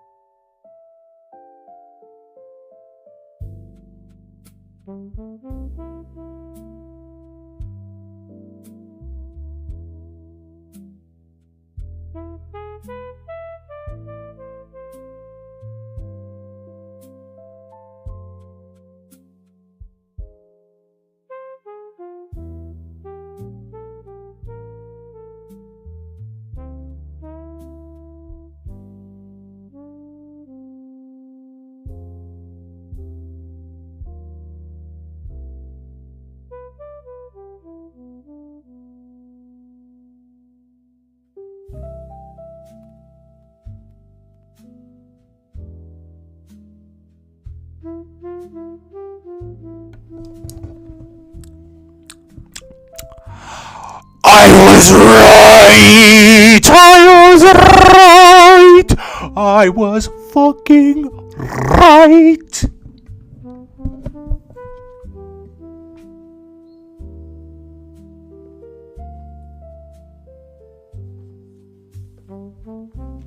I'm pretty fucking happy.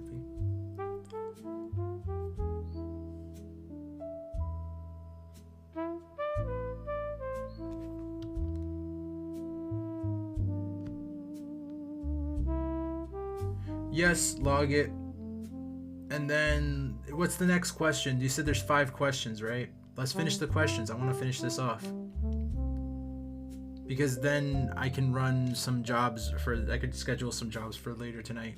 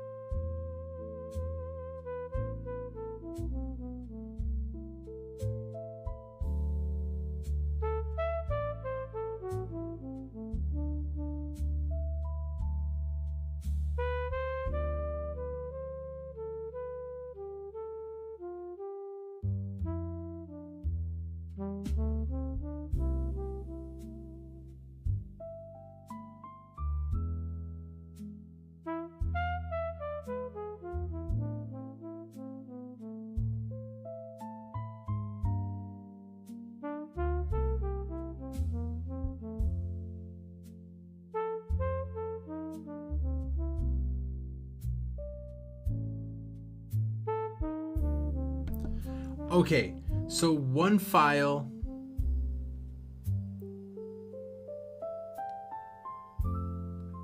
at a time from the schema. I mean, if it's one file at a time, then the loop can actually push it in relation to my previous thing. Then the loop that's pulling each file simultaneously at the end of the loop can also write the file into the next one.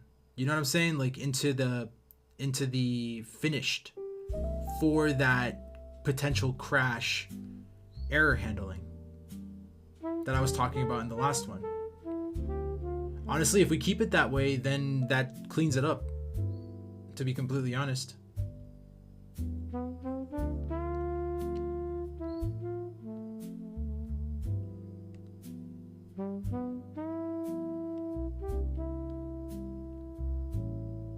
Can you run that by the Fable model, please, in relation to my previous responses and in relation to this fork?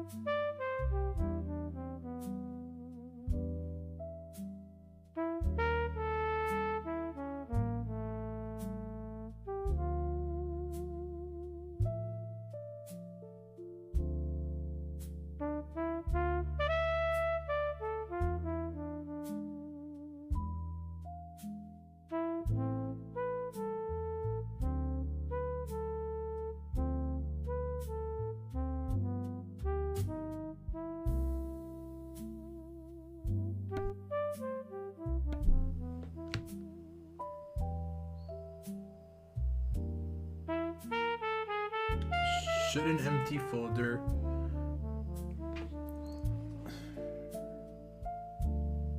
read error decision destination collision be one unified per item decision loop?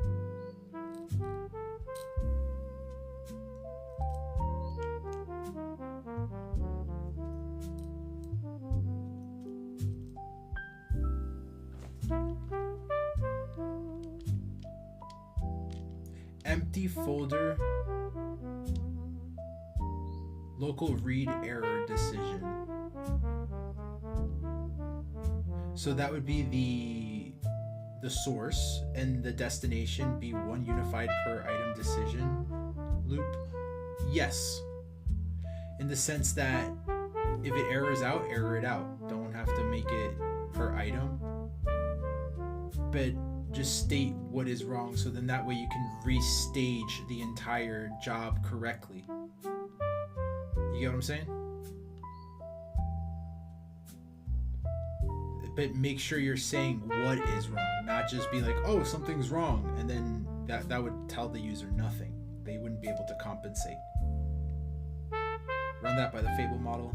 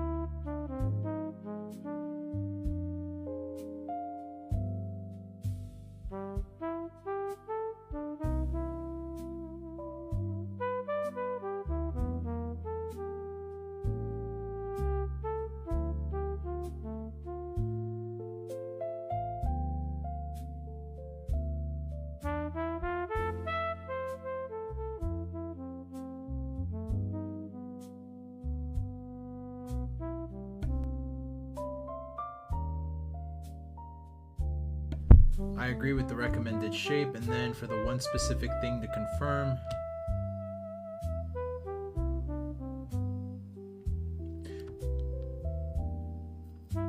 I think having the option to upload anyway in the case you want, that was the thing.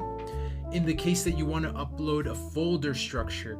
So for example, if you have like a project that needs a specific type of folder template structure that you can copy paste, make duplicates of and stuff like that, that compensates for that. That's the reason why we had the upload anyway for the empty folder as an option.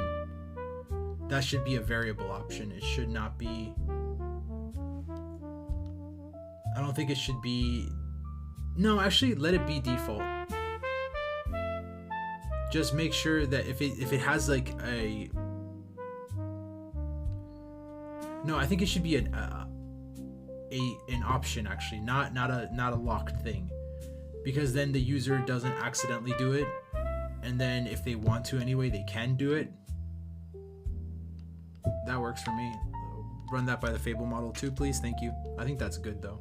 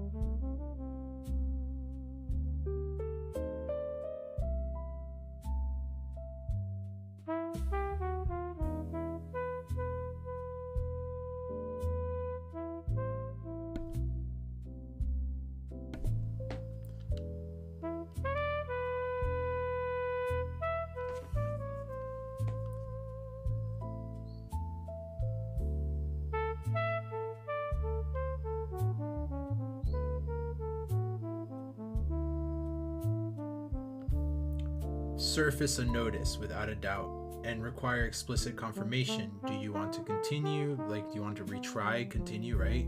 Like, continue slash retry, right? Do you want to delete all? Or do you want to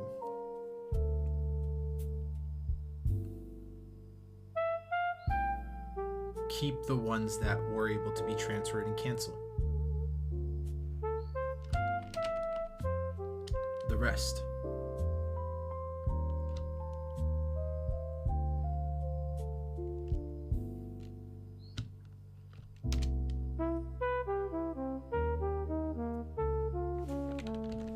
This is unnoticed surface. A notice without a doubt.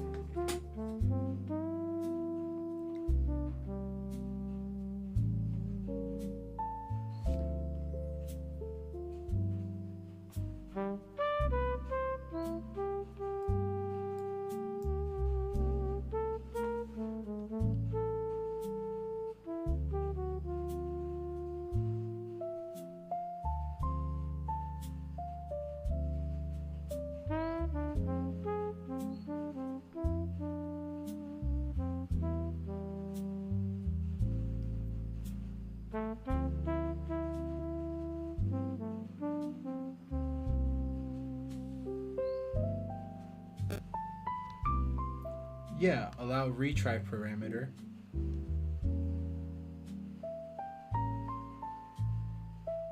So then it shares the same prompt both times. I see what you're saying. So you don't have to make two different sets of prompts. That makes sense. Run that by the Fable model once, and I think it's good.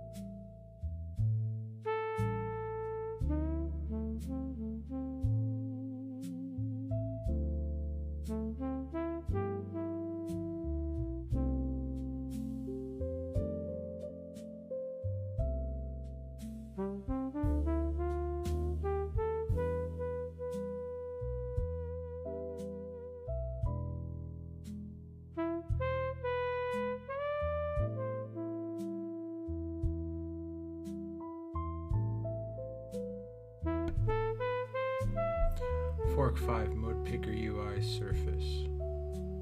Where does the user actually select default select versus checksum verify?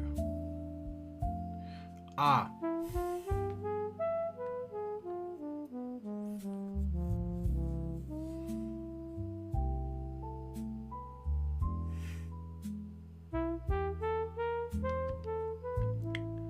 That should be a setting inside of each window, the download and upload window, like a drop-down menu that sets the variable for that. That makes sense for now. It's in the correct location. I mean, I could put it in settings, but I feel like that would be inconvenient. And instead of saying like, you know, default versus checksum verify, I would come up like, what's a better wording for that?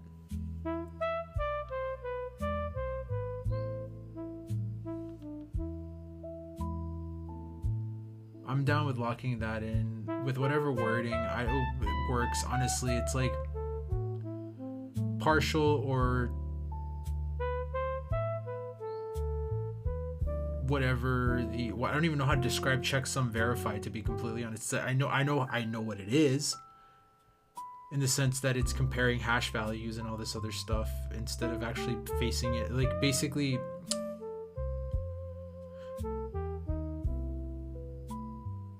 But it doesn't even matter unless it fails, to be completely honest. That's the only time it actually matters. That's the only location where the difference is, versus the partial, which is basically built on file size. Which is kind of fucking nuts. How does it actually know what was the last hash chunk that was sent? So that's kind of fucking nuts, but the fact that it even works, but alright. So I think whatever wording you can think of for between the two of those shits, I understand what they are. I just don't know how to fucking describe them to somebody. I can't think right now because it's fucking almost 4 a.m.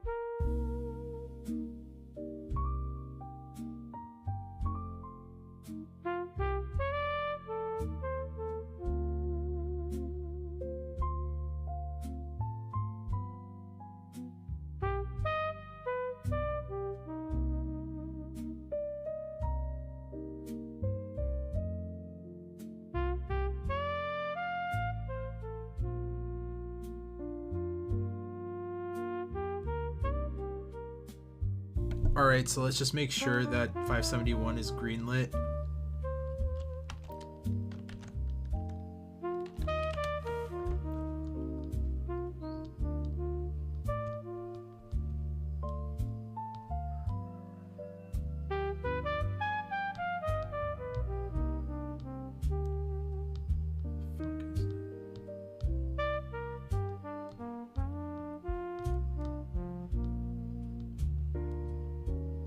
Where the fuck?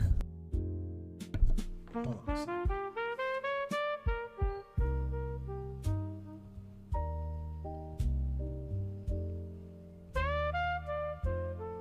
I want to finish the other ones. These, not these.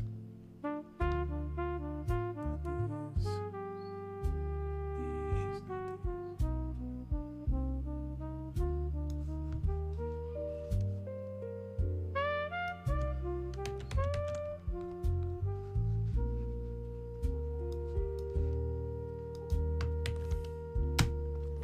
Before moving forward, let's finish these. Whatever ones from these are not done yet for being greenlit. I think these are pretty quick ones. Some of them might be potential stales, potentially. Even though you said it's not. Sometimes we find a stale one.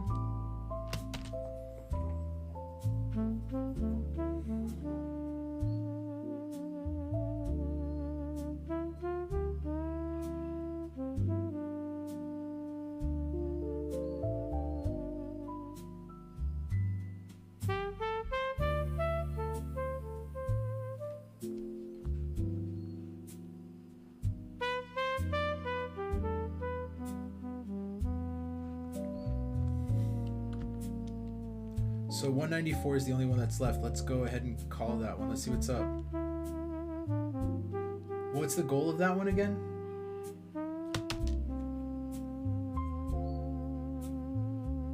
When creating a folder succeeds, but the view refresh right after fails, tell the user.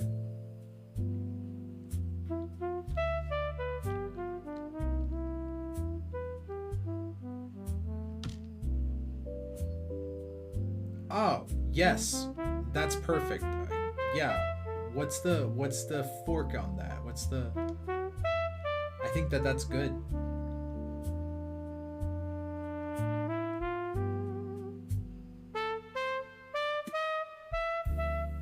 Letting them know why. I think that's a good thing.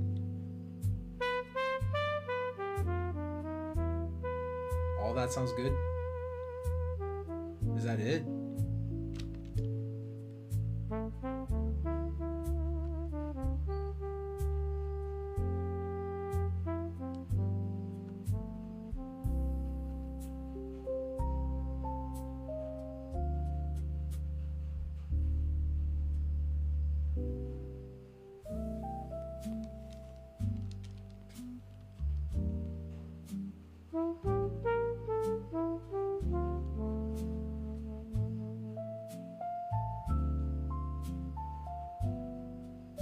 How does load directory learn it was called right after it create?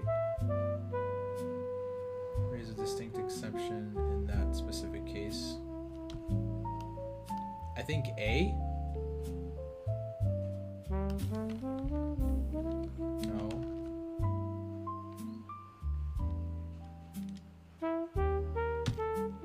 A and C are kind of the same thing. They're just different approaches to it. So it's like the exception would be kind of like an optional parameter, but it's just a byproduct of that. The exception is a byproduct of the error. These all pretty much are even B is kind of the same thing. It's just another shape of it. They all accomplish the same exact thing. Technically, it's an error, so I would go with an exception. That's more inline and basically wouldn't require you to change, like create a new parameter or any of that kind of stuff. Basically, you can have a custom return in the exception itself.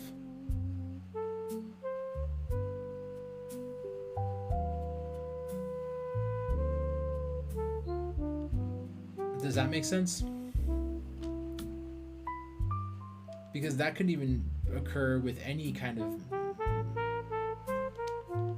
action that's taken on the UI, technically, not just creating a new folder or something like that. Run that by an Opus model, please. Thank you.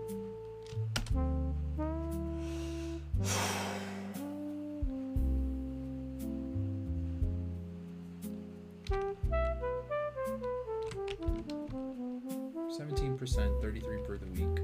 I think I'll be 50% by the time I wake up. Buck. And it's only day 2. I have until the 28th. I have 5 more days. 5 more days. Okay. That's not too bad. I might have to take a day off.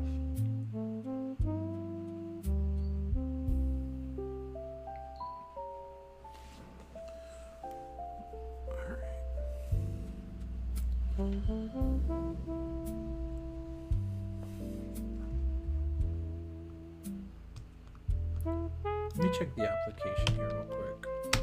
I'm curious about something.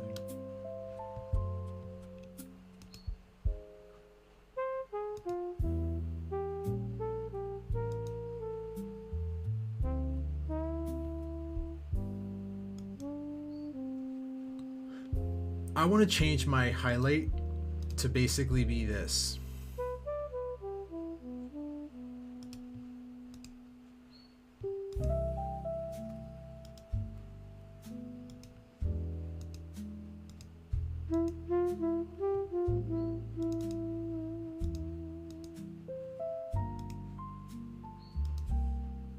That. I want that to just show up. I can't wait to do that.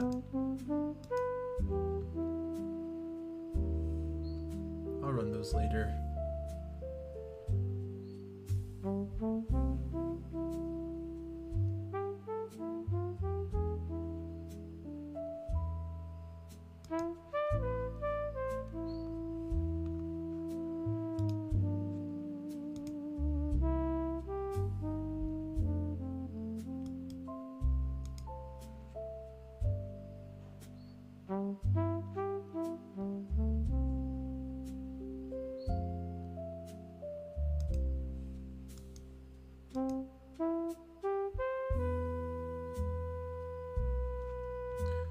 Just shipping my ledger was fucking $11.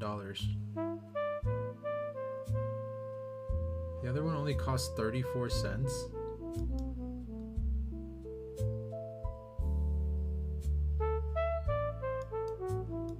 Oh, that was the entire job. This is the canary.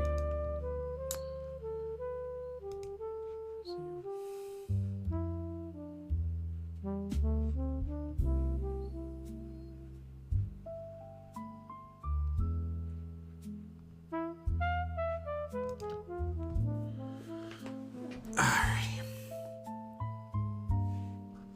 What the fuck? Fuck.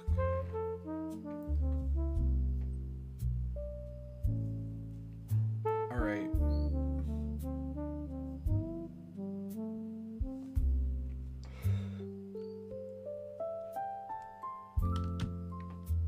Sure.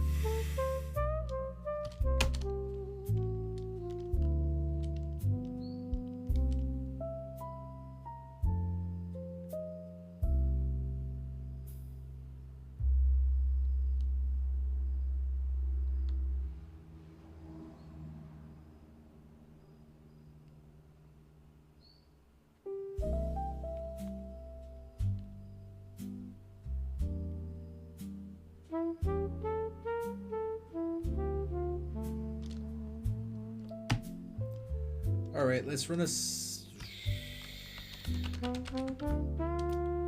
All right, let's do a git push.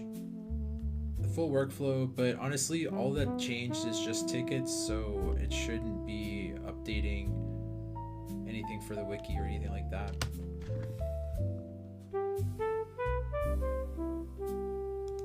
What changed here? Oh, something did change for the window orchestrator. What changed?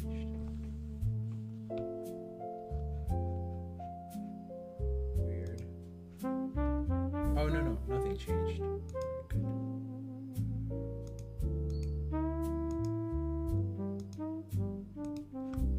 Yeah.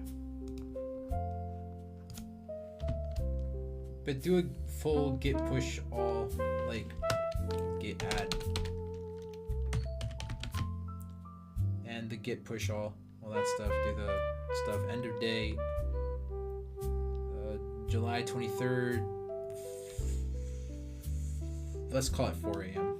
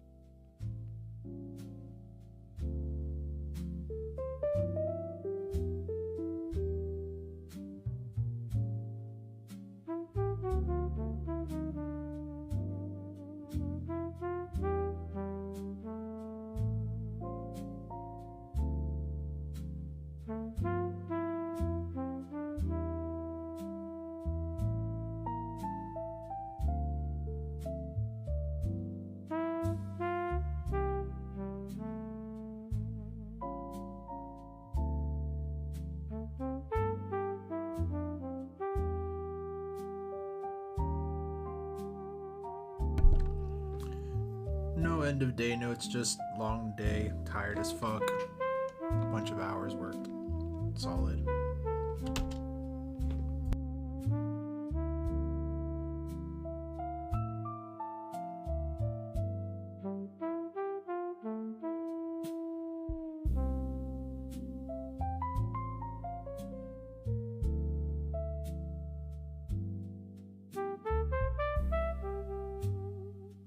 Let's schedule a task for 4:30 a.m.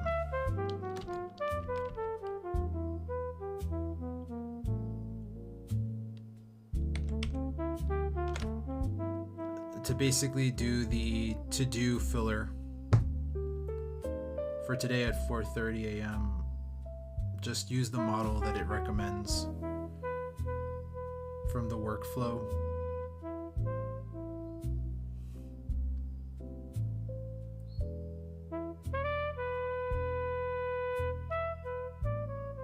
Do you need any other variables? I don't think you need any other variables from me.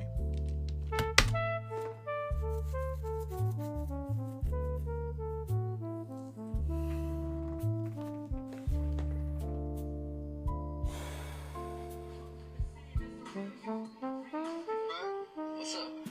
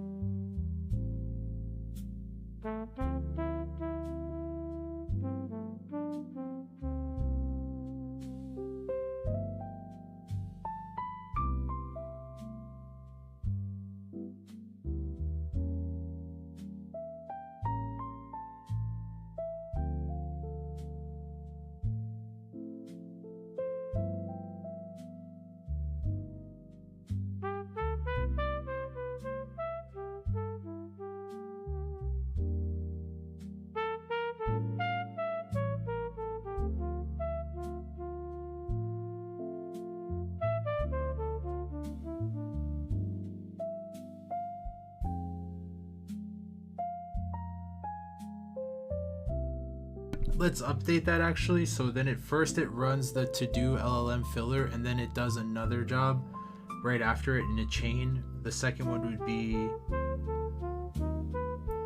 code writer for basically working in the to-do LLM.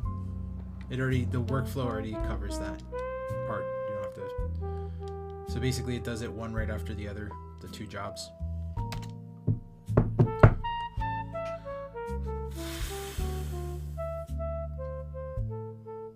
Oh, it's retrofitting it. Nice. I forgot I had that workflow.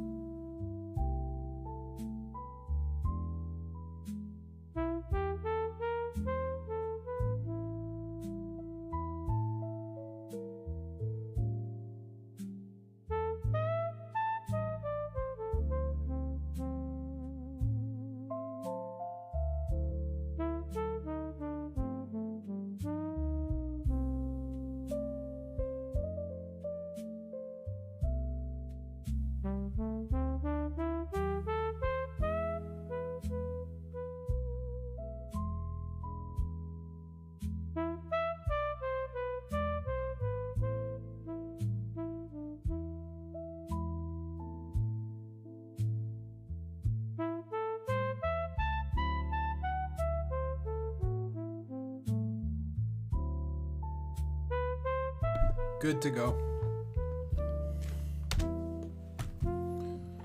We're done. We're done. Bedtime.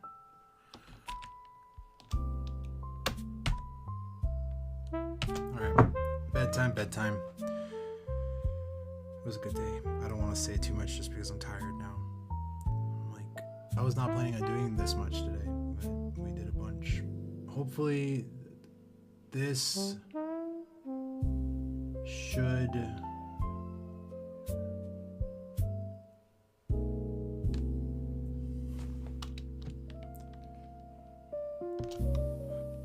get like another 30 tickets done.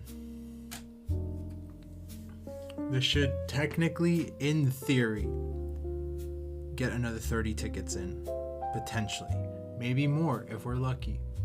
We're gonna have to go through them one at a time just because there's so much stuff in there that was old tickets that are not even relevant anymore. I progressed past it. I should have been deleting tickets as I was building, but it was like 500 tickets. I'm not gonna be going through 500 tickets, so oh my god, dude. I just started building and then the plan changed. So it's like I started putting design into stuff that was like planned out already, like into tickets, and I shouldn't have done that. I should have just had like a little thing saying this does this does this, and I was trying to get ahead of it by being like, oh, I should do this and this and this, and it's like, no, dude, because the errors are still valid. It's just not any it's just not whatchamacallit, like in relation to the architecture, it doesn't make sense. So it's time to go to bed. Anyway, I didn't record on my hard drive for any of this today because I was just literally ended up doing tickets all day. I was gonna do like app stuff, but I really want to finish these fucking tickets. That way I can get moving with the other stuff too. I think tomorrow I might work some more on the workflows, just cleaning them up to get working with my my UI. If I can do that, there's other things I need to add still to that UI there. I still need to add more things, a few more things. I need to touch up a few more things, and I need to do a full thing of testing still. So I have a lot of work ahead of me. But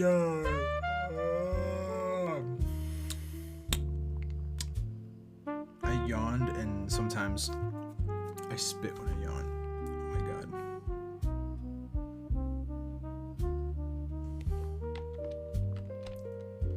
Alright, bedtime.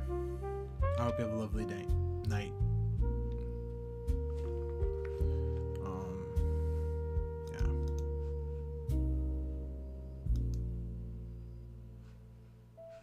Let's see if anybody's actually watching.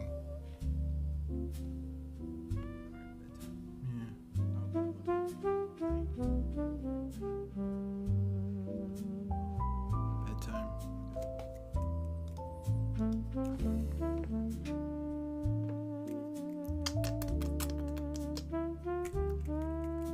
Thank you for joining.